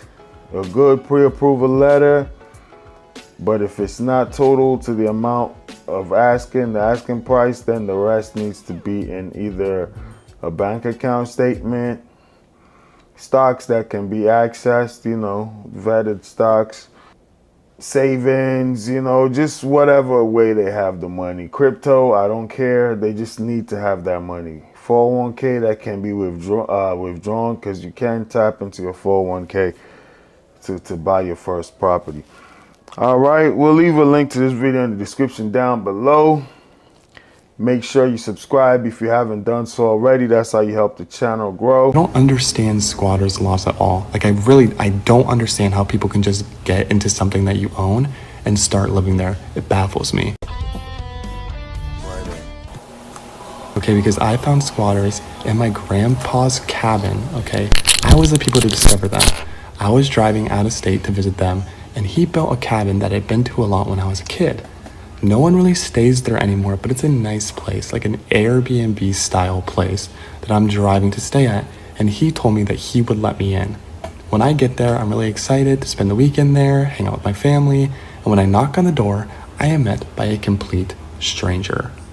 I'm confused because I'm expecting to see my grandfather, and they go, "Who are you?" So here's the thing, did a few videos about squatters. What he said right there is nobody stays there. So one thing that was trending on the news maybe a few months back were like these teenagers, same way they do these takeovers, teen takeovers, as far as cars pulling up to like roundabouts and they doing donuts or whatever there, or just shopping centers, wherever. They do the same thing on vacant houses, right? They go look on these websites, see houses that are listed for sale, throw parties there. So I always tell real estate agents, if you list in a property, try to stop by multiple times a week if possible. If you can do every day, at least just to stop by, that's cool. Because when people show your house, your listing, sometimes they use the bathroom, don't clean it up. They leave trash. They may leave a door open accidentally. They may not cut a light off. You know, sometimes you can conserve air by cutting off the AC or the HVAC unit or cutting it on prior to showings. But I do understand some showings are a little far out or you may be busy. That's why you at least stop by once or twice a week to make sure nothing is going on with the property. So for homeowners, even if you own a house where you don't live, do you have a caretaker that can stop by a neighbor? You know, he said grandparents' cabin, so they may be getting old to where they can't go there. But if they could, they need to stop by periodically, cut a light on, cut a light off. Or if you hire a landscaper to cut your grass, maybe you give them the authority to go and cut a light on. Just don't make your place seem vacant because people will move in. I say, oh, is my grandpa home? Because I don't understand the situation yet. They then tell me that they do not know who my grandpa is. And after a little bit of confusion, I just say, oh, okay. And I step away to call my grandpa. He's about 5 minutes away. I beat him there. I guess he was stuck in a little bit of traffic, you know, a busy city. And I get word that he's like, what? Who's living there? Who's staying there? I'm almost there. He's frantic on the phone, which alerts me that the situation is a little more serious than I originally thought it was. By the time he gets there, he knocks on the door and they get into an argument. Him telling him how he built this place, how it's been with my family for years, them lying and saying, no, we've been living in this place for years, we had this signed over to us, all the situation, and of course, it ends with the cops being called. The police show up after a little while because it's kind of a secluded area, and when they get there, they basically tell us nothing we can do. Yeah, so that's the thing about squatters. I gave an example a few videos back about a lady I saw on the news in Bethesda, Maryland. If you know Bethesda, it's a very affluent area. It's one of those big mansions. And she moved in.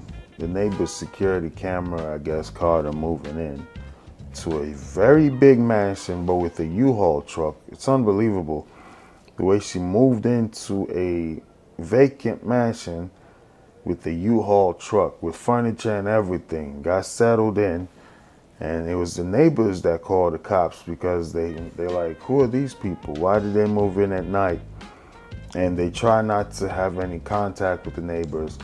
And then people that live there just know, like, hey, these people told us they were trying to move out, sell a house, whatever it may be.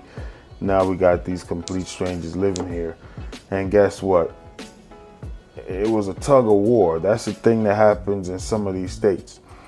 In some states, they don't care. If you're not supposed to be there, you get kicked out, probably get arrested.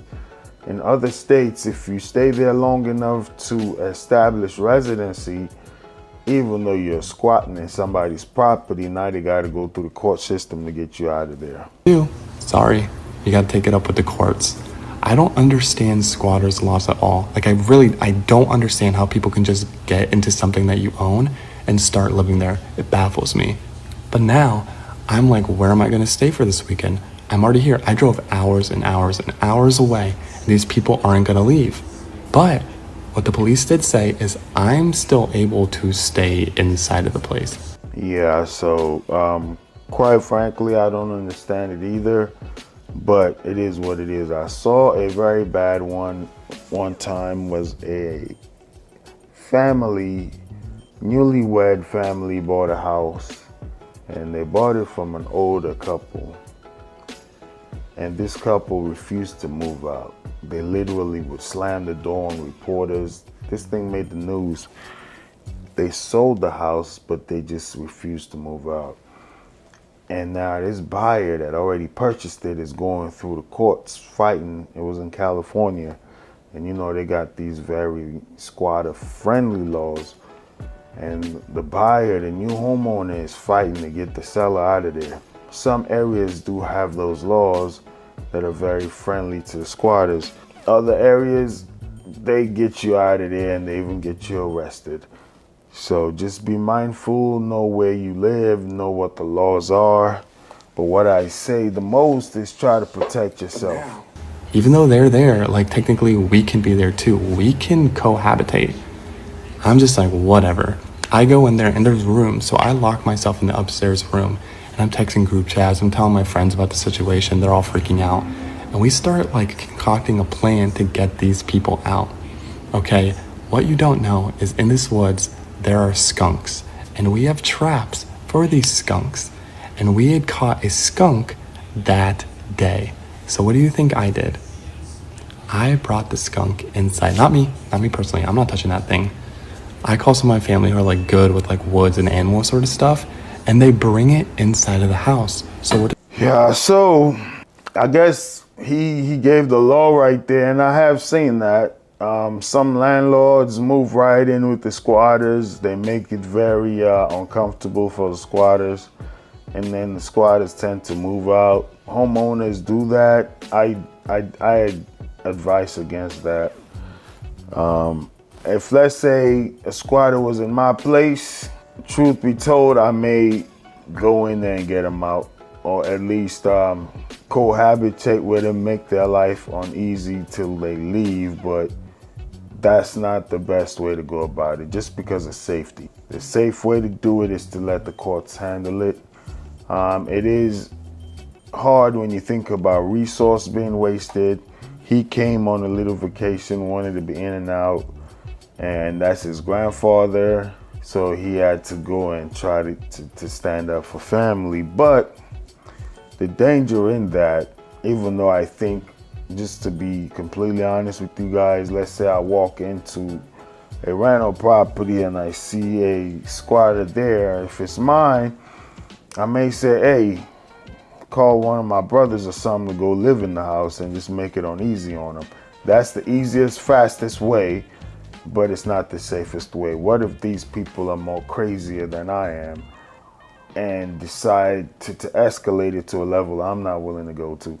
So the best and just the more reasonable way, if you can't afford it, just get out of the way, because those properties can be bought again. Your life cannot. You know, we see shoplifters all the time in these stores, and the owners try to fight for what's theirs, and then they end up dying, right? That's why I say, even though deep inside me, I would want to fight for what's mine. You know, we just saw the video, it's going viral, where a mother came home, saw her 13-year-old daughter hiding a 20-year-old boyfriend under her bed, and the boyfriend was leaving the house. The mother shot the boyfriend. Now she's in jail. Everybody is commenting that it's unfair, whatever, but taking the law into your own hands is wrong, and they're still gonna send you to jail. So you don't want to make a 15-minute second decision cost you 50 years of your life, you know, because you may be in the right. It may be your house, it may be your grandfather's house, but you go there, confront these people, and if they are crazier than you are and they're willing to take it there, it's not going to be worth it. So the wise thing to do, honestly, is just let the courts handle it if you can afford it. You know, even if you can't afford it, it's just unfortunate, you know. So prevention, to me, in this situation is better than cure. Try to prevent them from even going in there, you know. Lock your properties. I saw a very new, brand new construction in a neighborhood where teenagers were breaking in and throwing parties. They weren't able to get into this house because they had latches in the window inside that stopped them from lifting the windows up. We saw that they cut the screens in the backyard. They were trying to get in, but they couldn't get in. So there are things you can do to prevent squatters from getting in your house. You can have a camera installed, you know. So as soon as it happens, you go there, they are trespassing. You know, they can't tell you they live there. As soon as they're walking in, you're calling the cops. Somebody's breaking into my house right now. You know, when the cops go there, they're going in there to kick somebody out that's trespassing. So we'll wrap this one right here. I'll leave a link to this video in the description down below. Never have I ever gotten so frustrated during a walkthrough. There's a first time for everything, and you learn out of all experiences, positive or negative. Point number one. The story goes, start the walkthrough, which you want your walkthroughs to be as uneventful. Before we even get to the story, I'll say, she said we learn out of all experiences, positive or negative. Definitely agree there. And also, that's why we do these real estate reaction videos, because you can explain to buyers and sellers all the time, but it's always good to hear somebody's either positive story or negative. They say a wise man learns from others' mistakes, a fool learns from his own. So in our real estate transactions, we're trying to be wise. Just watch the ones that pertain to sellers or buyers, if you're a seller or a buyer, or just somebody just enjoying the channel. Just maybe in the future you may want to purchase a house, and it's always better to learn from somebody else's mistake. It's less costly, right? But let's dive right in. As possible. Started out great. Clean home. It's just supposed to be broom swept, but it was clean, not meticulous, but it was clean. There was some unopened butter in the refrigerator. That's fine. My client's the most considerate, understanding people on earth. They closed an eye. No, it's fine. Yeah, love the home. A few things here and there, nothing major. Okay. We get to the study. An enormous area rug is in the study. That wasn't part of the deal. That wasn't included in our purchase. Well, my client's first thought was this is going to be a pain to haul to the side of the road on garbage day. That was their first thought. Yeah, I just had one of those happen to me this year. Similar situation. Client was eager to get the property. She got to the basement and the seller left a bunch of tables and stuff down there. If you didn't agree to leave it in the inclusion and exclusion statement, at least be courteous and communicate that, because you never know what furniture somebody else has and they're planning to move it in. Now they got to deal with your stuff, not be, you know. And also sometimes people try to hide things when they leave things behind, you know. So during that walkthrough, we saw a lot of bugs that we didn't see when she made the offer and all of that in the house, you know. And then the client, the seller, left tables downstairs. So these things can happen, definitely. That's why I always say do a walkthrough 3 days or so, if possible, prior to closing. Because you can walk away if you go walk through a house and you see alterations or things that were not there initially that you're not comfortable with. You can walk away or demand that the seller get it rectified. All right. Which is true. Then we all kind of looked at each other. Maybe we should see what's underneath here. Now, usually when there's rugs, you can lift a corner and see if there's any sun fade, especially with hardwood floor. But that's usually all you do, because when you do the walkthrough, there's supposed to be nothing there. It's supposed to be bare, no furniture, unless it's been sold to the new buyer. No wall art, nothing. It's bare. So we unroll the rug, and this is a large rug. I think it's a 13 by 14 room. Unroll the rug. I didn't even think twice. You know. Lo and behold, a giant stain in the center of the hardwood floor. A white, faded down, looked like it was sanded. It was an obvious defect. Okay, wonderful. I mean, this is just like I said, lesson learned for the. Yeah, so she said hardwood floor looked like it was sanded. That's definitely going to be an issue, because we're talking closing final walkthrough. The buyer just wants to see that the house looks good. Hopefully they did close on it. But that's like somebody sneaking in something on you. And I always advise my sellers, your buyers, go look at the property. You never know. And with hardwood floor, you see that faded. The thing about hardwood floor, depending on the thickness of the wood, they're very good sometimes because you can sand it, polish it a different color, and have that hardwood floor look brand new again. And you can actually change whatever color it is. So probably that's what they were trying to do. There was a stain there, they buffed it, but you got to do the entire space. And just depending on how bad it is, it can totally be damaged, because sometimes if the thickness is not that much and you sand it down, you probably need to get a new hardwood floor. Yeah, these are the things that happen when you do these transactions. So I always tell sellers, make sure you get stuff out on time. That way my buyers can go look at it. I've done some walkthroughs right before going to sign, which is not advised, but sometimes that's the only time the buyer has an opening. But I always try to tell them 1 or 2 days prior to, if possible, because if you see something you don't like, you want to be able to give the seller the option to fix it, or you walk away. All right, let's hear this rest of this and then we can wrap it up. Future, my fellow agents out there, when you guys do home inspections, do you guys lift rugs? Because technically we're not supposed to touch furniture. It's not our home. But the floors belong to the house. So, yeah, send pictures, this and that. And what a time I had with this lovely agent. Oh, what a dream, this guy.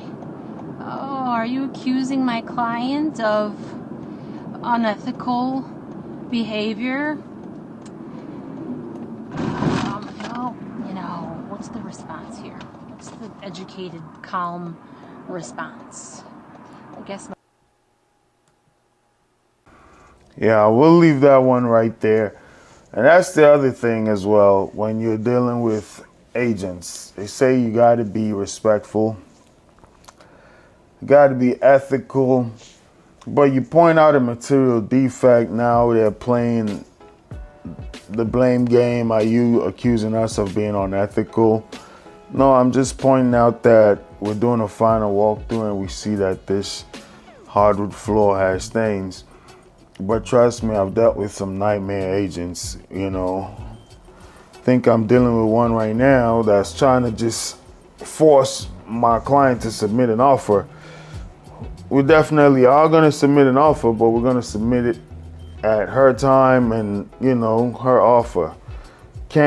We can't guarantee that it'll be accepted, but always watch out for agents that are trying to hawk you or force you to do something, To me, it's just not a good sign. Sign now, submit now, this house is gonna go. It's like a snake oil salesman, And then when you go look at the house, you start seeing things like that, and then they're on the offensive.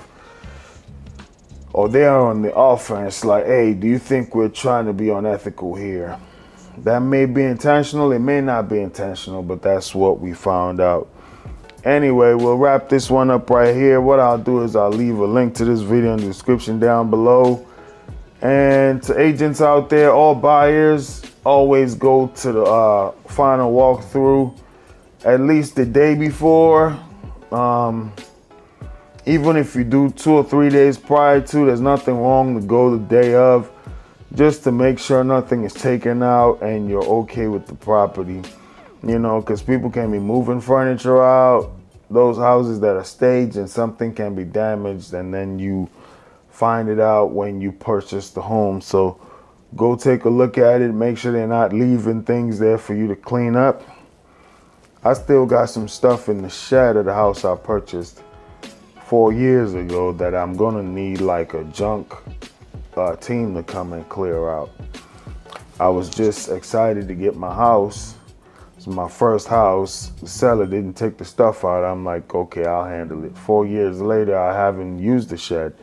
But that, what if that stuff wasn't there, I probably could have been using the shed by now. So that's just all I'm saying, and I'll wrap it up right there. Thanks for watching. Make sure you like, comment, share, and subscribe. That's how you help the channel grow. I really will appreciate it. And also, if you're looking to purchase a home in DC or Maryland, just visit my website, which will be in the link down in the description below. And you can book a free 15-minute consultation from the website. All right, thanks for watching. See you in the next one. Your ultimate hub for real estate insights, breaking news, entrepreneurial wisdom, investing strategies, and self-development hacks. If you're ready to expand your mind and stay ahead of the game floor, you're in the right place.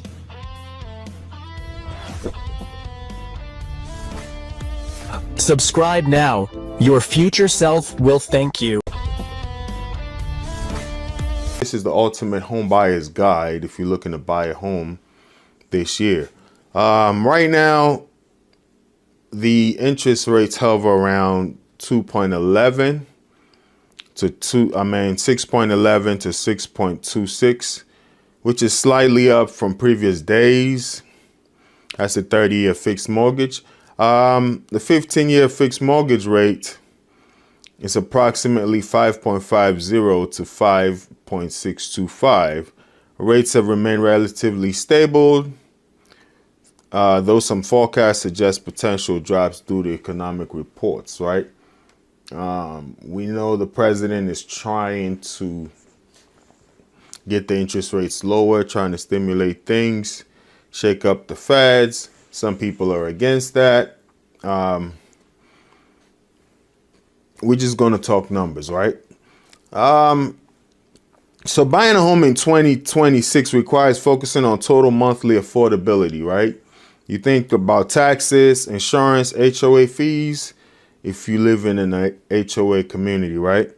Rather than just price. As rates stabilize now, key 2026 strategies include securing mortgage, pre-approval early. So now it's winter time. As a buyer, this is when you might want to start looking at pre-approvals, right? Because those are normally good for 4 months. So if you're thinking about buying in the spring, it's a good time to like get your pre-approval. This might be a good time because the market is not as flooded with buyers. So you might get a deal. The market has kind of slowed down a little bit, starting to pick back up compared to last year. But when you think about pandemic and early post-pandemic, the market was booming and it was a seller's market. Right now, buyers kind of got some leverage, but it may tilt back towards the sellers, especially if the interest rate drops and we get more buyers in the market. You know, supply and demand. So the more buyers we get, the more sellers feel like they can charge you an arm and a leg, right?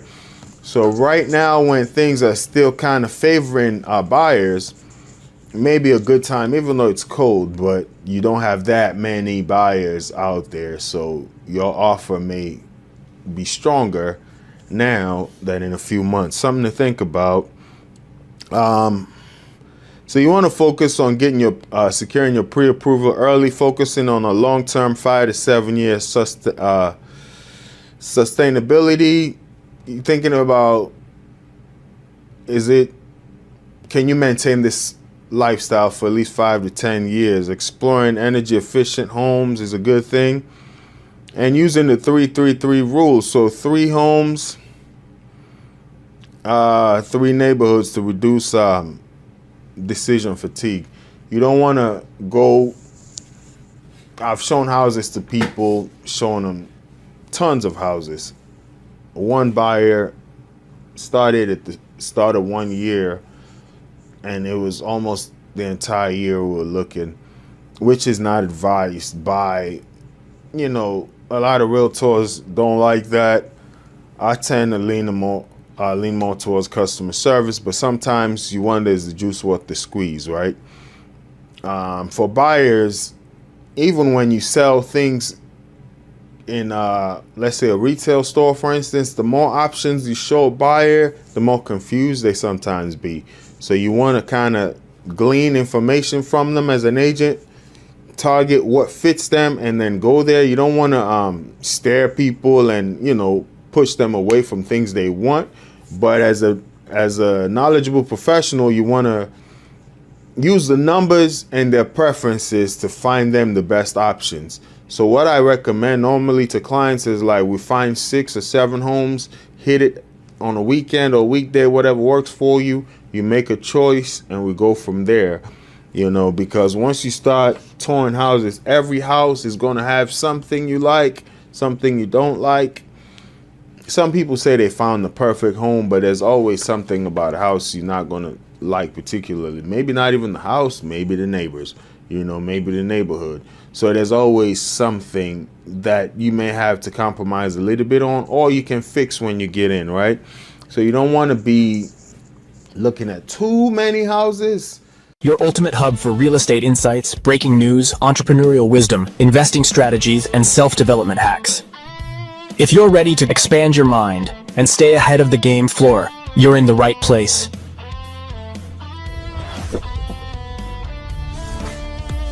Subscribe now. Your future self will thank you. Long-term mindset, choose a home suitable. We already talked about that, but once again, 5 to 7 years, that's medium, right? Not even long-term, because you can always refinance if the interest rates go lower, your home appreciates, you can sell this house and buy something better, put yourself in a position to where you can grow your real estate portfolio if you so choose to do so. It all depends also on age. If you're older and you want to just downsize, that's cool. You sell your home, get a 1-level ranch or townhouse, condo. Or if you're a first-time home buyer, just get your foot in the real estate door and then work your way from there. But if you're already an established adult, you know, you've already owned a home, your family's starting to grow, and now you just need more space, then you can then, you know, lock your finances together and then go after your dream home. So it really depends on what stage of life you're in, you know. Some people, it makes sense to go for that $1 million home because they've already owned multiple houses before, and, you know, or they may have an apartment, they just got married, kids, things are growing, they need a bigger home. So they just close their eyes and get that home. I'm working with a family now looking for land. They're already homeowners. They're looking for land. Husband is retired. Wife is close to retirement. And they want to build their retirement home. They're looking for acres upon acres of land, you know. So it depends on the stage that you may be in. But for first-time home buyers, I would recommend thinking about 5 to 7 years. If I don't get a raise, if I don't get a promotion, if I only keep this job, and taxes go up, inflation, can I maintain this way of living? All right, so the 333 rule, narrow your searches to 3 serious homes, 3 desired neighborhood to reduce stress. We talked about that. Mortgage readiness, right? The pre-approval, shop different lenders. I work with one lender primarily, but I have backup lenders. And sometimes my main lender wasn't able to come through, called a backup lender, they came through. So that's something to think about. Also, I always recommend to my buyers, they come with their lenders sometimes. I tell them, hey, that's cool, you can try these 3. Just make sure you apply within 10 days because it's not going to hit your credit score 3 times. It'll be like 1 search. If you go do 3 pre-approvals, some say 10, some say 14. I'm on the safe side. I say try to complete these 3 applications within 10 days. So you kind of get just that 1 ding on your credit score and you see what lender offers you the best rates. This is business, right? You're not trying to just go with the first lender that comes your way. A 0.5 differential in an interest rate offer, you know, from a lender can turn up to thousands of dollars, you know, in a 30-year span. So think about that. Your ultimate hub for real estate insights, breaking news, entrepreneurial wisdom, investing strategies, and self-development hacks. If you're ready to expand your mind and stay ahead of the game floor, you're in the right place.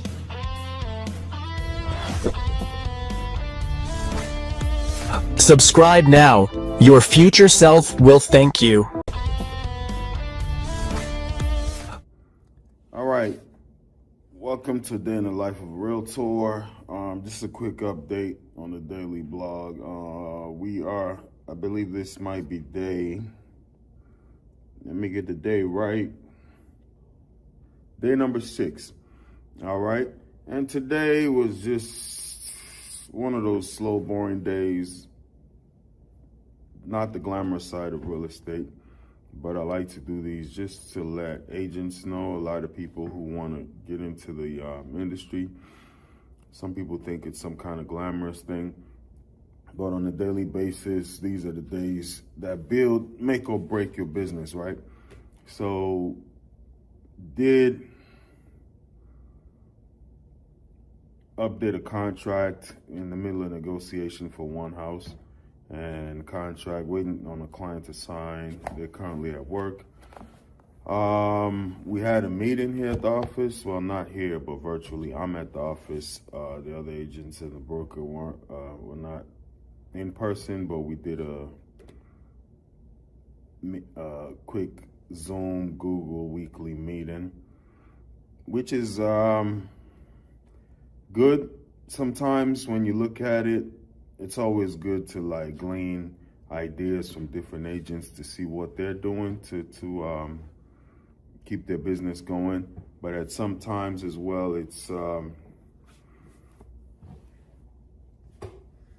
not so productive. On the other hand, if you feel as though you could be making calls, but from being that I'm taking my broker's class right now, actually, I understand the requirements, right? The state of Maryland requires these, not only the state of Maryland, just the Realtor, just for ethics purposes. As a broker, you need to meet with your agents and train them. So these are just regular meetings. Didn't last too long, so it was pretty good. And I did some cold calling, which was the most productive part of the day. Only spoke to 5 people, didn't do a lot of cold calling. Sorry about that. Didn't do a lot of cold calling today just because of the schedule. It was so congested. But I try to pick up the phone even on days where things are just so busy. You say, okay, I don't want to call, I'll do it tomorrow. But guess what? I ended up getting a lead, from a for sale by owner whose property had been sitting for quite a while. And, I just like to check up on those to see. Some people are reluctant. They're like, no, we're going to wait it out. We're going to do it out on our own.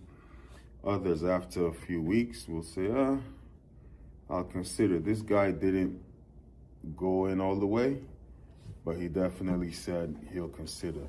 So that was a bright side of the day, and I added that to the pipeline.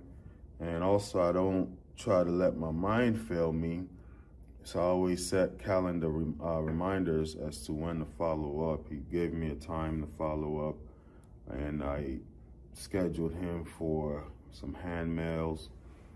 You want to market sporadically, not too overbearing. You don't want to be too overbearing on some of these leads that come in. So overall, day 6, daily vlog, that's what we did. Cold calling, ended up getting 1 lead out of 5 contacts, got 1 lead. So as an agent, if you're looking to scale your business, now you see, okay, I got 5 contacts in about 30 minutes and 1 lead. What if I sit on the phone for 5 hours or so? So that's what I need to try to do, is to increase the time that I do prospecting. You do because so much to service the business, but not anything or not enough to generate business. That's why agents, myself included, you see spikes and dips. You go some months, like next month, for instance, if things pan out the way they're going, I may close 2 or 3 deals in 1 month, but I didn't close any last month. So that's how it goes. There are months when I close 3 deals, then I go 1 or 2 months without closing anything. And that's the spikes and dips And the solution to that is to constantly keep prospecting. And that's what I'm trying to transition into, that constant prospecting, to where I don't get too caught up on servicing the current clients that I lose building the pipeline. The pipeline is what determines sustainability. As we all know, they say 87 to 90% of agents fail within their first 5 years. And it's just because of lack of continuity. You know, it's not sustainable. Those are some of the topics we even discussed there in the meeting, you know, in the brokerage, just trying to get agents, certain agents going, you know, and just sharing ideas on how to go about that.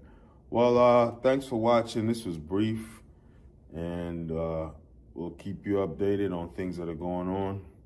Tomorrow we should be accepting an offer and submitting an offer. So as I mentioned, the pipeline is starting to flow. This is the exact time as an agent where you just focus and keep that flow going, to where every month you're closing multiple deals.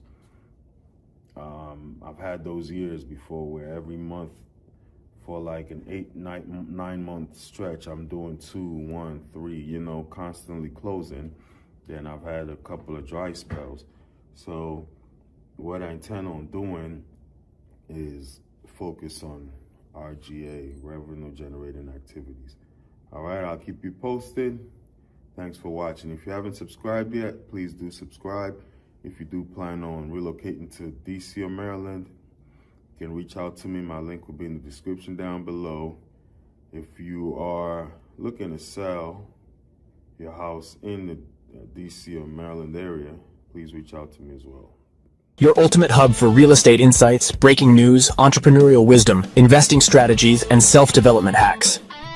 If you're ready to expand your mind and stay ahead of the game floor, you're in the right place.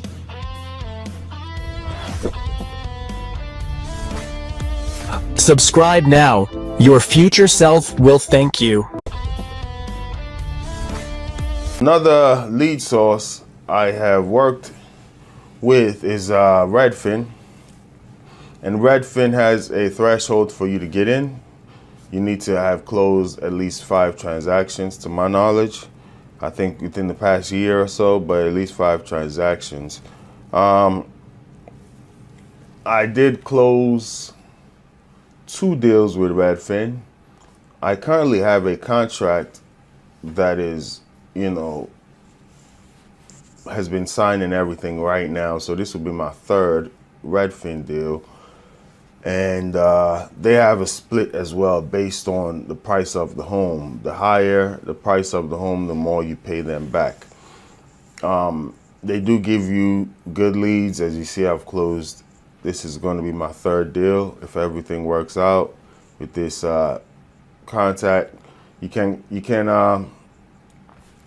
say it's a good one. There are downsides to the Redfin leads, and also good sides. Good is you will get leads. The bad side is I honestly believe Redfin has Redfin agents. They are a brokerage from my knowledge.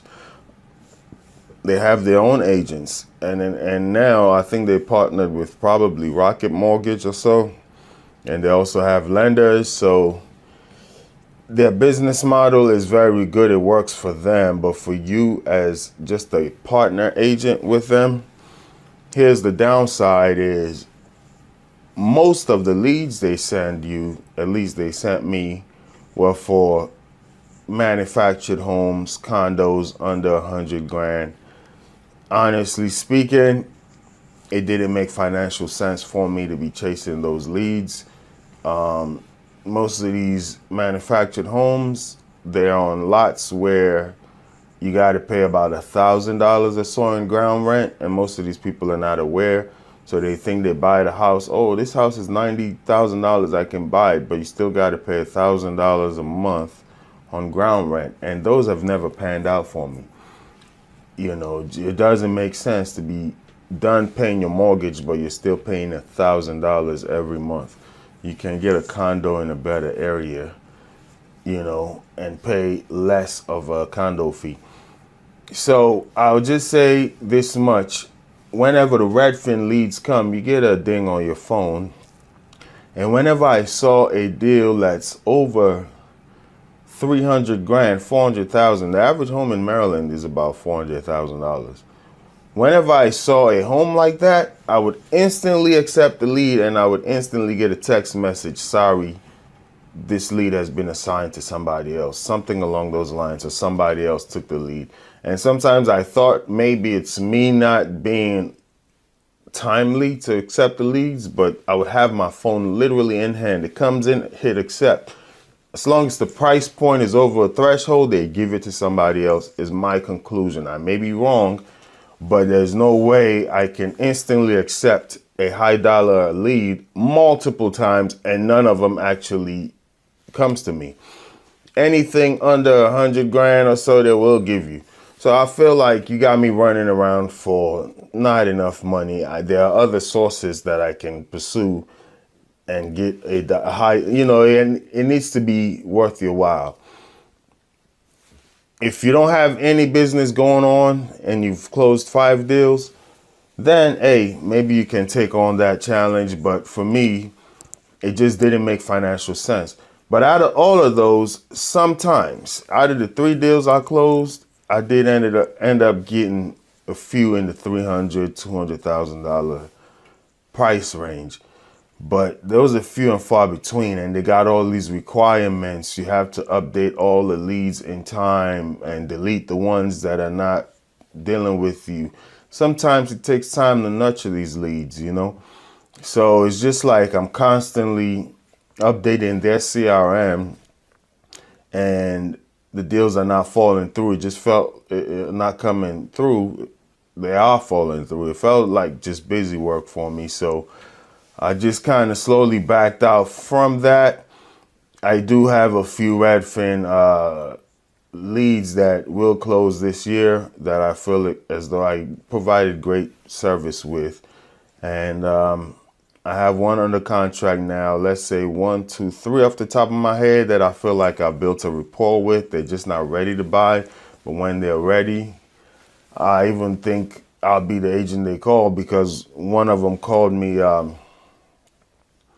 earlier this year and he's back searching, The other one also is searching. One of them had signed a year lease. He will be searching, because I know he will search, because I send him properties and I can see that he looks at them. And, you just got to engage from a distance. You don't want to be a snake oil salesman constantly hawking and trying to force yourself on people, because sales is about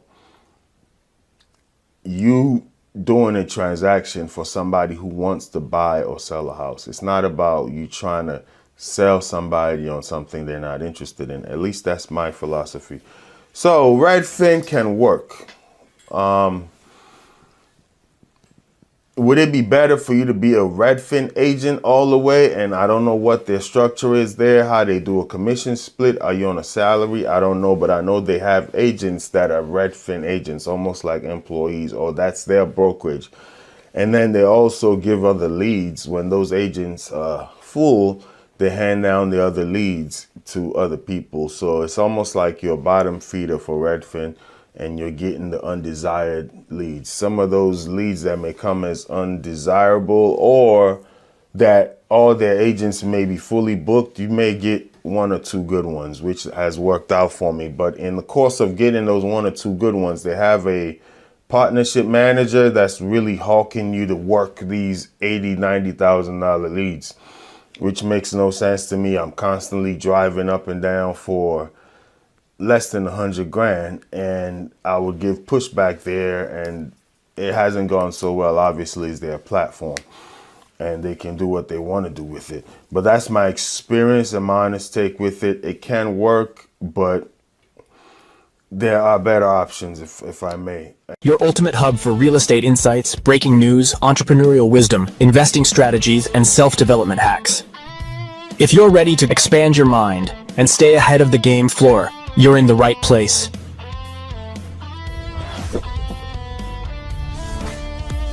Subscribe now. Your future self will thank you.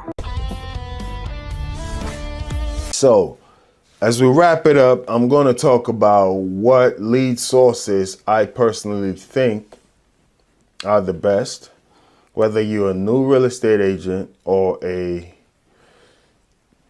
agent who's been in the business for a few years, but your business hasn't been going well for you. And I'll start with the worst for me would be farming. Farming, sending hand mails out. That is slow.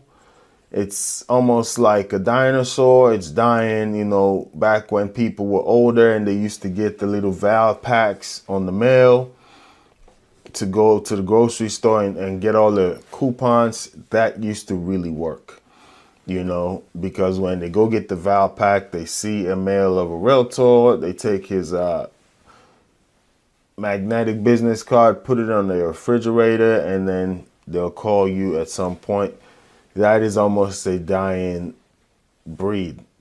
It still works to the sense that I have gotten calls from that, but it is very slow, and there are more faster and proven ways in the modern day where technology is there and you can instantly contact people. So farming, I would have to put all the way at the bottom. And once again, there are way more lead sources, such as working with banks, and then you become a real person where they give you their foreclosed properties to sell. There are investors, you know, there are other websites. There's a Facebook, there's social media, there's YouTube. There are all these things, content creation, TikTok. You got agents who live off of those. I'm just talking about my business and what has worked for me. I do YouTube, as you can see right here. And for me, YouTube has been like used as a tool to solidify my status as an agent, right? Not only do I have resumes and houses that I've sold now, but YouTube videos come handy when I get a question from a client. I do answer them, and I send them a video like, hey, check this out. When they ask me about the Maryland Mortgage Program, I can just send them a video. Hey, this is what I know about the Maryland Mortgage Program. Here are links, but check this video out that I did. You can watch it on your spare time, or first-time home buyer, home seller. So these videos kind of go hand in hand, and they also are marketing material. When I farm, when I call, when I email, I tag in a YouTube video. So that's how I've used them to help my business. But they haven't given me a business, just somebody searching online, find me and call me. I haven't received that. I've possibly have, and I don't know, because I get leads through my websites, and maybe they originated from YouTube. I don't know. But I still do them. So there are business models, but the ones that have worked and haven't worked for me, farming is one that it can work, but it's slow. The next one I would say would possibly be door knocking. Door knocking, once again, I built some rapport. I just couldn't do it. It was too time consuming. You knock on doors. Sometimes people are in there, don't want to open. Same with me. If I don't know you're coming, you knock on my door, I may not open. You know, so door knocking, it's not my thing. Once again, this goes to what you are most comfortable with. Door knocking is not my thing. Why go drive around, burn gas, walk in the heat, knock on 5 doors? In the time I'm doing that, I can possibly sit on the phone and call 100 people. If the goal is to talk to people, I can do it faster. But door knocking is the most effective because you get face to face with people, right? But slow, same as farming, which is hand mailing material out. Slow. They can be used to complement. For instance, for me, farming can be used to complement. If I have already spoken to you, I can farm you now and send you material and stay, you know, connected. Third, from the bottom, I would say, is Realtor.com. Didn't close anything with them. Surprisingly, I put in some more money because I feel like they have a model that can work.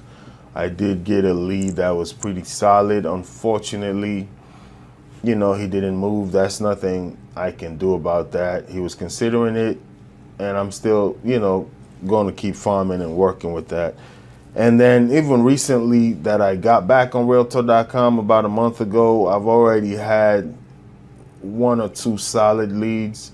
One of them is already listed, but I don't think their current agent is doing the job. So they reached out to me on Realtor.com. And when I spoke to them, I didn't even know the house was listed. It's just I went to make a CMA form and I'm like, oh, you guys have listed already. Yeah, but I said, well, I can't really solicit your business legally if there's a listing there. But if you ask me personally, I think you guys are overpriced. I would love to take the listing, but I see a house that is double your square footage. It's a very nice neighborhood, but it's sold for $5,000 less than you guys are listing right now. And it's right around the corner from you. Multiple houses have sold that are double your square footage that are not going for as much as you are asking. That's just my personal opinion. But you do have a contract right now. If you want to move forward in the future, I'll be happy to talk to you. But so Realtor.com, I have a good feeling with, but it just hasn't translated yet, right? But you can kind of see the lead quality. Okay, I can work with this.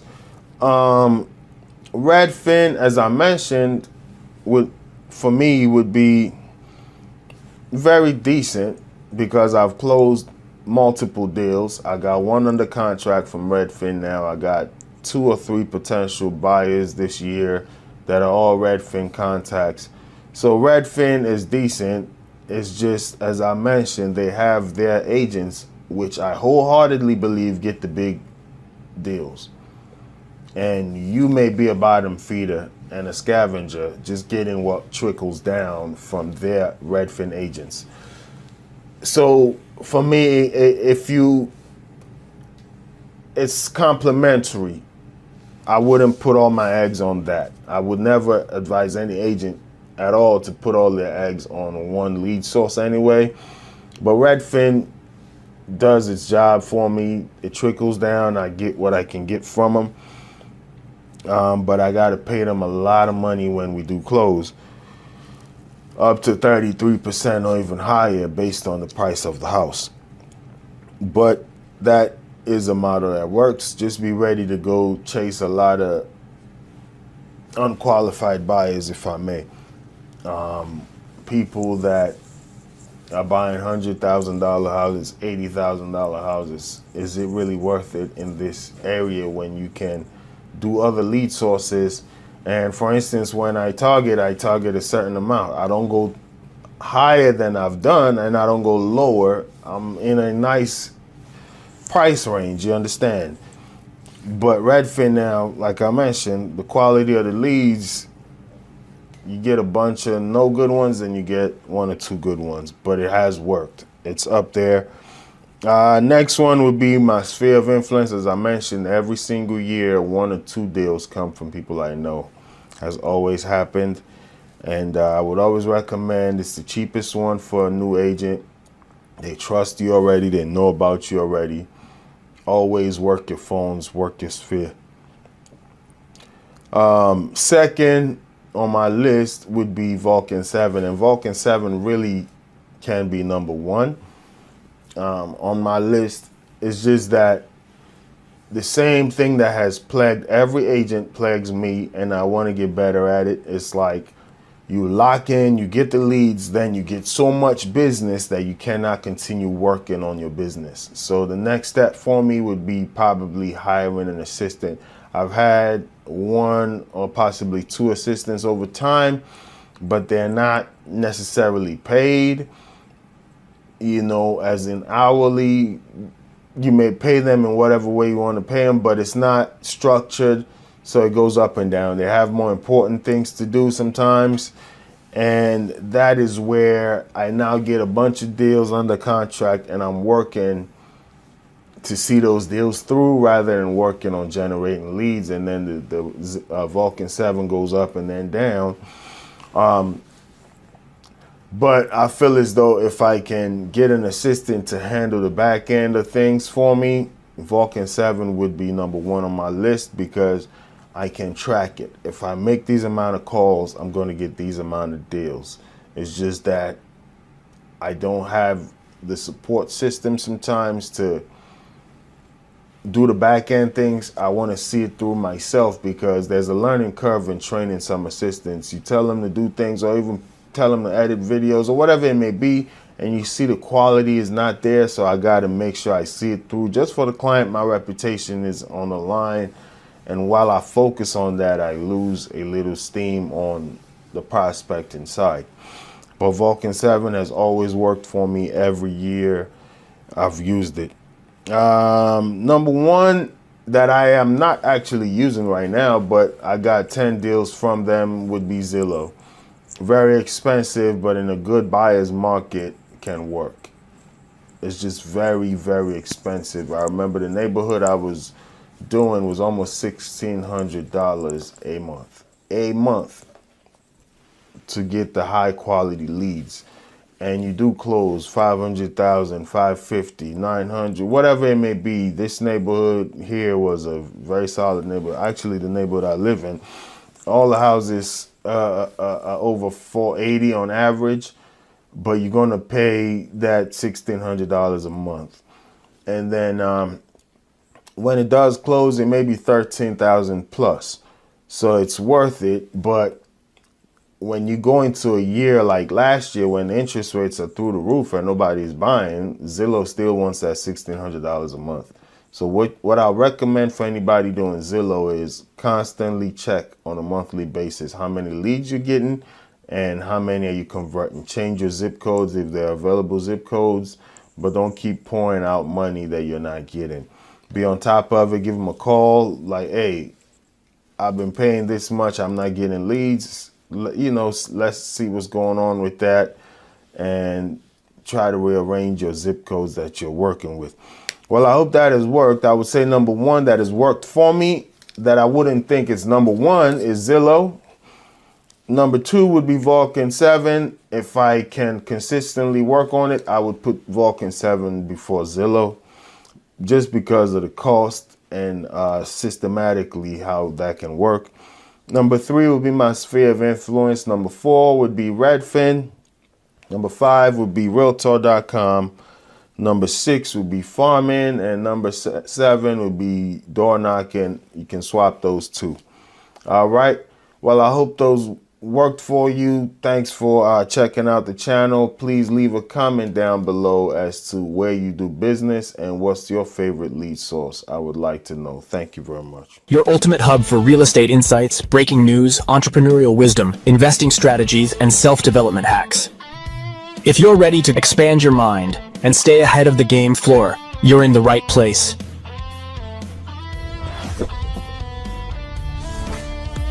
Subscribe now. Your future self will thank you. Subscribe now. Welcome everybody once again to the day in the life of a real estate agent. I believe this is day 7, and just at the office making some calls, engaging with clients.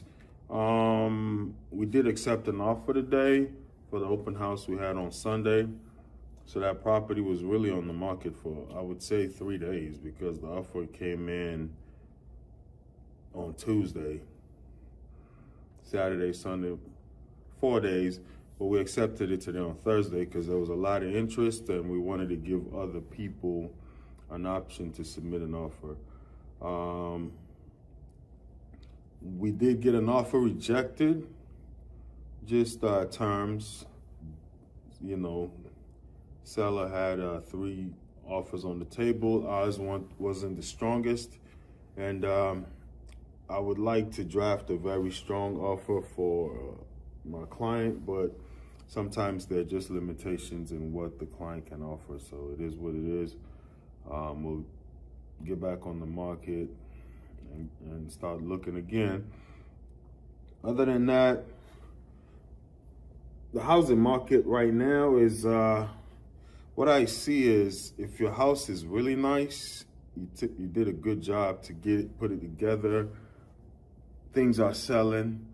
I got a listing that is coming up in Silver Spring, which is a very, I would say, hot market. But I am really trying to urge the seller to get the house move-in ready. You don't want to pour too much money into it, but that market is so hot that if you just touch it up a little bit, you can take it home. And that's what I'm trying to urge my seller to do. I should be meeting with him on, actually the contractor is meeting with him on Sunday, but I was going to take the opportunity to stop by and just be there so we can really come up with a strategy to get the house, you know, turnkey and move-in ready. So there are buyers on the market. The market is not dead as it once was, because I had a buyer who sent me 4 properties that she was interested in. Went on vacation for a week, came back, only one of those is still on the market, and it's the one that's not fully renovated.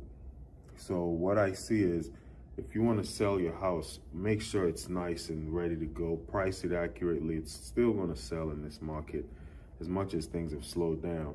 Well, we're just here making some calls. Took care of a couple admin things.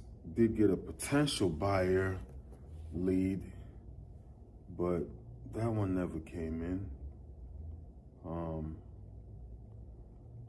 I was expecting a call back from that buyer, actually. She said 30 minutes, almost an hour ago.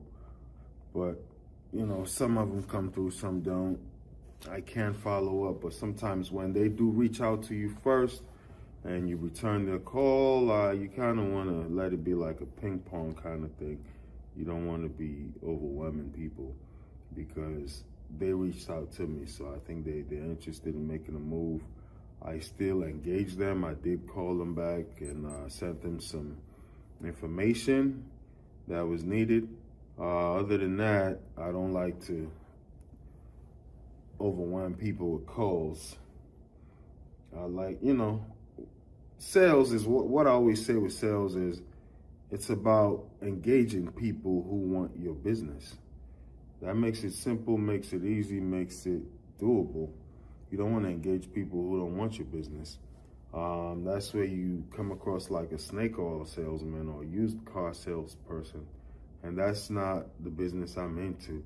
That's really bottom of the funnel type of stuff. And honestly, even in my real estate prospecting, I'm transitioning away from bottom of the funnel. So I still do FSBOs and expireds, but I wouldn't say I live there anymore. You know, I'm slowly transitioning away from the bottom of the funnel stuff where it's just very competitive.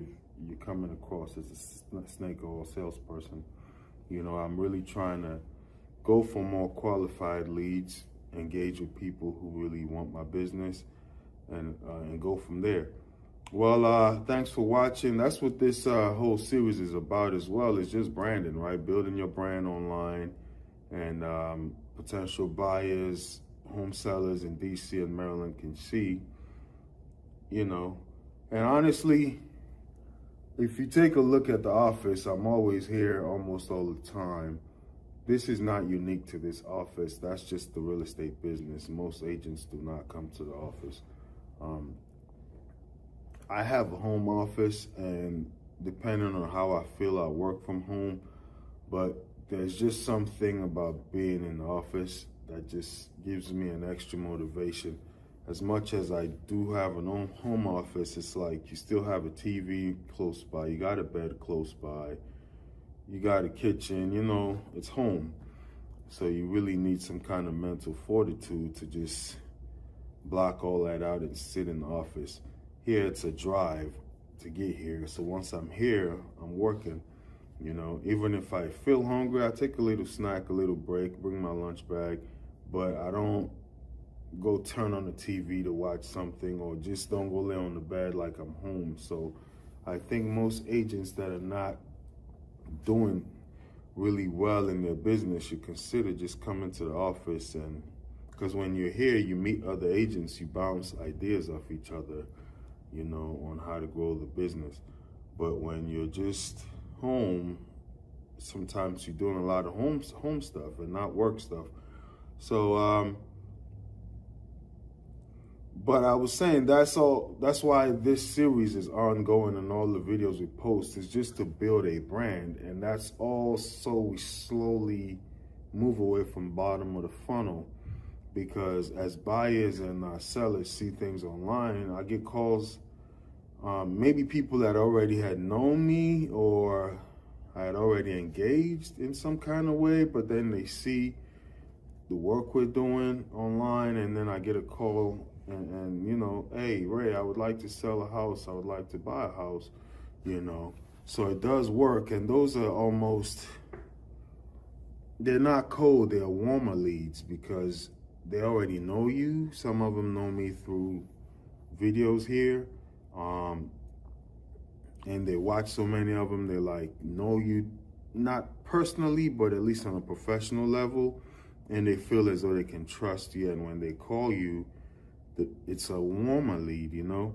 So those are all the things we're doing to kind of get away from the bottom of the funnel. That is still part of my business. You don't let go of some lead source unless you completely replace it. It's like for those who have a 9-to-5, regardless of how much your boss may be stressing you, or your coworkers, customers, whoever, you don't quit a job unless you get another one. So as we slowly are transitioning away from the bottom of the funnel, we still engage in it. All right, with that being said, that's enough of that. We're going to get back on the phones. I got about 1 more hour to do prospecting, and day in the life of a real estate agent. Watch the progress and see how we do this, all right? If you're trying to sell a house or buy a house as well in DC and Maryland, my link is in the description down below. Your ultimate hub for real estate insights, breaking news, entrepreneurial wisdom, investing strategies, and self-development hacks. If you're ready to expand your mind and stay ahead of the game floor, you're in the right place.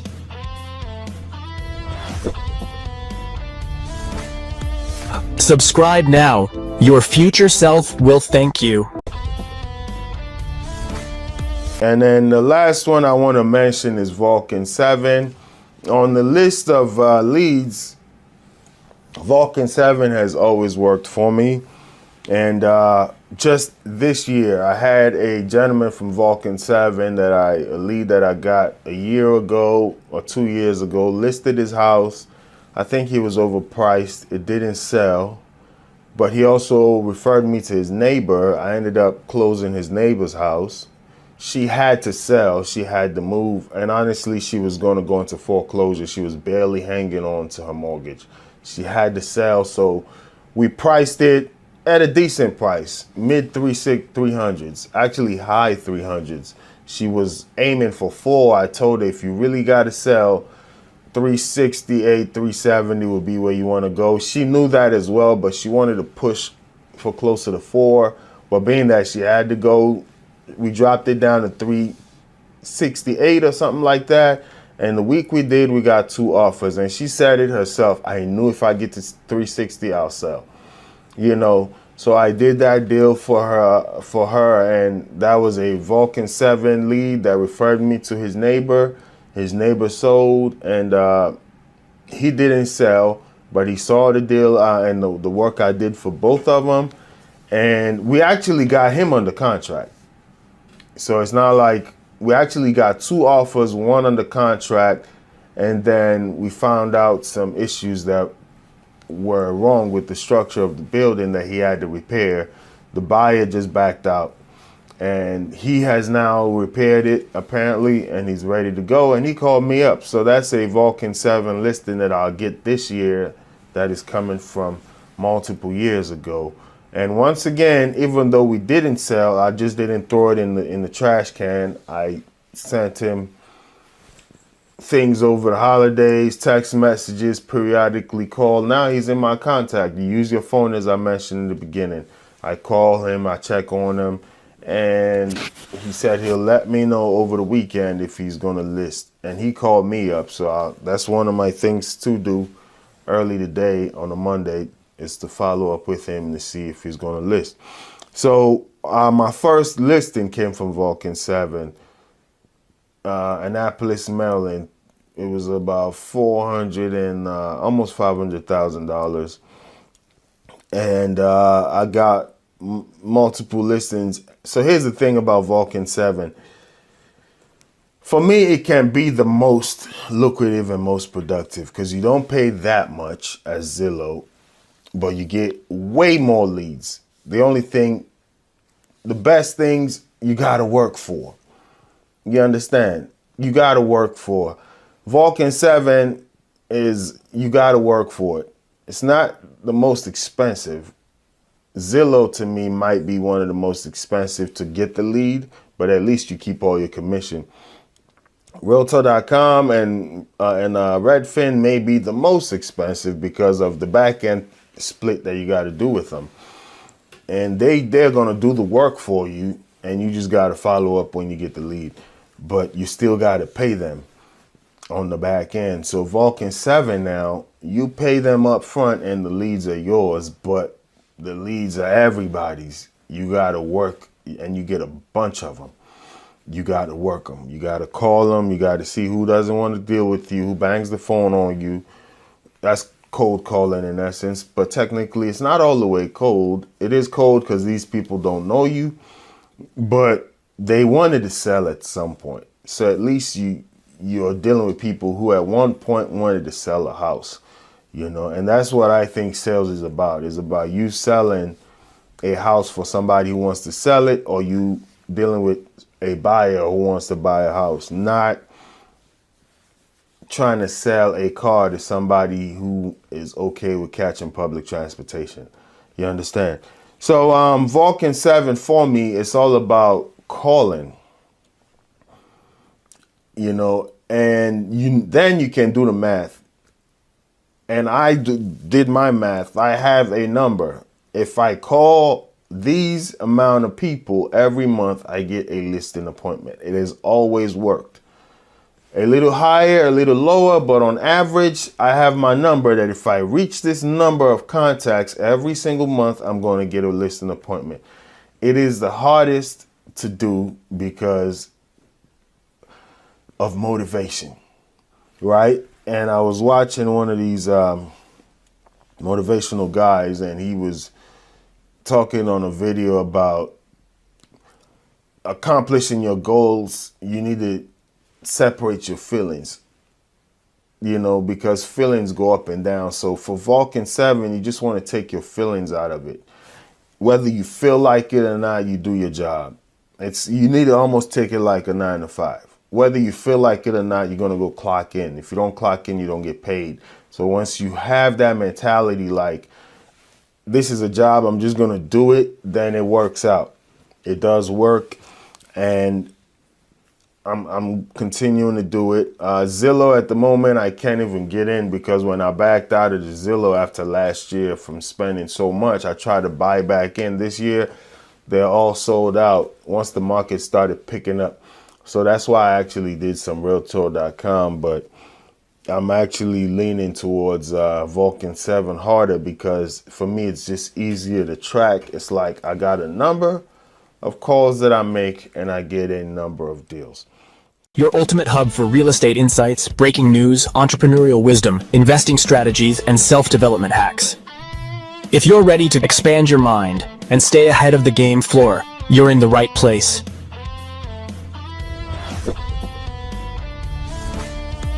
Subscribe now. Your future self will thank you.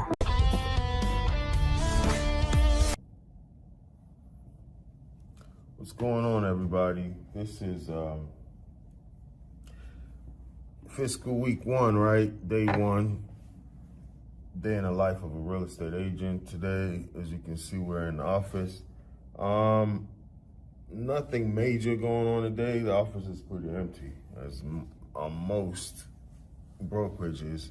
So it's either a positive or negative thing. One, I seldomly come to the office myself. So it's either you're showing houses, you're out doing something with clients, but if not, I recommend coming to the office. You just get this professional feel, vibe of wanting to work, which is always good. So today, there's not too much to do. Today's Friday, the 17th, I believe. Yes, Friday the 17th. And what we're gonna do is I gotta finalize a listing agreement because the property goes on the market tomorrow. Client is already signed. You know, your broker reviews the contract, says, okay, this needs to be adjusted. So I need to get that done so it can be signed. I actually got an open house scheduled for tomorrow. I think I got to schedule a showing as well for one of my buyers. Tomorrow will be Saturday, so I got a buyer that wants to go look at a house. So I got an open house for 2 hours, then directly from there, I'm going to a showing. It's kind of like in the same neighborhood. So when I first started, I was kind of all over the place with my business. I still take clients where they come, but for the most part, I try to narrow it down now to a more localized market. Yeah, there's nothing else real estate related. I actually wrote everything down. The way it works, you know, I think it's always good. I try to write it all down because the mind can sometimes fail you. Yeah, so the listing appointment showing. Yeah, and on the MLS, I just gotta upload a lot of pictures because the property goes live tomorrow. You probably do one picture just to kind of entice buyers, but then, you know, I need to put up some pictures now for that listing. So it's mostly admin work. That's all I have to do today. Fiscal week 1 day in the life of a real estate agent. I'll keep you guys posted. I haven't done one of these in a while, but we are trying to see how we can get back to it as things are very active and busy right now. But thanks for watching. Your ultimate hub for real estate insights, breaking news, entrepreneurial wisdom, investing strategies, and self-development hacks. If you're ready to expand your mind and stay ahead of the game floor, you're in the right place.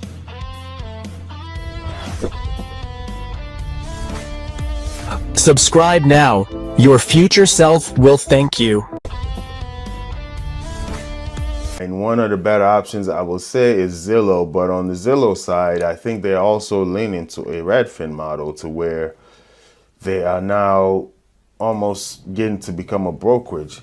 And I'll tell you, just Zillow for me has worked tremendously, and it has also failed tremendously.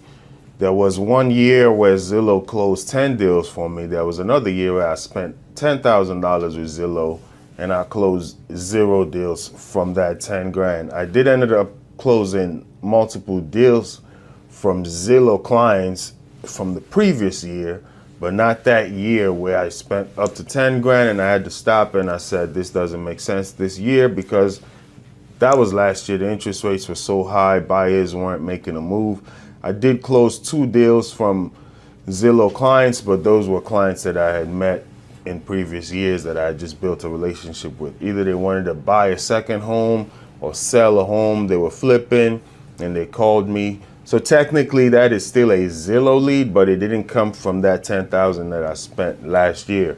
I got 0 from that, but I did get some leads from Zillow. I'll say Zillow, what gave me a red flag was I closed a deal in Bowie, Maryland for Zillow, and 400 and something thousand. Great transaction. The guy knew what he wanted. He grew up in the neighborhood, divorced. His wife is down the street. He just saw a house in his old neighborhood that came on the market, and he bought it because he wanted to be closer to his kids and things like that, and that's just his neighborhood. Even though he's divorced, he just wanted to go back to his roots. So he knew what he wanted. It was a straight up transaction. He actually knew the person that owned the house. That was his neighborhood. Smooth deal. On signing, the gentleman was asking me for a discount. And he said Zillow told him that if they worked with their agent, they'll get a discount. And we called right there at the signing table before the buyers came. We called Zillow to clarify because I wasn't aware of that. And the person on the phone from Zillow was trying to tell the guy he'll have a conversation with him when I'm not there. But what I gleaned from what they were saying is they have their own agent, because Zillow ended up being the lender. They provided him the lender. And they were saying if you work with our agent, so maybe the lender, or I don't know who it was, they had somebody they wanted him to work with and they'll give him a discount. And that rubbed me off the wrong way. It's like, I've already paid for this lead. Why are you trying to get it away from me? It just felt like slimy business. I've already paid for the lead. We're at the closing table, but the gentleman was thinking that I'm the Zillow agent that if he works with, he'll get this deal. But they had another person in mind. So whether it was Zillow directly or the Zillow lenders that had their lender, that their realtor, that if you worked with that person, they'll give you a deal. It didn't come across correctly to me, and the client ended up being mad. Even though we closed the deal, he was disappointed that that promise was made to him. Thankfully, 2 weeks ago, I was flying on a vacation, going out of state. Walking through the TSA, I ran into that client, and I said, "Hey, Mr. So-and-so, how are you doing?" He was going with his girlfriend or wife, and turned around and said, "Hey, that's my realtor." Very happy to see me. Why? Because I don't just close deals and forget about the clients. Over the Christmas holiday, I sent him a card with a little gift card to grab some coffee, just thanking him for his business. So I guess now he's in the house he wanted to buy, and I've engaged with him over maybe 1 or 2 holidays to just wish him happy holidays. How's the house going? Send him just some material. He's calmed down as far as to me, and actually referred to me as his agent to his significant other that he was with. Shook my hand. We had a great conversation. He told me he was going to Mexico, and I told him where I was going. He said, "Oh, you're going to stay in the cold weather. I'm going to go where it's warm." So at least I've built that relationship with that client. But it was a rough closing because of whatever promise that lender that Zillow had given him, so that let my antennas go up. Like, are they leaning more towards the Redfin business model, which is they'll have their own agents and they'll have their own lenders? And as an agent now, you got to either partner with these big brokers.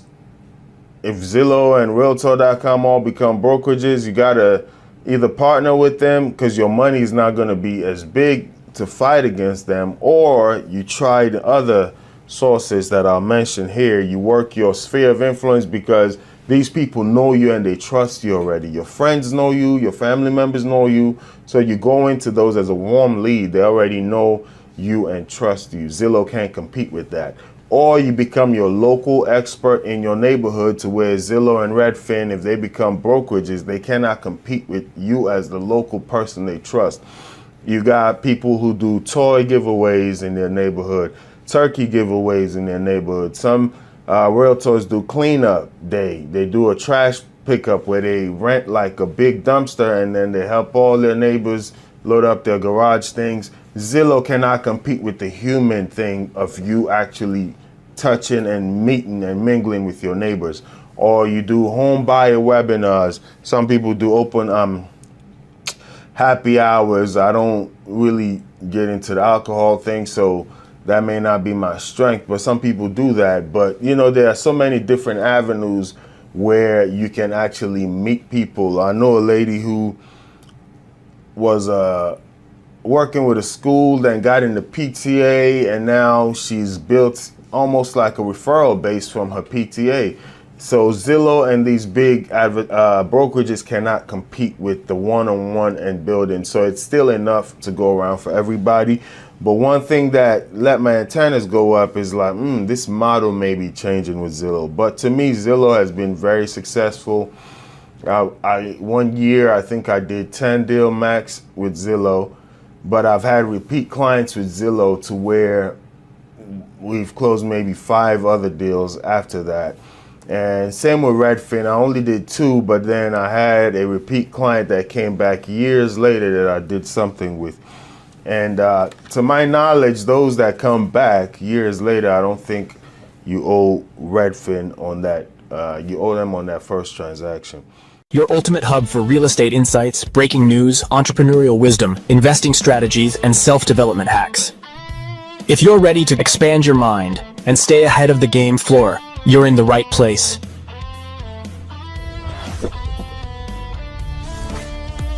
Subscribe now. Your future self will thank you.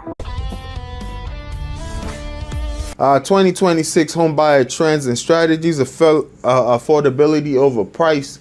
So it just is what it is. There was once upon a time when some people still do it, try to keep up with the Joneses. The more money you make, the more you try to elevate your standard of living. So you were okay driving that Toyota Corolla, Honda Civic. Now you make a few more dollars. You want to go get a BMW, a Benz. You probably were living in a not so decent house, but it served the need. Now you got an increase at your job and you want to buy a bigger house. So people always try to elevate their standard of living, but now buyers are tending to lean more towards affordability because it's just the reality of it. Focus on the total monthly payment, including insurance taxes, which are rising faster than income. Especially, I live in the state of Maryland right now. There's a lot of, if you earn this much, you got to pay. You know, Maryland is leaning a little bit more towards the California tax thing, you know, which may help people in low income, but if you are making a decent amount of money, you got to keep that in mind. Your property taxes also, as houses in the area appreciate, your property tax is going to appreciate with it, right? So what your mortgage may be this year may be different next year, not because your mortgage is not stable, it's because the taxes have gone up. So something to think about. Long-term mindset. Choose a home suitable for at least 5 to 7 years to ride out market volatility. And honestly, that's what I did when I purchased my first home. You ain't got to be like me, but I bought a house that I feel as though I can afford comfortably, you know. Honestly speaking, I show houses to buyers all the time, and you get to see their income and what they qualify for. And some of these buyers barely qualify for things, but they want the best, you know. So hands down, on a personal note, I think I could afford a much bigger house than I currently live in. But it's like, okay, I'm gonna buy this and ride it out for 5 to 7 years and, you know, use the money to start other, you know,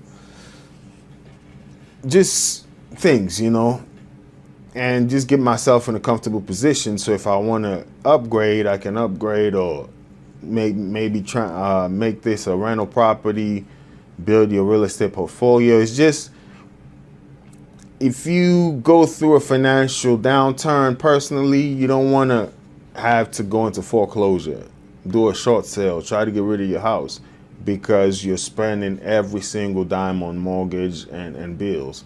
So get a house that, you know, you can afford with a few extra dollars to maintain your standard of living, and just in case of emergencies, right? Maintenance or just medical, you never know, right? So I don't believe in living paycheck to paycheck and spending every single dime.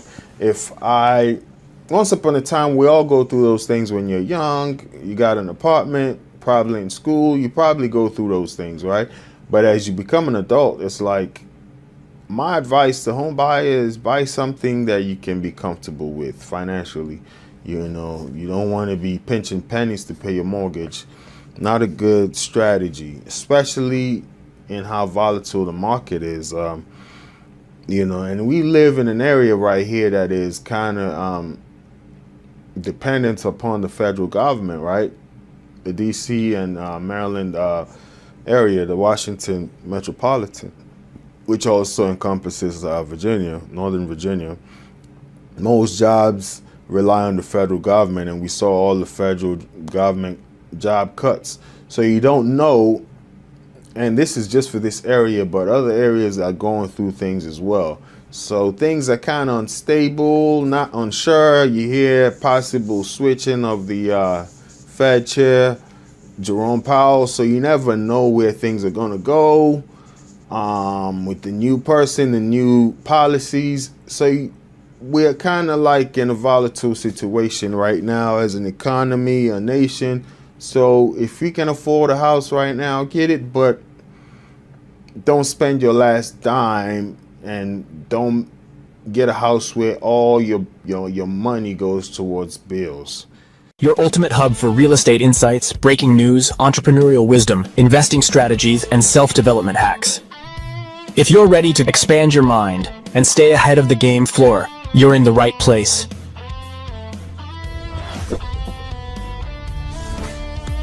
Subscribe now.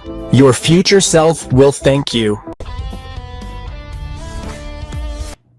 All right, welcome to a day in the life of a Realtor. We are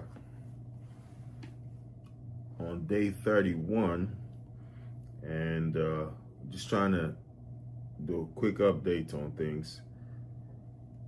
As far as the market goes, this is kind of peak market right now, April, May, and then going into the warm months.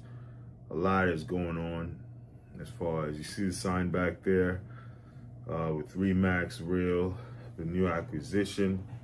So a lot of moving pieces, but all I'll say for my agents out there is consistency beats talent any day. We all know about the Jerry Rice story, and some argue that, for my football head, some argue that Randy Moss was a better talent, natural talent or athlete than Jerry Rice. But over time, nobody thinks Randy Moss was a greater receiver than Jerry Rice just because one person stayed consistent. All right. So with that being said, the question is for you: what did you do today to grow your business? What did you do today to grow your business? Mostly for realtors, but even in whatever aspect of life you may be in, just ask yourself, what did you do today to make it better, right?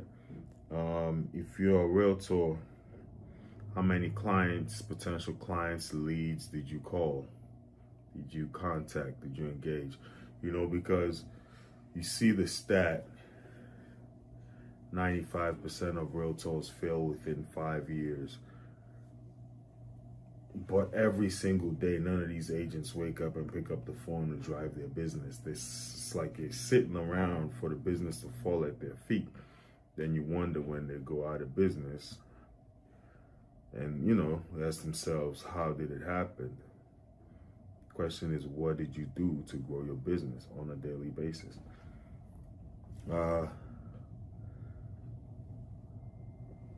Your phone, your sphere of influence. Did you go through your phone? Did you engage people? Did you reach out? What book on real estate or training did you take today? Could be a little video you watch on YouTube, a podcast you listen to as you're driving, something, right? But what did you do in order to grow that, to build that? Well, with that being said, you know, I was in the office today, I think about from 9 to 3, about that, maybe an hour in between, took care of other business, and I reached out to some clients, some good engagements, did some follow-up on some old leads, potentials that might be brewing, but it's just all about consistency. That's just the takeaway for the day. Consistency beats talent any day. You just wake up, you stay consistent, little grains of water, little drops of water, little grains of sand make a mighty ocean and a glorious land. You know, they say Rome wasn't built in a day. Every day you just lay a brick down, you take a step. Next thing you know, you turn around, you've done a marathon, right? But you just got to keep moving forward. Every day you wake up as a realtor, you need to take a step towards growing your business, towards driving the business, towards knowledge. How can you better service your clients? So those are all the things you need to keep in mind and continue to work at it. Leave a comment down below if you have any questions. If you are a buyer, potential buyer or seller looking to sell your house in the DMV, in DC and Maryland, because I'm licensed in those two areas, not Virginia for the moment. Make sure you reach out to me. My description and everything, information will be in the description down below. All right. Thanks for watching. Have a blessed day. Your ultimate hub for real estate insights, breaking news, entrepreneurial wisdom, investing strategies, and self-development hacks. If you're ready to expand your mind and stay ahead of the game floor, you're in the right place.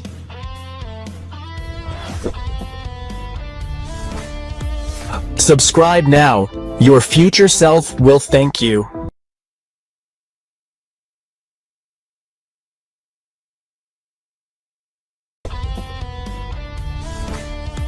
All right, welcome to the day in the life of a real estate agent.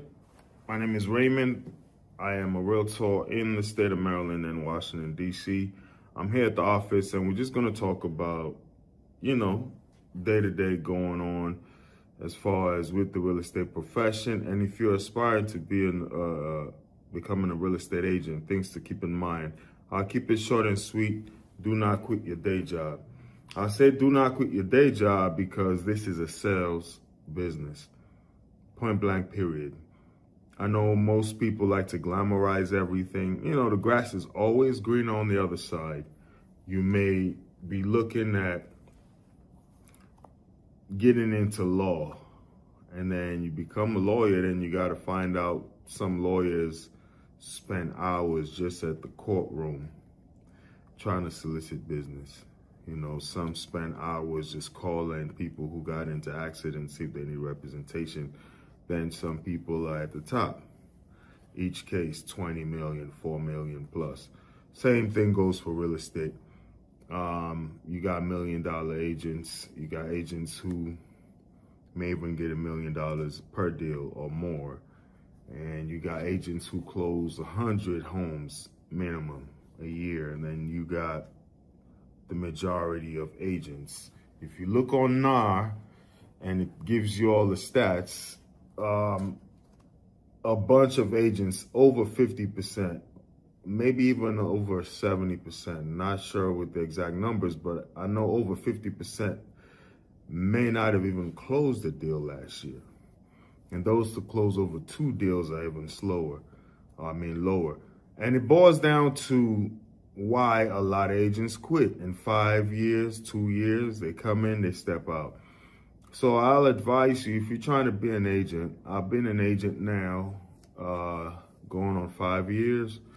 If you consider entire time in the industry, I would say 10, 15 years. But getting my license was about 4 or 5 years ago, right? And what has kept me going is, one, I didn't quit my day job. I had a pretty decent job that was able to sustain me for a while until real estate got going. And this is sales. So can you do sales? Sales is calling or emailing or hand mailing or door knocking. That's sales. Or running ads on, billboards, online ads, TV ads, radio ads, whatever you got to do to generate business, it's sales. Figure out how Google ads, that's a lane. You could do Zillow, you could do Redfin. Most of these now are actually partnering with brokerages, and they're not running the ads as they used to. You got Realtor.com, just so many lead sources, right? But can you generate those leads, and what's your follow-up plan like? Can you follow up consistently? Are you okay with being told no? Are you okay with the business not being there today and right now? So those are questions you're going to have to answer for yourself. So the average home in Maryland is about $400,000. If you're looking at Washington, D.C., you're looking at average $600,000. Obviously, you got $1 million homes, multi-million-dollar homes, and you got those less than $100,000. But the average is about $400,000 in Maryland and about $600,000 in D.C. So the average commission check is at least take home after you've paid your broker at least $7,000 to $10,000, right? So if you are closing $1 million homes, it's going to be a lot more. If you're closing lower homes, it'll be a lot less. But just the average, $7,000 to $10,000, easy, for this area, this market. So if you're looking to becoming an agent, I would say keep your day job until you can consistently close one deal a month. I think this is not a cheap area to live in. You know, the DC area is pretty pricey just compared to nationwide. Obviously, we may be a little lower than a New York or California as far as cost of living, but we're higher than a lot of other places, right? But unless you want to live an extravagant lifestyle, I think if you are making, you know, your gross commission is about $7,000 to $10,000 a month, I think you can be able to sustain your life, right? As far as mortgages, and you got to put some more money into the ads, and also 30% of that, at least they say, put to the side for Uncle Sam. You know, you don't want to get to the end of the year, then you're trying to scramble and get money to pay Uncle Sam. You put his money away first. Some even recommend you pay in advance, and you can file and get refunded back if you don't spend everything, you know. Anyway, talk to your CPA about that. All I'll say is $7,000 to $10,000 a month, 30, percent of that put to the side. So about $3,000 of that put to the side. You get $7,000. You can honestly reinvest $2,000 back in your business. And if you can't live off of $5,000, you can cut your expenses until you sell more houses. But I think a lot of people live on less than that in this area, the median, right? A lot of people live on way more than that. But just to get going as a real estate agent, get to the point where you can sell one house a month and do it for about 6 months to a year, that's when I would say, okay, now it's time to make a move and to make this a full-time thing, you know? Because what's notorious in the real estate industry is 2 sales a month, 3 sales a month, 0 sales for 3 months. Just roller coaster, up and down, like the Appalachian Mountains. If you're driving, you just go uphill, downhill, you know. That's just really what's notorious in this area. In this industry. People cannot consistently close deals. So I would say do not quit your day job until you at least close 1 deal a month in this area. If you're in a lower cost of living area, you may live on closing 1 house every 2 months. If you're in a higher cost of living area, you may need to close multiple deals a month, or a higher ticket, every month. But whatever the case may be, I recommend at least close 1 deal a month for about 6 months to a year. That's when you've kind of developed consistency and you kind of have a flow, a pattern, and then that's sustainable. You got some tangible results you can measure and replicate, right? But if you cannot replicate that, I don't say jump into quitting. Keep your day job. And once again, consistency is a superpower. I'll wrap it up with that. I say that all the time. I really believe it is, especially in the sales industry such as real estate. Consistency is your superpower.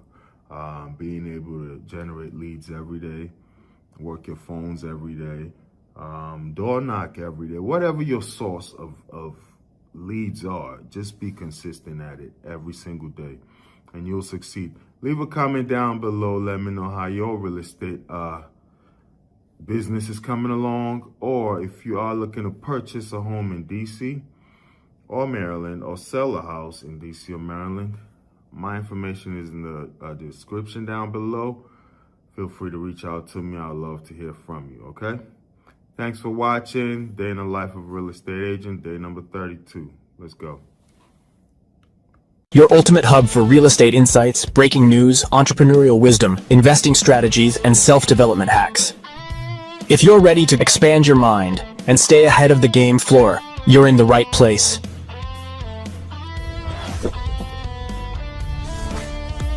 Subscribe now.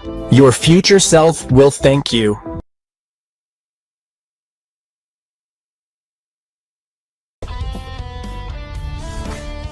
I would say the number one reason why agents fail is lack of consistency in lead generation and prospecting, right? Because this is it's not like a retail store where you open it and then customers just come in and purchase stuff, right? Here you gotta generate, you eat what you kill, is a hunter-gatherer, right? You gotta generate leads and you gotta prospect.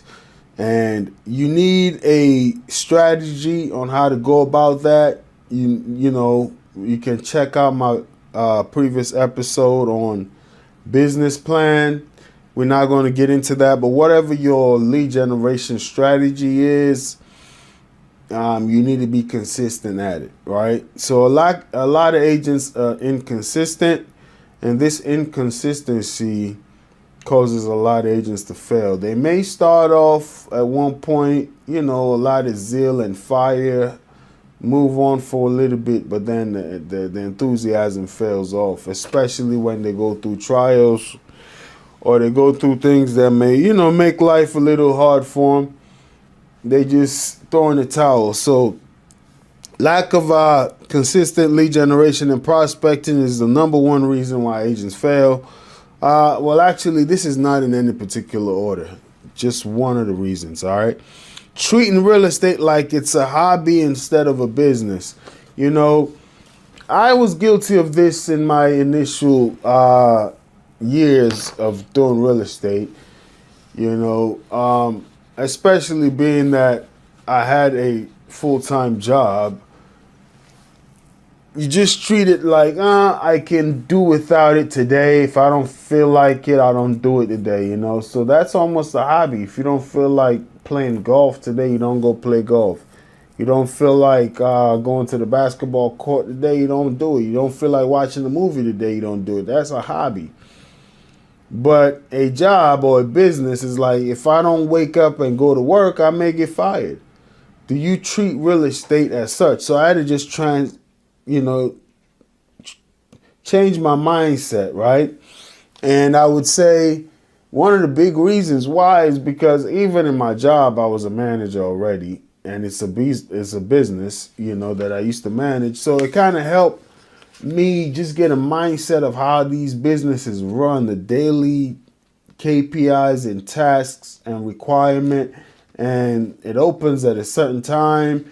If you don't open your door at a certain time, you get clients calling the corporate office, right? Why don't you treat your business as such? And that's what hit me. I'm like, yo, treat your business like the business where you go work, where you have to open at a certain time, close at a certain time, be a professional. Obviously, people call off, even in jobs. You know, that's why they give you paid time off, sick leave, vacation hours. These things happen. But for the most part, stop treating your real estate business as though it was a hobby, right? Look at these retail stores or the doctor's office, the dentist office. Go set an appointment with a dental office right now and set it for next month and see how many times they send you a text message to confirm your appointment, or even a doctor's office. Go set an appointment with them and see how many times they text you to confirm your appointment and then send you reminders. Do you do that for your clients when you set up a showing? Do you text them and follow up and say, hey, I want to confirm our showing? Are you going to be there? Do you do that for your listing appointments? You treat real estate as though it's a hobby and not a business. And that's why most agents fail. So no daily schedule or structured routine. And once again, this goes back to treating it like a hobby. Because when it's a job, you have a schedule. Like, okay, at this time I clock in, at this time I clock out. You know, treat it as such. You are a business, you know. You have to treat it as such. Structured routine. You know, I think it's Jay-Z that said, I'm not a businessman, I'm a businessman. Like, he's a business entity himself. So you got to treat your life as such, as though it's your career, as though it's a business. You have to structure it. A daily schedule, like today I clock in at this time, I clock off here. A structured routine. So yes, things happen. As I mentioned, even in a business or a job, you got personal sick time where you got to call out. You know, you may have a family emergency. These things are allocated and by a company. But for the most part, once that day off is gone, you go back to your routine. The same should happen in your real estate business. You got to have a structure, right? Daily schedule and a structure routine. And most agents lack that. They just go to the office and they wing it. You know, whatever happens, happens. And there's no structure in how they go about running their business. They don't have any plan or strategy on how they go about it. They just, you know, whatever happens, happens. And that's just not the right way to go about things, right? Your ultimate hub for real estate insights, breaking news, entrepreneurial wisdom, investing strategies, and self-development hacks. If you're ready to expand your mind and stay ahead of the game floor, you're in the right place.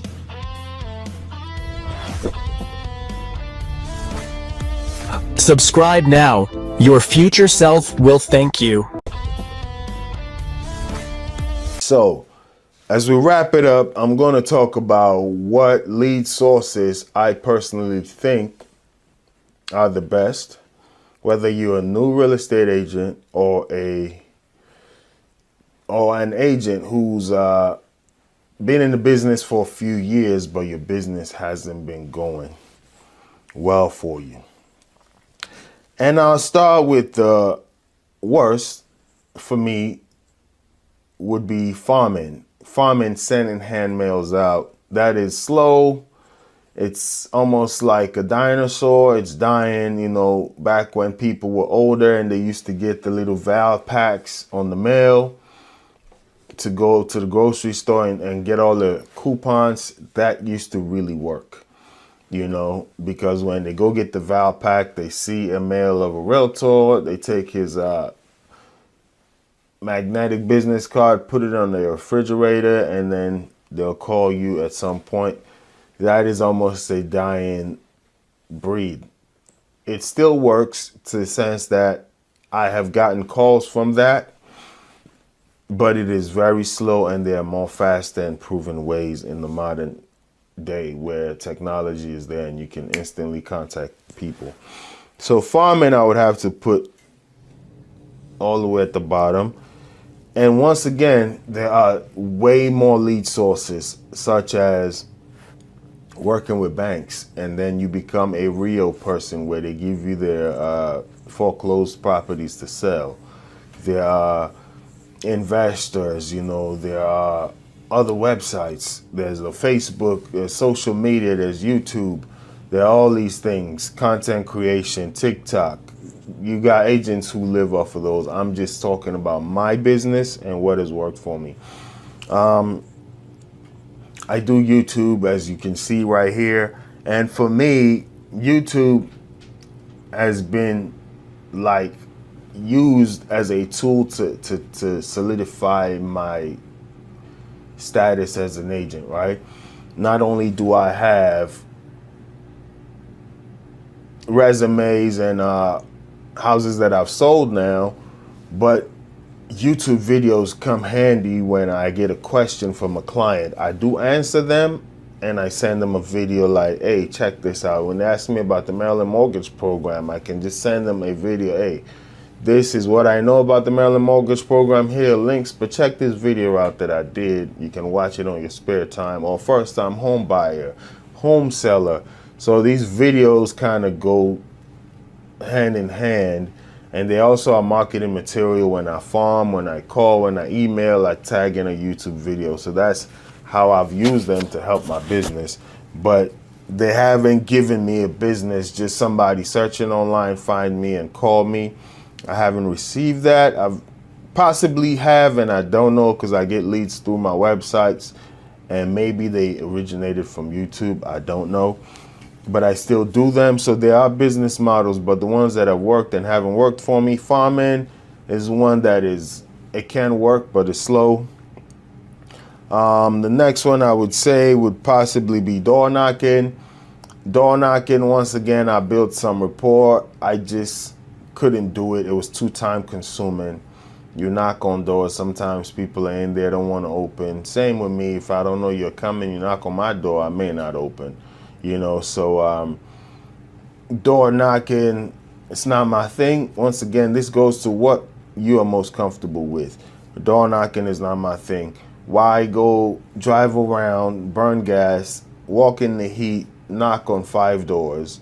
In the time I'm doing that, I can possibly sit on the phone and call 100 people.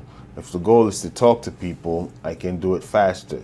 But door knocking is the most effective because you get face to face with people, right? But slow, same as farming, which is hand mailing material out. Slow. They can be used to complement. For instance, for me, farming can be used to complement. If I have already spoken to you, I can farm you now and send you material and stay, you know, connected. Third, from the bottom, I would say is Realtor.com. Didn't close anything with them. Surprisingly, I put in some more money because I feel like they have a model that can work. I did get a lead that was pretty solid. Unfortunately, you know, he didn't move. That's nothing I can do about that. He was considering it, and I'm still, you know, going to keep farming and working with that. And then even recently that I got back on Realtor.com about a month ago, I've already had 1 or 2 solid leads. One of them is already listed, but I don't think their current agent is doing the job. So they reached out to me on Realtor.com. And when I spoke to them, I didn't even know the house was listed. It's just I went to make a CMA form and I'm like, oh, you guys have listed already.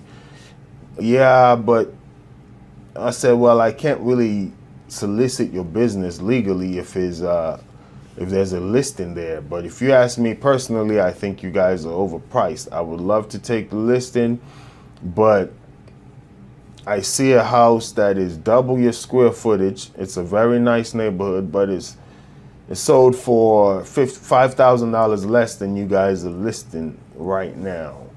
And it's right around the corner from you. Multiple houses have sold that are double your square footage that are not going for as much as you are asking. That's just my personal opinion. But you do have a contract right now. If you want to move forward in the future, I'll be happy to talk to you. But so Realtor.com, I have a good feeling with, but it just hasn't translated yet, right? But you can kind of see the lead quality. Okay, I can work with this. Redfin, as I mentioned, for me would be very decent because I've closed multiple deals. I got one under contract from Redfin now. I got 2 or 3 potential buyers this year that are all Redfin contacts. So Redfin is decent. It's just, as I mentioned, they have their agents, which I wholeheartedly believe get the big deals. And you may be a bottom feeder and a scavenger, just getting what trickles down from their Redfin agents. So for me, it's complimentary. I wouldn't put all my eggs on that. I would never advise any agent at all to put all their eggs on one lead source anyway. But Redfin does its job for me. It trickles down. I get what I can get from them. But I got to pay them a lot of money when we do close. Up to 33% or even higher based on the price of the house. But that is a model that works. Just be ready to go chase a lot of unqualified buyers, if I may. People that are buying $100,000 houses, $80,000 houses. Is it really worth it in this area when you can do other lead sources? And for instance, when I target a certain amount. I don't go higher than I've done, and I don't go lower. I'm in a nice price range, you understand? But Redfin now, like I mentioned, the quality of the leads, you get a bunch of no good ones and you get 1 or 2 good ones, but it has worked. It's up there. Next one would be my sphere of influence. As I mentioned, every single year, 1 or 2 deals come from people I know. Has always happened. And I would always recommend, it's the cheapest one for a new agent. They trust you already. They know about you already. Always work your phones, work your sphere. Second on my list would be Vulcan 7. And Vulcan 7 really can be number 1 on my list. It's just that the same thing that has plagued every agent plagues me, and I want to get better at it. It's like you lock in, you get the leads, then you get so much business that you cannot continue working on your business. So the next step for me would be probably hiring an assistant. I've had 1 or possibly 2 assistants over time, but they're not necessarily paid, as in hourly.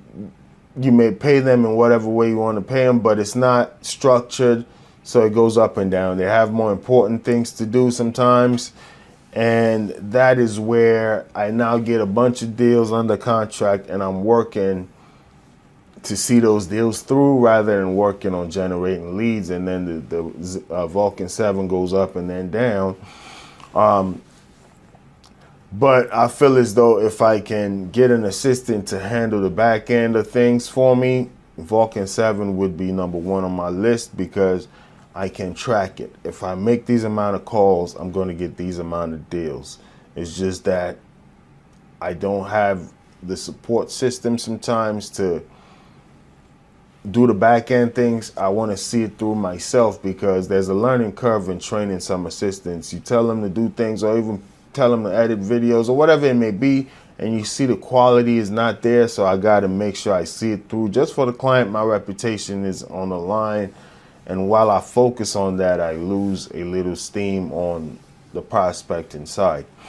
But Vulcan 7 has always worked for me every year I've used it.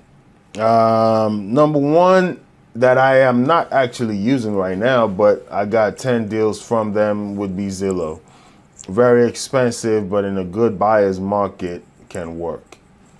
It's just very, very expensive. I remember the neighborhood I was doing was almost $1,600 a month to get the high quality leads.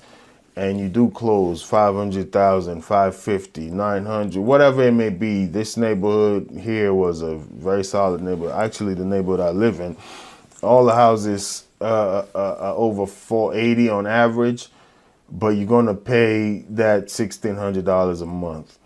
And then when it does close, it may be 13,000 plus. So it's worth it. But when you go into a year like last year when the interest rates are through the roof and nobody's buying, Zillow still wants that $1,600 a month. So what I recommend for anybody doing Zillow is constantly check on a monthly basis how many leads you're getting and how many are you converting. Change your zip codes if they're available zip codes, but don't keep pouring out money that you're not getting. Be on top of it, give them a call, like, hey, I've been paying this much, I'm not getting leads. You know, let's see what's going on with that and try to rearrange your zip codes that you're working with. Well, I hope that has worked. I would say number one that has worked for me that I wouldn't think is number one is Zillow. Number two would be Vulcan 7. If I can consistently work on it, I would put Vulcan 7 before Zillow just because of the cost and systematically how that can work. Number three would be my sphere of influence. Number four would be Redfin. Number five would be Realtor.com. Number six would be farming, and number seven would be door knocking. You can swap those two. All right.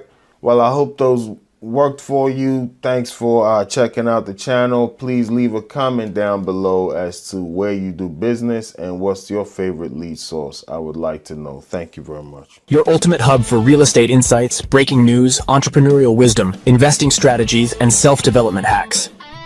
If you're ready to expand your mind and stay ahead of the game floor, you're in the right place.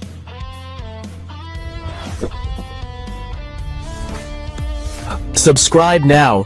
Your future self will thank you. Welcome, you know, this is what, day 4 or 5? Day 5, I believe. Day in the life of a real estate agent here at the office, just working the phones right now, making some calls. Contacted a couple of people in the last 15 minutes or so. Those are for sale by owners. The new FSBOs are not always the most attractive to call because some of them feel as though they can do it on their own. So there's a trick to kind of working the FSBOs. You want to give it a little bit of time, and then you target them a little later in a few weeks or so. Follow-up is key. You know, in this industry, follow-up is key. If you can follow up, you can grow your business. If you don't want to follow up, then that's it. But the last video we uploaded on Sunday, I believe, we recorded a video at an open house. We actually have an offer for that property. So that was listed on Saturday. Offer came in this morning. It's Tuesday. So what's that, 4 days on the market? And we have multiple other interested parties. So normally in a case like this, if this offer looks really good, we just might go ahead and accept it. If the offer is not where the seller wants it to be, what we can do, we can post on the MLS offer on hand and give an offer deadline so people can submit their final and best offer by a certain time. That's a strategy, or you just negotiate with this person who already submitted an offer. We also have one property that may be going under contract. We're negotiating there. They have 2 other offers, so it's a little competitive with that one. I don't recommend the house for my buyer, but you can tell somebody what to buy. It's just out of experience. There's so many red flags with that property. But this person really likes the proximity to their workplace, the family environment in the neighborhood. But the house itself is not a bad house, just needs a little bit of work. And it's been sold as is, which is like a red flag sometimes. The HVAC unit was not working as far as visually the way we saw it. And on the disclosure, it said it's not working. But they are saying they fixed it already. So we're just waiting for a disclosure that can actually say this thing is working before we can go from there. Personally, like I said, I don't recommend that for my client, just to be honest. But that's what he wants, so we're gonna go with that. We're negotiating that right now. And also another thing is they didn't include certain appliances in their inclusion and exclusion statement. So we're trying to negotiate to make sure those are going to be added. So that's just the day in the life of a real estate agent. Just give you perspective of what's ongoing.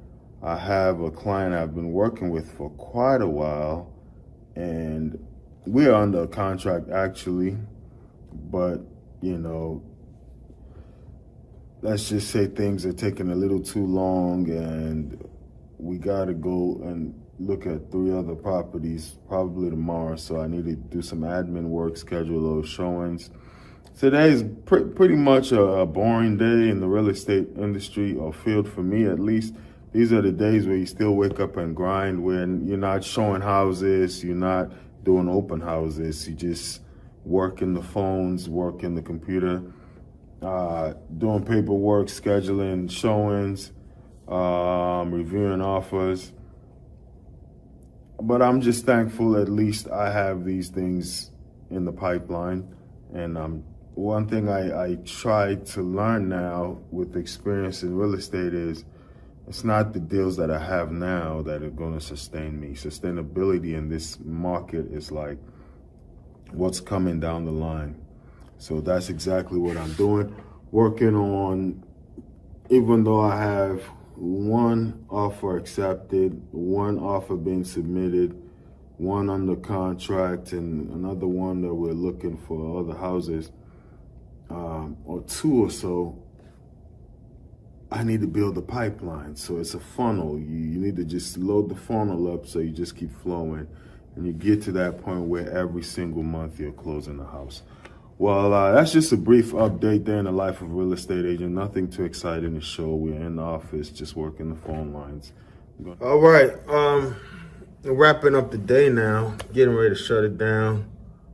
Did make a lot of cold calls, average, let's say about 8 contacts an hour, which is okay, not too bad. Also did write that offer, sent it to my buyer to sign. And then also, what else?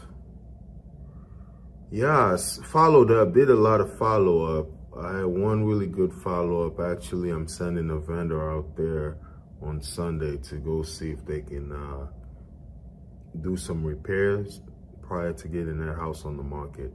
So that looks very promising, because I was able to do a connection, a 3-way connection with the vendor and the seller, you know, just to go look at certain things that they may be able to update in order to get the house sold for the price that the seller's looking for. So that was very productive. I really like that that connection right there. But once again, if you don't pick up the phones, if you don't follow up, like that seller hasn't been calling me. I don't think I've spoken to him in a couple of weeks. So if I didn't call, he really wants to sell. I already did the listing appointment, but if I didn't call the follow-up, we wouldn't have had this schedule booked for Sunday. So that's what it's about, really, in real estate. In life in general, it's all about following up. All right? Thanks for watching. Your ultimate hub for real estate insights, breaking news, entrepreneurial wisdom, investing strategies, and self-development hacks. If you're ready to expand your mind and stay ahead of the game floor, you're in the right place.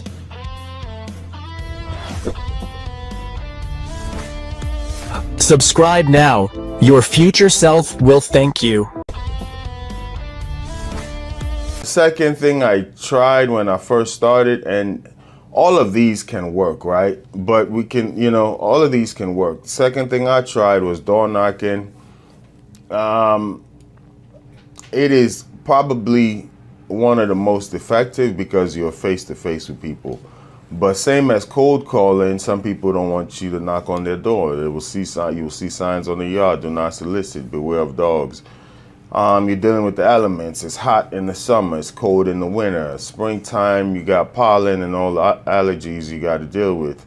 In the fall, you never know where the temperature is going to be, but you can always make an excuse not to do something.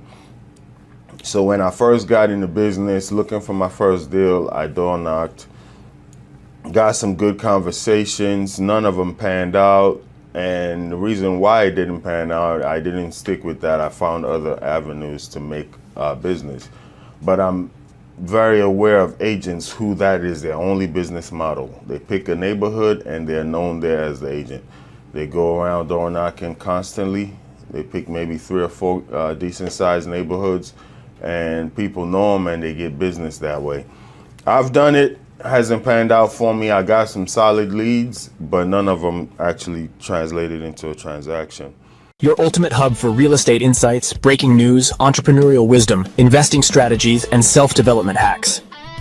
If you're ready to expand your mind and stay ahead of the game floor, you're in the right place.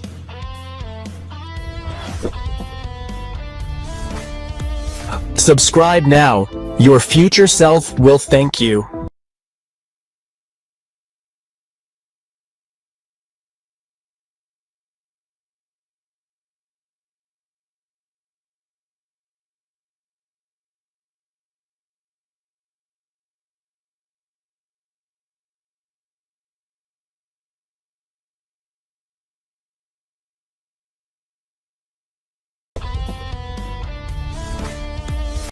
This is a day in the life, the end of fiscal week 1, and we are in the office just trying to wrap up the first week of this series right here.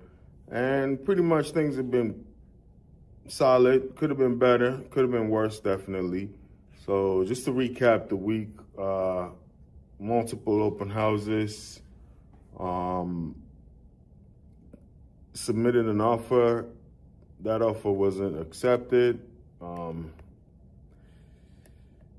Put a house under contract as well. So not a bad week at all. House on the market and under contract in the span of a week. I think it went on.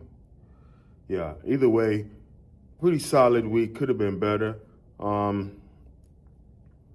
Looking forward to today, we're just going to work in the office, make some calls, couple of admin things that I need to do, but it's a Friday, so I feel as though those admin issues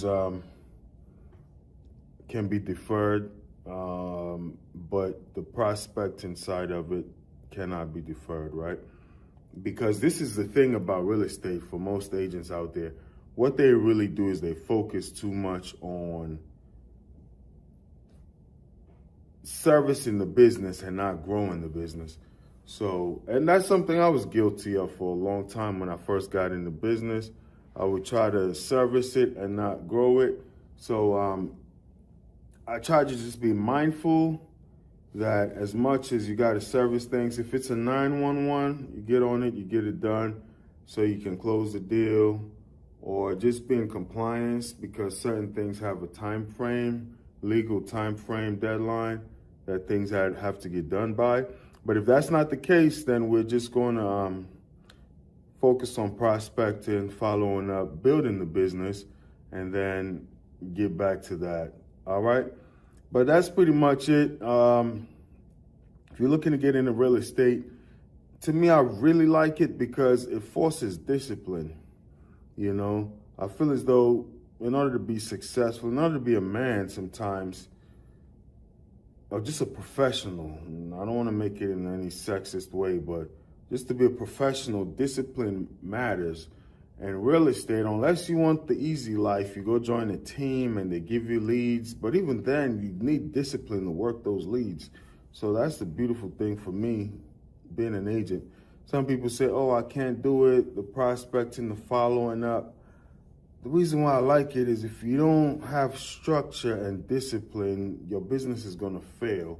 But that structure and discipline that you build in order to succeed as an agent translates in other aspects of your life. So for me, it really works out. And yeah, look forward to sharing these experiences with you. We got goals and things we want to do with this series right here. But one thing I also learned is say less than necessary. I don't like to, I used to like to just share my goals with a bunch of people. Definitely not on the internet, but at least on a personal level. But sometimes it's a good and a bad thing. Is sometimes it helps in accountability. Some people will bring it up. Hey man, you said you were gonna do this. What happened?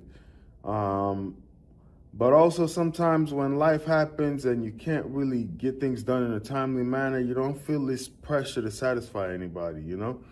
So when you think about, for instance, if you look at Tesla, for instance, when they first announced the Cybertruck, it maybe took 2 years later than when it initially said it was going to come out. Or when they talked about, I guess, the big pickup semi-truck, I don't know what it's called, whatever the name is, that one has been delayed for multiple years, but I hear it's finally coming out. The only reason why I bring that up is that's just the reality of business. Sometimes you set goals, but just operationally things happen.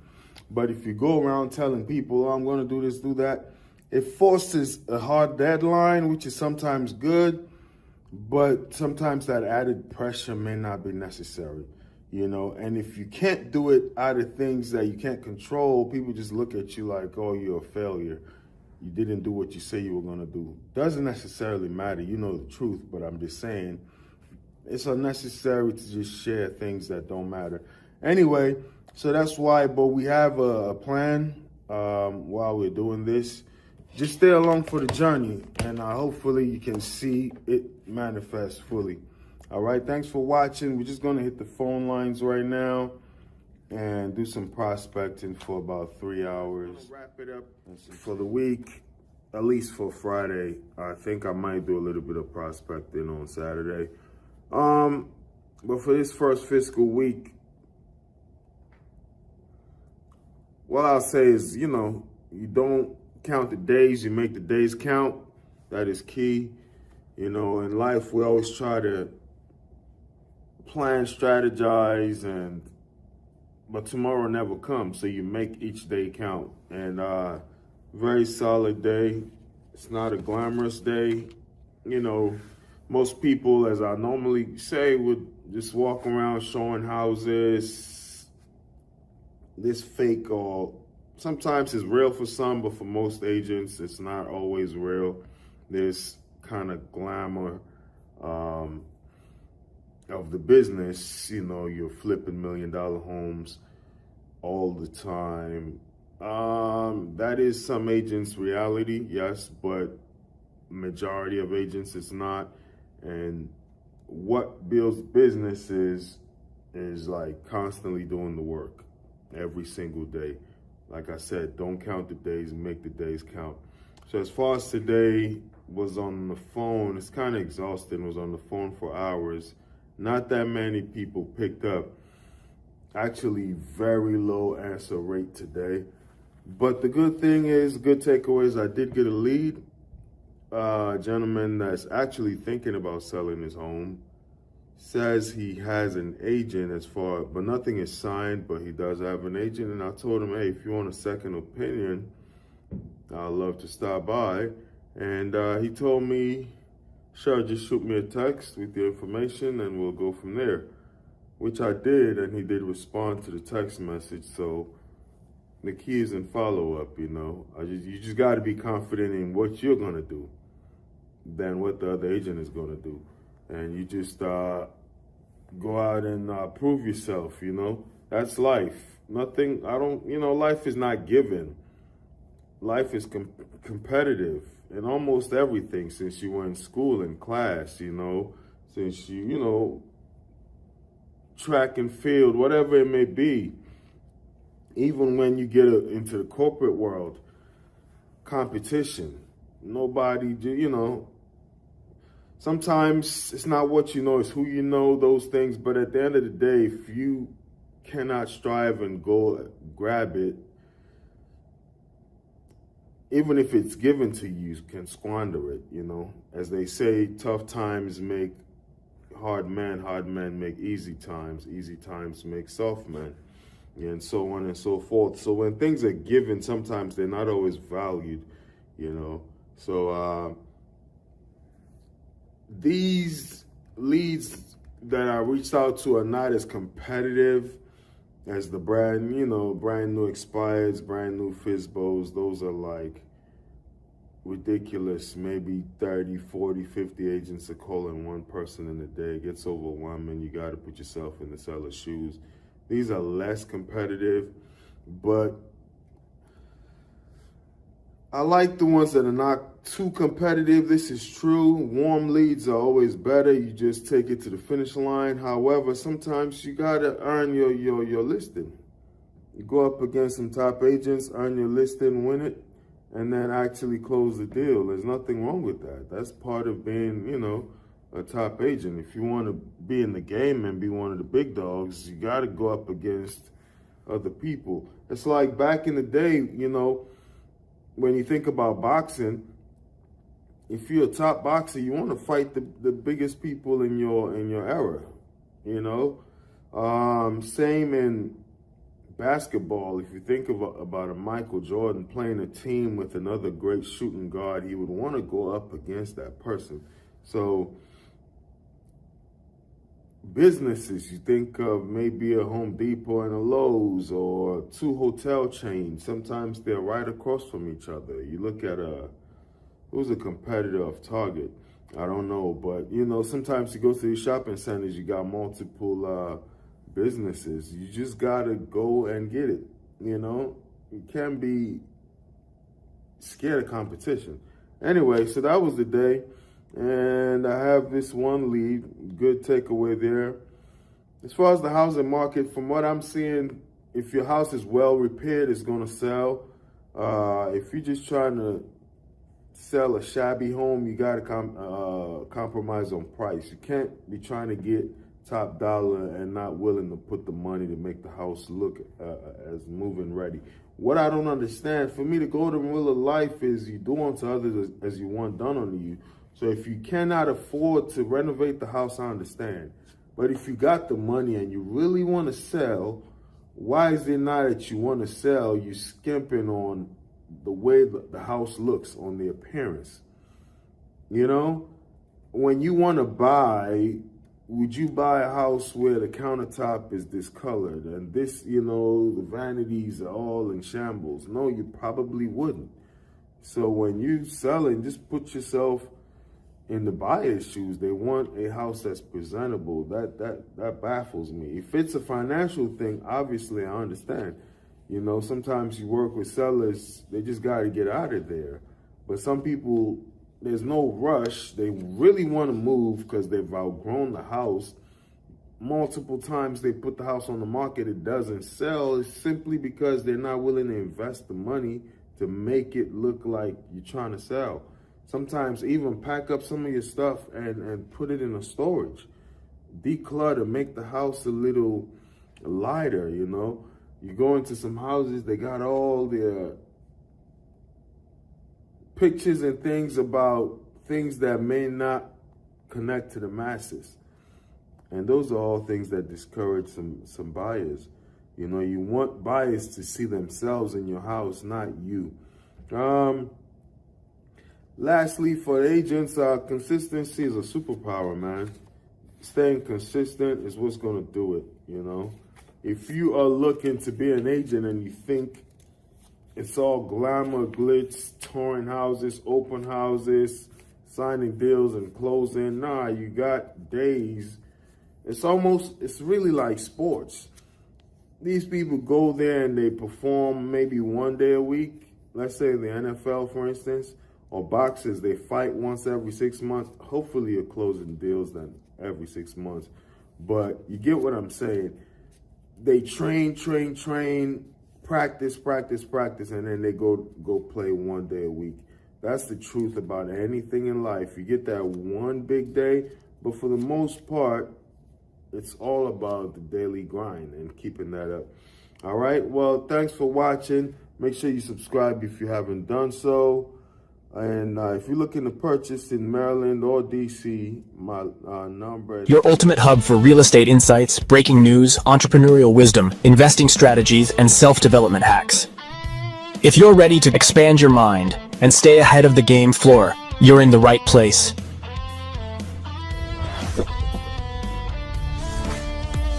Subscribe now. Your future self will thank you. Welcome to the day in the life of a real estate agent. My name is Raymond Reffel. I am a realtor with Remax. I'm here at an open house. This is day 3, fiscal week 1, right? Sorry, I'm at an open house, so when I hear the door cracks open, I gotta see if some guests are walking in. Anyway, day 2 was yesterday. Didn't get to record a video, but quick update, we had an open house here as well. This is a brand new listing. It was on the market in the wintertime. I advise the seller, take it off and put it back on in the spring right now when things are normally the hottest. Brand new renovated property. So I had that open house, then I had a showing with the client, and then just did some admin stuff pretty much.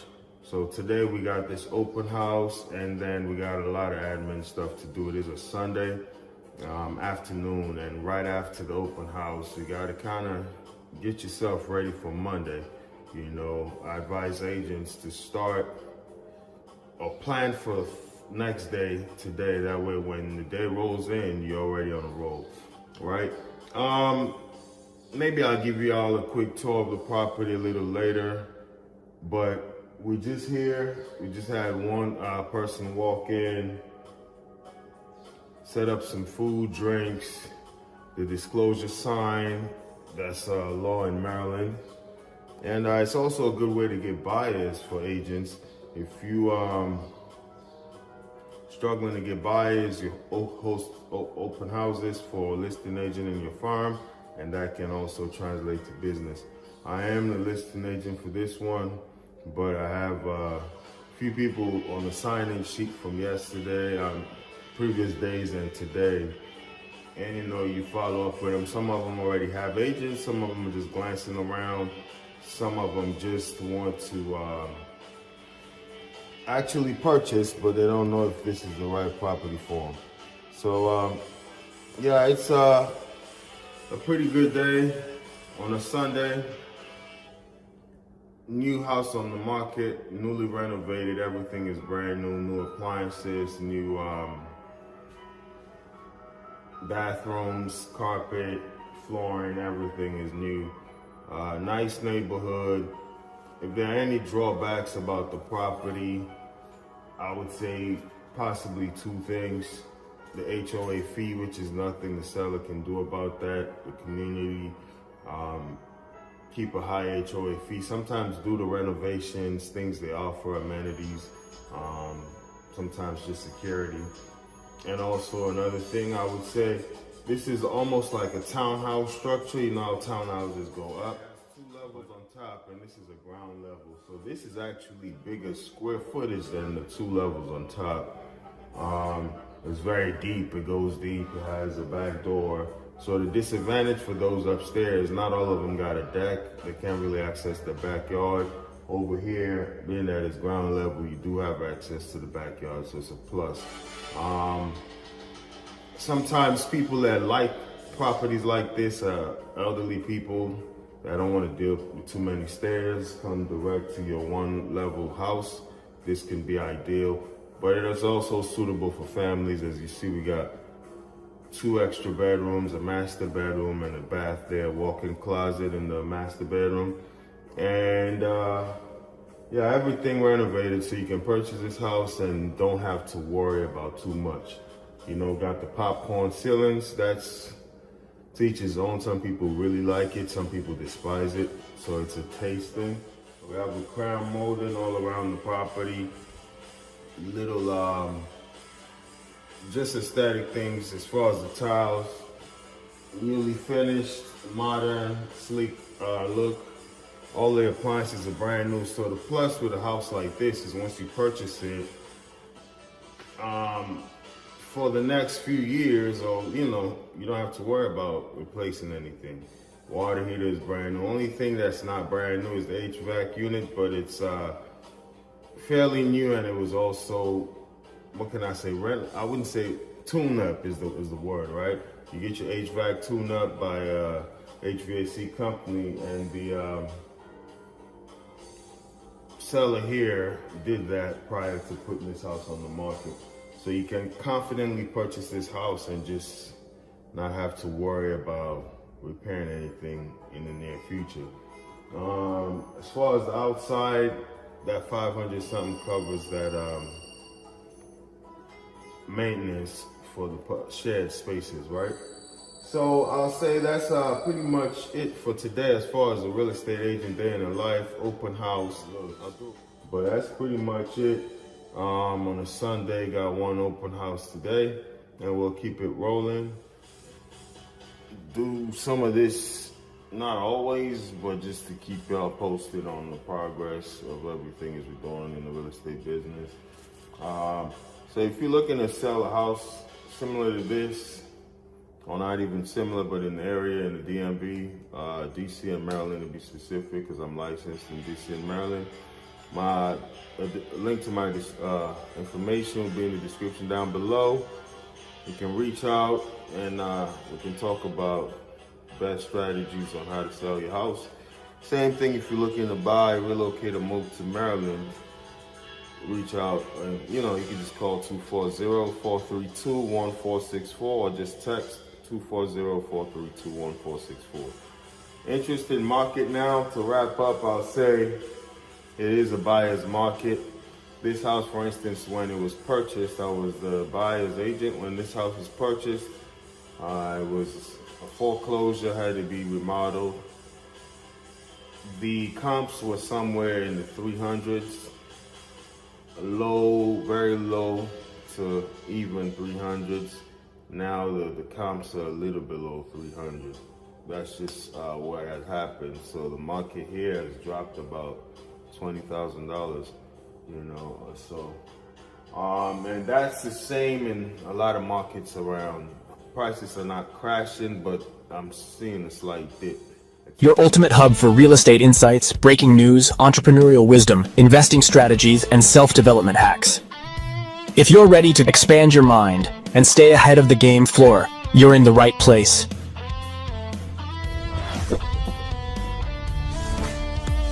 Subscribe now. Your future self will thank you. The next one I would mention is Realtor.com. Realtor.com, I have done the listing side where they send you leads for potential realtors. And they have different models. One model is you pay them a small monthly fee, depending on where you may be financially. It may not be small, about $200 or less. And you get the lead, but when you do get the lead, you do have to give them a breakdown. It's over 30% in the split. That one, they are incentivized to make sure you succeed because they get that big commission split with you. So that one I got one listing appointment. So it's not the greatest, but I did get one listing appointment and it was a $900,000 property. So imagine if I would have gotten that commission. Just to do some quick math, let's say it would have sold for, we're just gonna cut it down, $850,000. We're looking at about $21,000 on the commission, and then I do my split with them. So the reason why that gentleman never sold is he ended up staying with the government. This was at the time when Donald Trump was cutting down on the government workers, and he was thinking, should I get the buyout? He never ended up getting the buyout, and he stayed up here. He had another house somewhere in the South that he was gonna just sell this one and relocate. But that was a solid lead, and it does work. And they have another one, which is the buyer. And I just started with that one this year. I've had one lead so far in about a week. A gentleman was looking for a huge house, but it turned out he already had an agent. He just had a question about a particular house. So we'll see how that one pans out, and I'll keep people posted on that. Maybe there is something there, maybe there's nothing there. We'll see. But I know on the listing side, I do get solid leads. It's all about converting those leads, right? You do have some that are exclusive and some that are sent to you and another agent. If it's an exclusive lead, you pay more for it, but it only comes to you. A non-exclusive lead goes to you and another agent, and you pay less for that monthly. I used to do the non-exclusive leads with Realtor.com. I'm doing the exclusive now to where I'm the only agent that is sent that contact. Your ultimate hub for real estate insights, breaking news, entrepreneurial wisdom, investing strategies, and self-development hacks. If you're ready to expand your mind and stay ahead of the game floor, you're in the right place.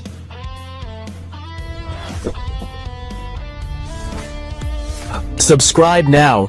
Your future self will thank you.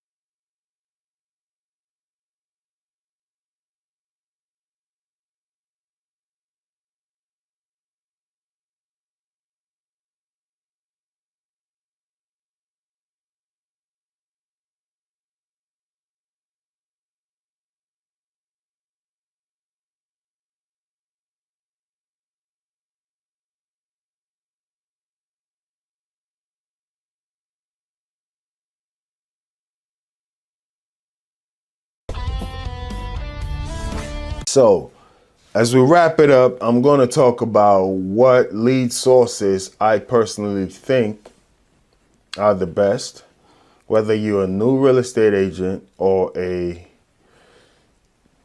agent who's been in the business for a few years, but your business hasn't been going well for you. And I'll start with the worst for me would be farming. Farming, sending hand mails out. That is slow. It's almost like a dinosaur. It's dying, back when people were older and they used to get the little val packs on the mail to go to the grocery store and get all the coupons. That used to really work, because when they go get the val pack, they see a mail of a realtor, they take his magnetic business card, put it on their refrigerator, and then they'll call you at some point. That is almost a dying breed. It still works to the sense that I have gotten calls from that, but it is very slow, and there are more faster and proven ways in the modern day where technology is there and you can instantly contact people. So farming, I would have to put all the way at the bottom. And once again, there are way more lead sources, such as working with banks, and then you become a real person where they give you their foreclosed properties to sell. There are investors, there are other websites. There's a Facebook, there's social media, there's YouTube. There are all these things, content creation, TikTok. You got agents who live off of those. I'm just talking about my business and what has worked for me.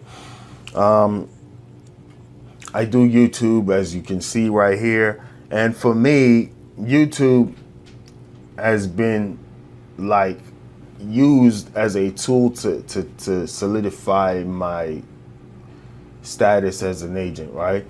Not only do I have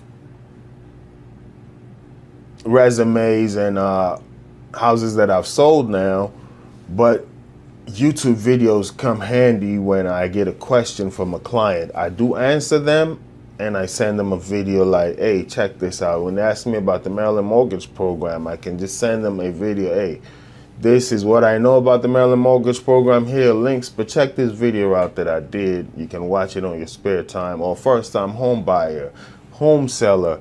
So these videos kind of go hand in hand. And they also are marketing material. When I farm, when I call, when I email, I tag in a YouTube video. So that's how I've used them to help my business. But they haven't given me a business, just somebody searching online, find me and call me.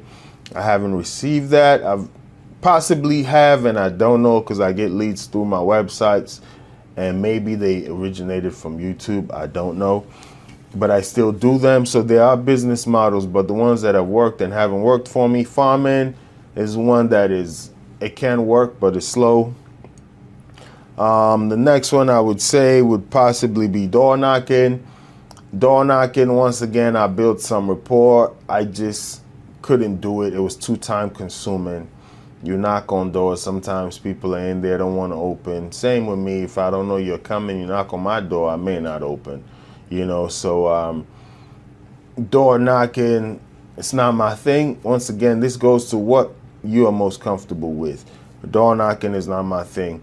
Why go drive around, burn gas, walk in the heat, knock on 5 doors? In the time I'm doing that, I can possibly sit on the phone and call 100 people. If the goal is to talk to people, I can do it faster. But door knocking is the most effective because you get face to face with people, right?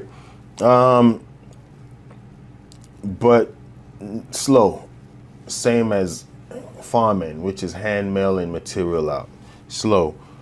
They can be used to complement. For instance, for me, farming can be used to complement.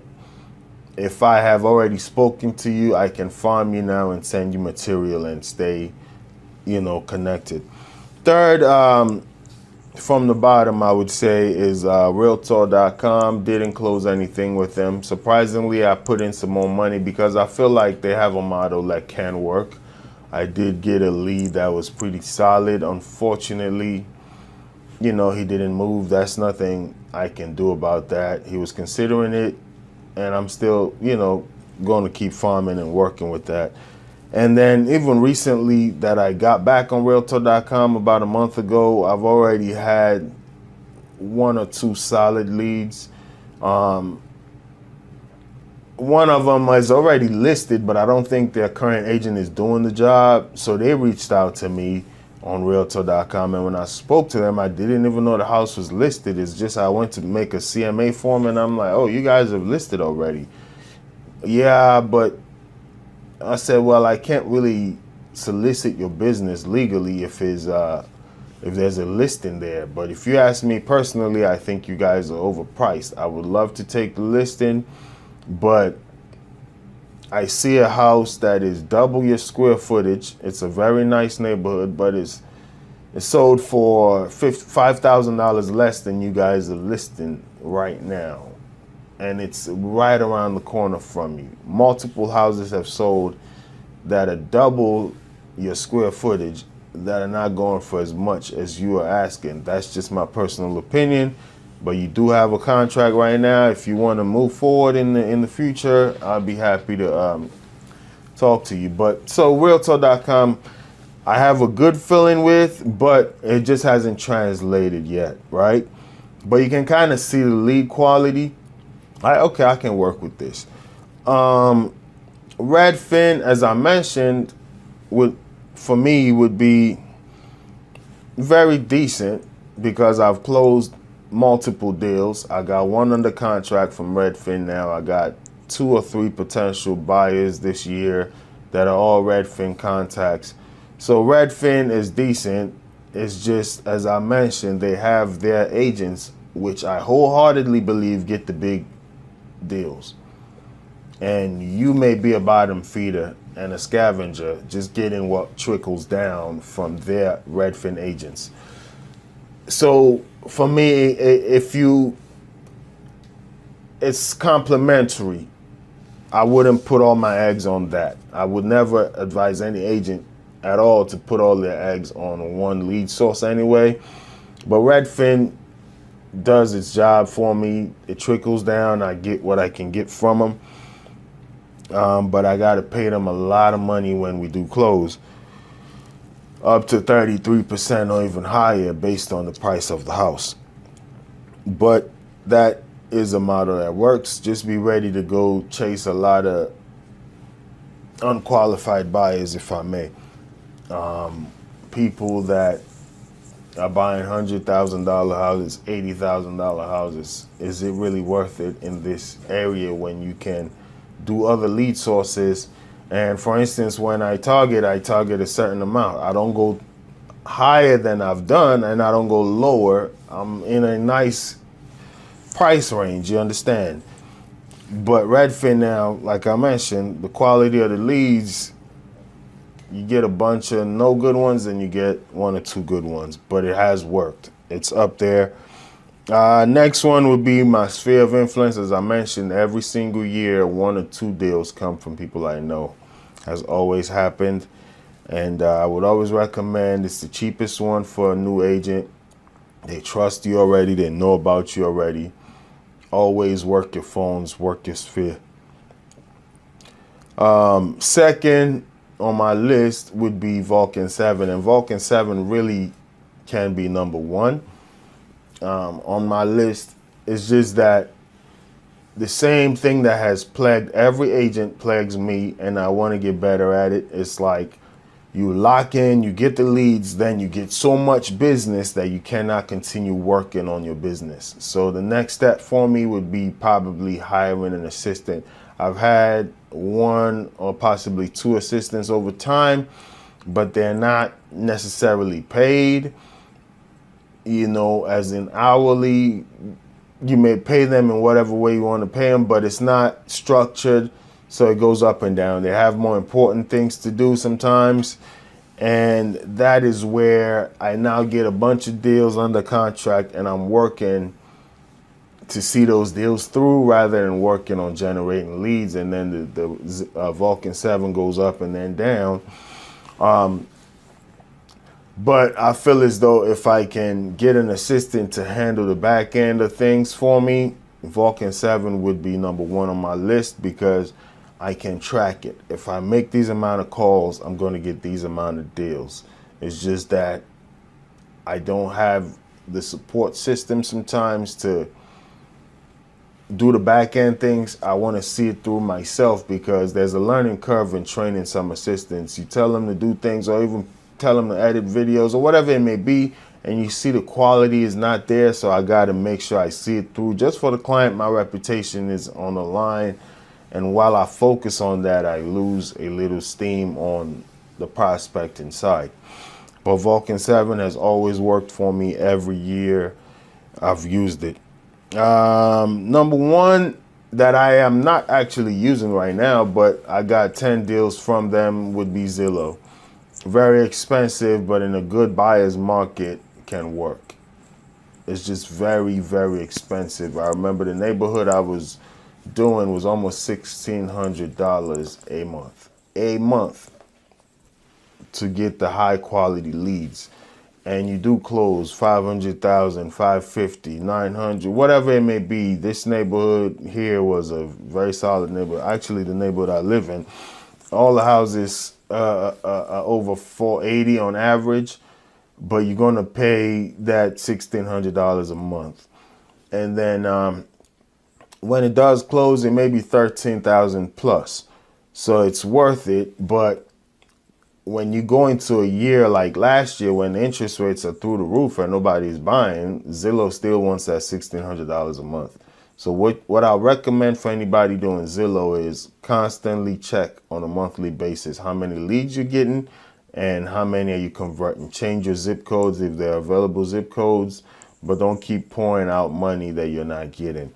Be on top of it, give them a call, like, hey, I've been paying this much, I'm not getting leads. You know, let's see what's going on with that and try to rearrange your zip codes that you're working with.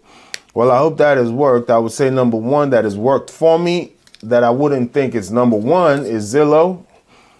Number two would be Vulcan 7. If I can consistently work on it, I would put Vulcan 7 before Zillow just because of the cost and systematically how that can work. Number three would be my sphere of influence. Number four would be Redfin. Number five would be Realtor.com. Number six would be farming, and number seven would be door knocking. You can swap those two. All right. Well, I hope those worked for you. Thanks for checking out the channel. Please leave a comment down below as to where you do business and what's your favorite lead source. I would like to know. Thank you very much. Your ultimate hub for real estate insights, breaking news, entrepreneurial wisdom, investing strategies, and self-development hacks. If you're ready to expand your mind and stay ahead of the game floor, you're in the right place.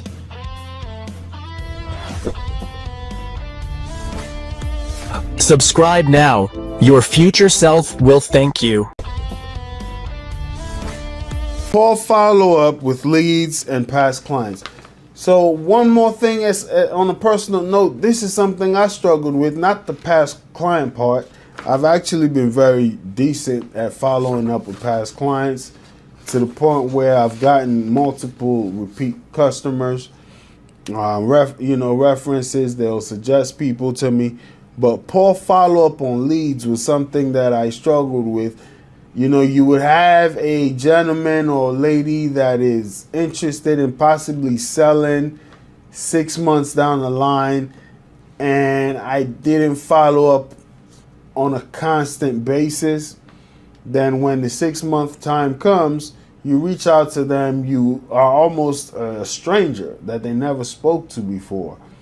But if you would have kept on engaging, following up, when the time comes for them to make a move, they would know you, like, you're first to mind, in essence, is all I'm saying. Be first to mind. So when people want to do business in real estate, they think of you first, right? But when you don't follow up, you become an afterthought, right? Or there's a property you're engaged with this seller, then you look online and the house is on the market. They didn't even reach out to you because you didn't follow up, right? So poor follow up. So that's something that causes a lot of agents to fail. They lose a lot of money. And one thing I've done to get better at that is I don't write it down on a piece of paper anymore when it comes to follow up.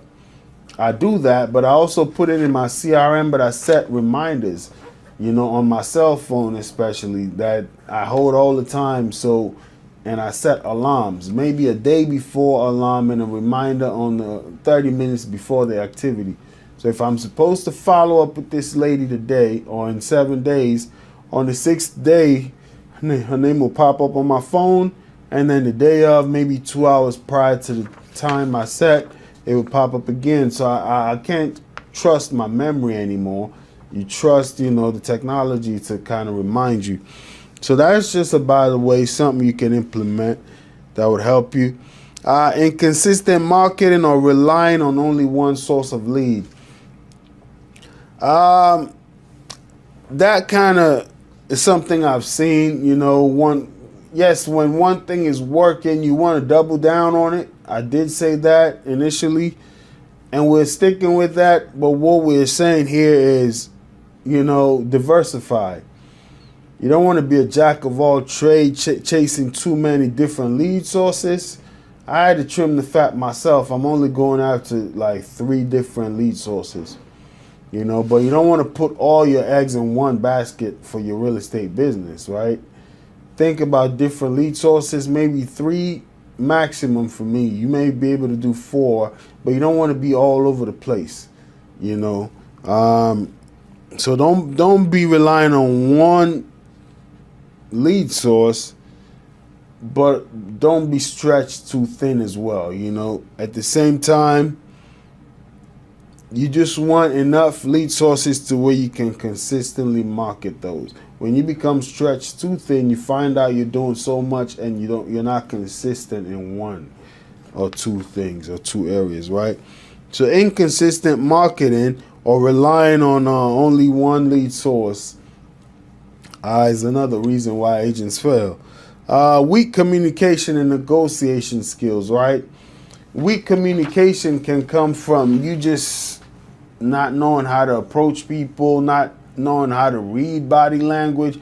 You know, sometimes people go to a showing and they're trying to sell the customer, you know, something, but you're not able to read that they're not interested in that. That's all weak communication. You should be able to gauge and read the room, right? That's part of being a strong communicator. And obviously negotiation is just knowing what's an offer that would entice somebody, when to walk away, things of that nature, you know.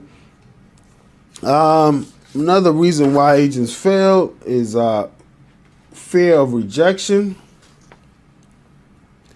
and avoidance of difficult conversation. So this goes to why there's a lack of consistency in lead generation. It's fear of rejection. Most people are like, oh, if I call them, they're going to tell me no. Oh, I don't like when people say no. Oh, I don't like being yelled at. I don't like when they hang the phone up. Just think of it, you know, you don't know these people. That call is going to be so quick or whatever it may be. You're just afraid to have a difficult conversation. So let's say, for instance, a seller is overpricing their house. Are you able to tell them, I don't think it's going to sell at this price? And even if you want to take the listing, you know, put a contingency in which if it doesn't sell or you don't get enough showings or viewings in about 40 days, I mean, not 40 days, that's a long time. In about 14 days, 2 weeks, you need to revisit that listing, you know. But if the seller's not willing to do that, are you okay with walking away? You know, that's where you stand on your professional judgment and you say, I don't believe this is going to work, you know. So just fear of rejection. They don't prospect because they're afraid of being told no. And also they avoid difficult conversations. You know, that's a big reason why agents fail. Right? No clear value proposition to differentiate them from other agents. So there's a value proposition. You know, some people got a slogan. You know, if you look at these businesses, they have a value proposition, which is just what you do better than the others. You need to know that. You need to be able to tap into that. It's like if you are riding the elevator with the CEO of your company, you know, and another manager gets to ride the elevator with that CEO, just that, would you be in the elevator and there's an awkward silence, or do you have a quick value proposition, something you can go to, right? That can make that CEO remember you as a manager, a low-level manager in the building, or you're just going to have that awkward silence. It's the same with the CEO in this case now are your clients, your customers. When you do interact with them, are you just going to have that awkward silence to where, you know, you're just one of many agents that interviewed, or you're going to have that spark? That's the value proposition, something you bring to the table that stands out. You don't fit in, you stand out, and it brings that to mind and resonates with the client. So when you're gone, because most of the time this sellers or sometimes even buyers will interview multiple agents. So you need that value proposition that would make you stand out and make them want to do business with you, right? Inadequate pricing and market knowledge. Inadequate pricing. So when people price homes for sale sometimes, like I mentioned, you as the listing agent, you need to be able to stand on what you believe is the right price. You overprice houses sometimes. The first 2 weeks are like pivotal weeks in getting the house sold. And if you don't price it in a proper manner, you may not get that listing sold. The same goes if you're trying to submit an offer, especially in a competitive market. If you don't price the house properly or advise your client to make the proper offer, you're not going to be able to get these deals, right? So inadequate pricing and market knowledge is one. Another reason why agents fail. One more we're going to talk about is overestimating income and underestimating expenses. Your ultimate hub for real estate insights, breaking news, entrepreneurial wisdom, investing strategies, and self-development hacks. If you're ready to expand your mind and stay ahead of the game floor, you're in the right place.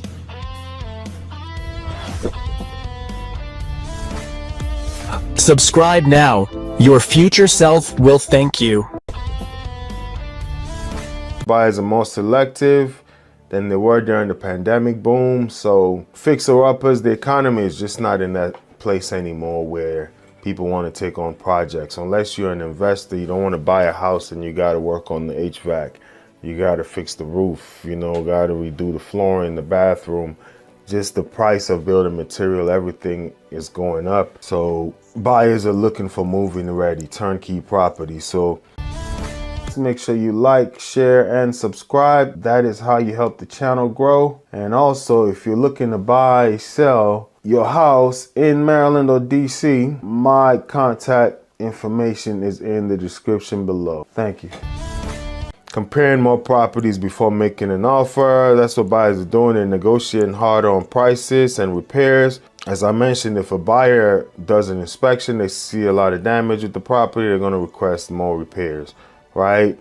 Pay close attention to interest rates and monthly payments. I'm dealing with that right now. One of my lenders, well, I wouldn't say mine, but a partner that I work with, he's almost tired of this one buyer because every time we show a house, the buyer's like, how much is the monthly payment? Yes, you do have estimators online, but a lender that's going to finance your loan can give you a more realistic figure. So it's like, how much is the monthly payment? People are very concerned about that.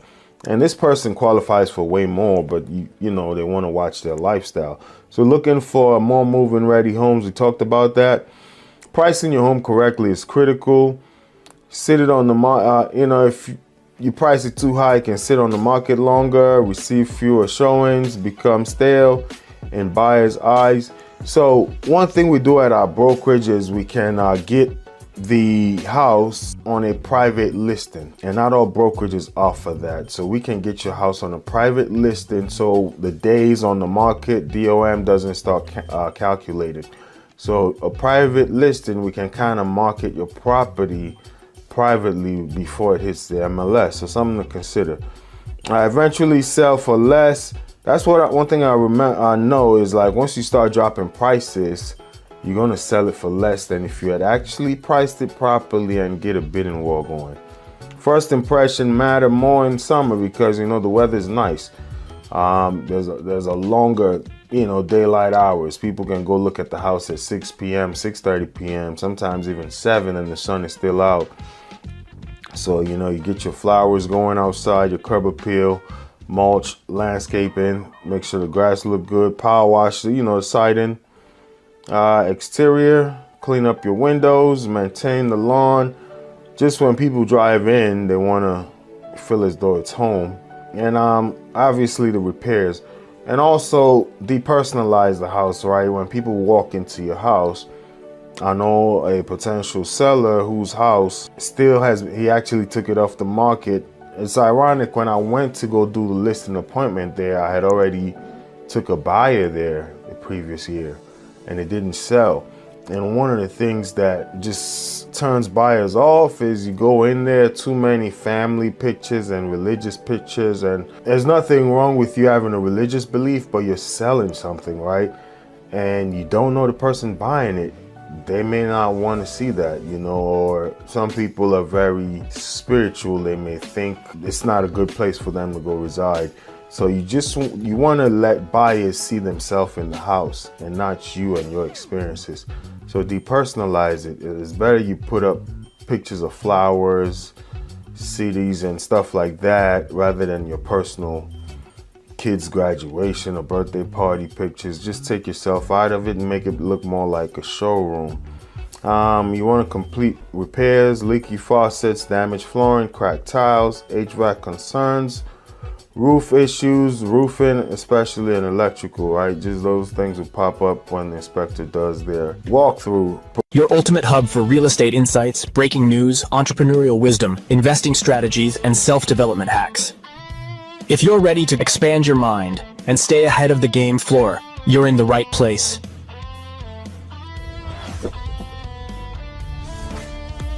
Subscribe now. Your future self will thank you. And the reason why I put the interest rate topic at the back end of the podcast, I used to put it before, is sometimes I'm talking about evergreen content, right? Things that would help buyers or sellers 5 years from now. But when they hear the interest rates from today, they say, oh, this video is 4 years old, and they skip it. So they don't really hear all the other good content. So I tend to put the evergreen stuff that may last in the front end, and then those who stick around can hear this interest rate section, or we can just cut this into a clip and put it out separately. Make sure you like, share, and subscribe. That is how you help the channel grow. And also, if you're looking to buy, sell your house in Maryland or DC, my contact information is in the description below. Thank you. The national average interest rate for 30-year fixed rate mortgage is currently 6.52% as of today, June 3rd, 2026. For a 15-year fixed mortgage, the average rate sits at 5.82. So average meaning average, right? High, low, medium, right where we are in the middle. Some people are getting a little better, some people are getting a little worse deals based on credit scores, right? Rates highly, let's see, breakdown 30-year. 30-year fixed 6.52 with an APR of approximately 6.70. 15-year fixed 5.82% with an APR of about 6.03%. 30-year FHA is about 6.46. Imagine during the pandemic, I got a loan for 2.98 or 2.89. Now it's 6.4 something. So timing is everything in the market. But there are people who bought at 8 and 10%, and they see this as still a good deal. So there's no telling that we can ever see those 2% rates when 7 was the norm. 30-year VA 6.52. These rates apply to borrowers with excellent credit and typically include 0.35 in discount points. Your exact rate will vary depending on your credit score, location and loan type, and the down payment amount, right? Rates have slightly retreated from their recent weekly peaks, though they continue to hover north of 650. So you can check with your local lender for a more accurate loan rate. Your ultimate hub for real estate insights, breaking news, entrepreneurial wisdom, investing strategies, and self-development hacks. If you're ready to expand your mind and stay ahead of the game floor, you're in the right place.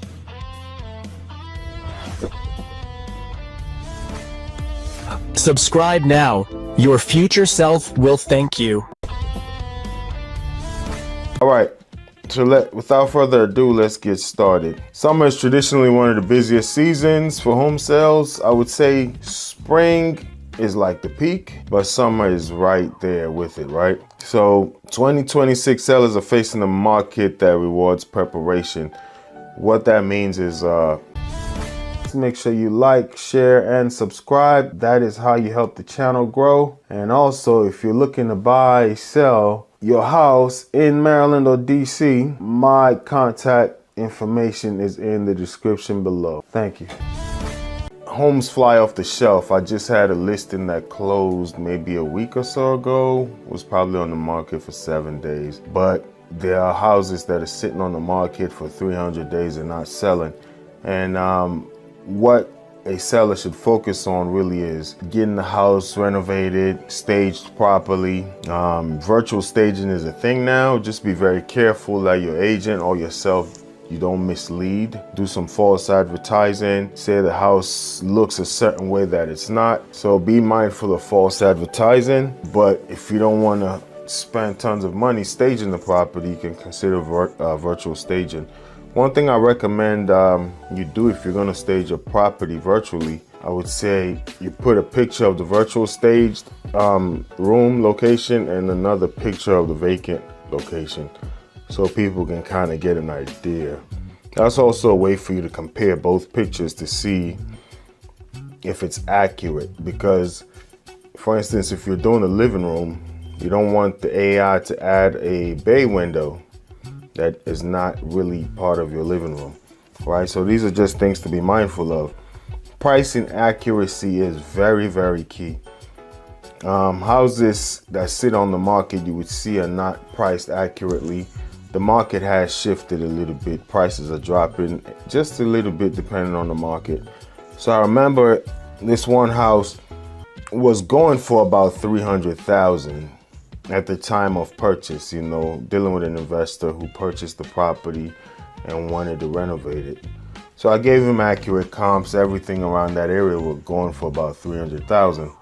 By the time you get all your permits, you get all the renovations done, houses in that very area were going for $285, $282. So I told him, hey, the market has shifted. You know, that was like 6 months ago, and priced it right around that range, and it was very quick to get off the shelf. But sellers who think their house is worth more than it actually is, you know, one thing I know is the market is going to dictate what your house is worth. It's not any sentimental feelings. It's just like a bike, right? You know, some people are into motorcycles. They spend thousands of dollars getting it souped up, or let's say a sports car or these old vintage cars. Just because you spend so much money on the engine, the paint job, changing the seats on the interior, doesn't mean the buyer cares about those things. So 9 times out of 10, the market is going to dictate what your house is worth. So strong marketing, more than ever before. I would say that really helped in this property I'm talking about. Just getting a bunch of people into an open house, and you create like a FOMO, fear of missing out. And when there was so many buyers and families in that house, they saw each other, and I knew I was getting an offer, you know, the next day. Because it's like when a buyer is there and they see you talking to another buyer in the kitchen, answering questions about the property, light bulbs go off like, man, I better submit an offer. I'm going to lose out on this house. So you want to do some really strong marketing. There is a best time to do an open house, and the best time for your house to sell. Not to say houses don't sell after that time period, but I would say your first 14 days are very pivotal when you list the property. You need to do the best you can to get it out in front of the right buyers. Because once a house sits on the market for over a certain amount of time, buyers start questioning what's wrong with this house, you know? So strong, or they give you low ball offers. So strong marketing more than ever if you're planning to sell your home this summer. Your ultimate hub for real estate insights, breaking news, entrepreneurial wisdom, investing strategies, and self-development hacks. If you're ready to expand your mind and stay ahead of the game floor, you're in the right place.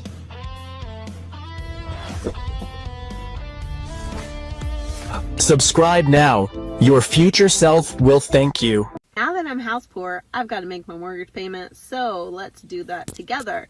The amount of the mortgage on this house is $362,549.54. We bought this house in April 2025, and our mortgage balance then was $364,500. So we've made a little progress. But like I said, I was shocked when I bought my house. She bought the house sometime last year, made the video, I believe, this year. and has only gone down by $2,000. Welcome everybody to my YouTube channel. My name is Raymond. I'm a realtor in Maryland and the District of Columbia. And today we're going to react to a video. This is regarding being house poor, just the affordability issue, right? Without further ado, make sure you like, comment, share, and subscribe because that's how you help the channel grow. But let's get right into it. Do I regret buying a home? Hell yeah, I do. Now, before I dive into it, let me just say, being able to buy a home, huge privilege, right? And I actually bought it in a area that's a lower cost of living compared to where I'm originally from in LA. And I also bought it with a friend, so we split the cost of it, and we're converting it to rental property. LA is expensive, but that's almost everywhere. Everywhere is very expensive now. That's a good idea, splitting the rent or mortgage with a friend, almost like a business partner. The only downside I would say right there is you gotta be careful with who you partner up with. Said a friend, so hopefully they stay friends, but sometimes some things that do hinder businesses or friendships and partnerships are these joint ventures, you know. Being friends is one thing. When you buy a house together, that's another. Another thing they mentioned is they plan on doing the Airbnb thing. House hacking by yourself is kind of good, but hopefully they're on board. They're both on the same page. Let's keep watching. Namely for Airbnb. But let me tell you why I regret buying it. After dropping a ton of money to acquire the home, dropping a ton of money in renovations, and then actually running the Airbnb, we're still largely net negative. We started the Airbnb in July of last. He's saying after they dropped a lot of money in renovations and everything, they're running a net negative. So that is a business strategy thing, not getting your numbers right. Also, the Airbnb market is not what it once was. Once upon a time, it was really booming. That has died down a little bit. There are still some homes that are doing well, but it's not where it once was. Keep that in mind. Get your numbers right. Talk to a professional who's done it before. Sometimes you might have to pay for consultation. Just get a financial planner that can get you good numbers. You know, in LA, homes tend to appreciate in value over time. If that trend continues, he might come out on the positive, even if the Airbnb is not working out, right? Let's keep going. Last year in 2025, and till now, we are negative 12K in the hole. This is the rental income minus operating expenses like utilities, maintenance, cleaners, and stuff like that. And this is minus mortgage and property taxes. And the thing that honestly kills me is at this point in time, had I done nothing with my money but just left it in the stock market and my high yield savings account, I would be way better off. Now, I know some of you might be thinking. So that's always a question. What's the best way to utilize my money? If you can have money to do renovations and purchase a home in LA, you gotta think you should be a little well off, right? And just think about that in the stock market. The stock market has fluctuated with the Iran war. One day things go up, the next day they go down, but overall it's kind of been a steady climb. The big crash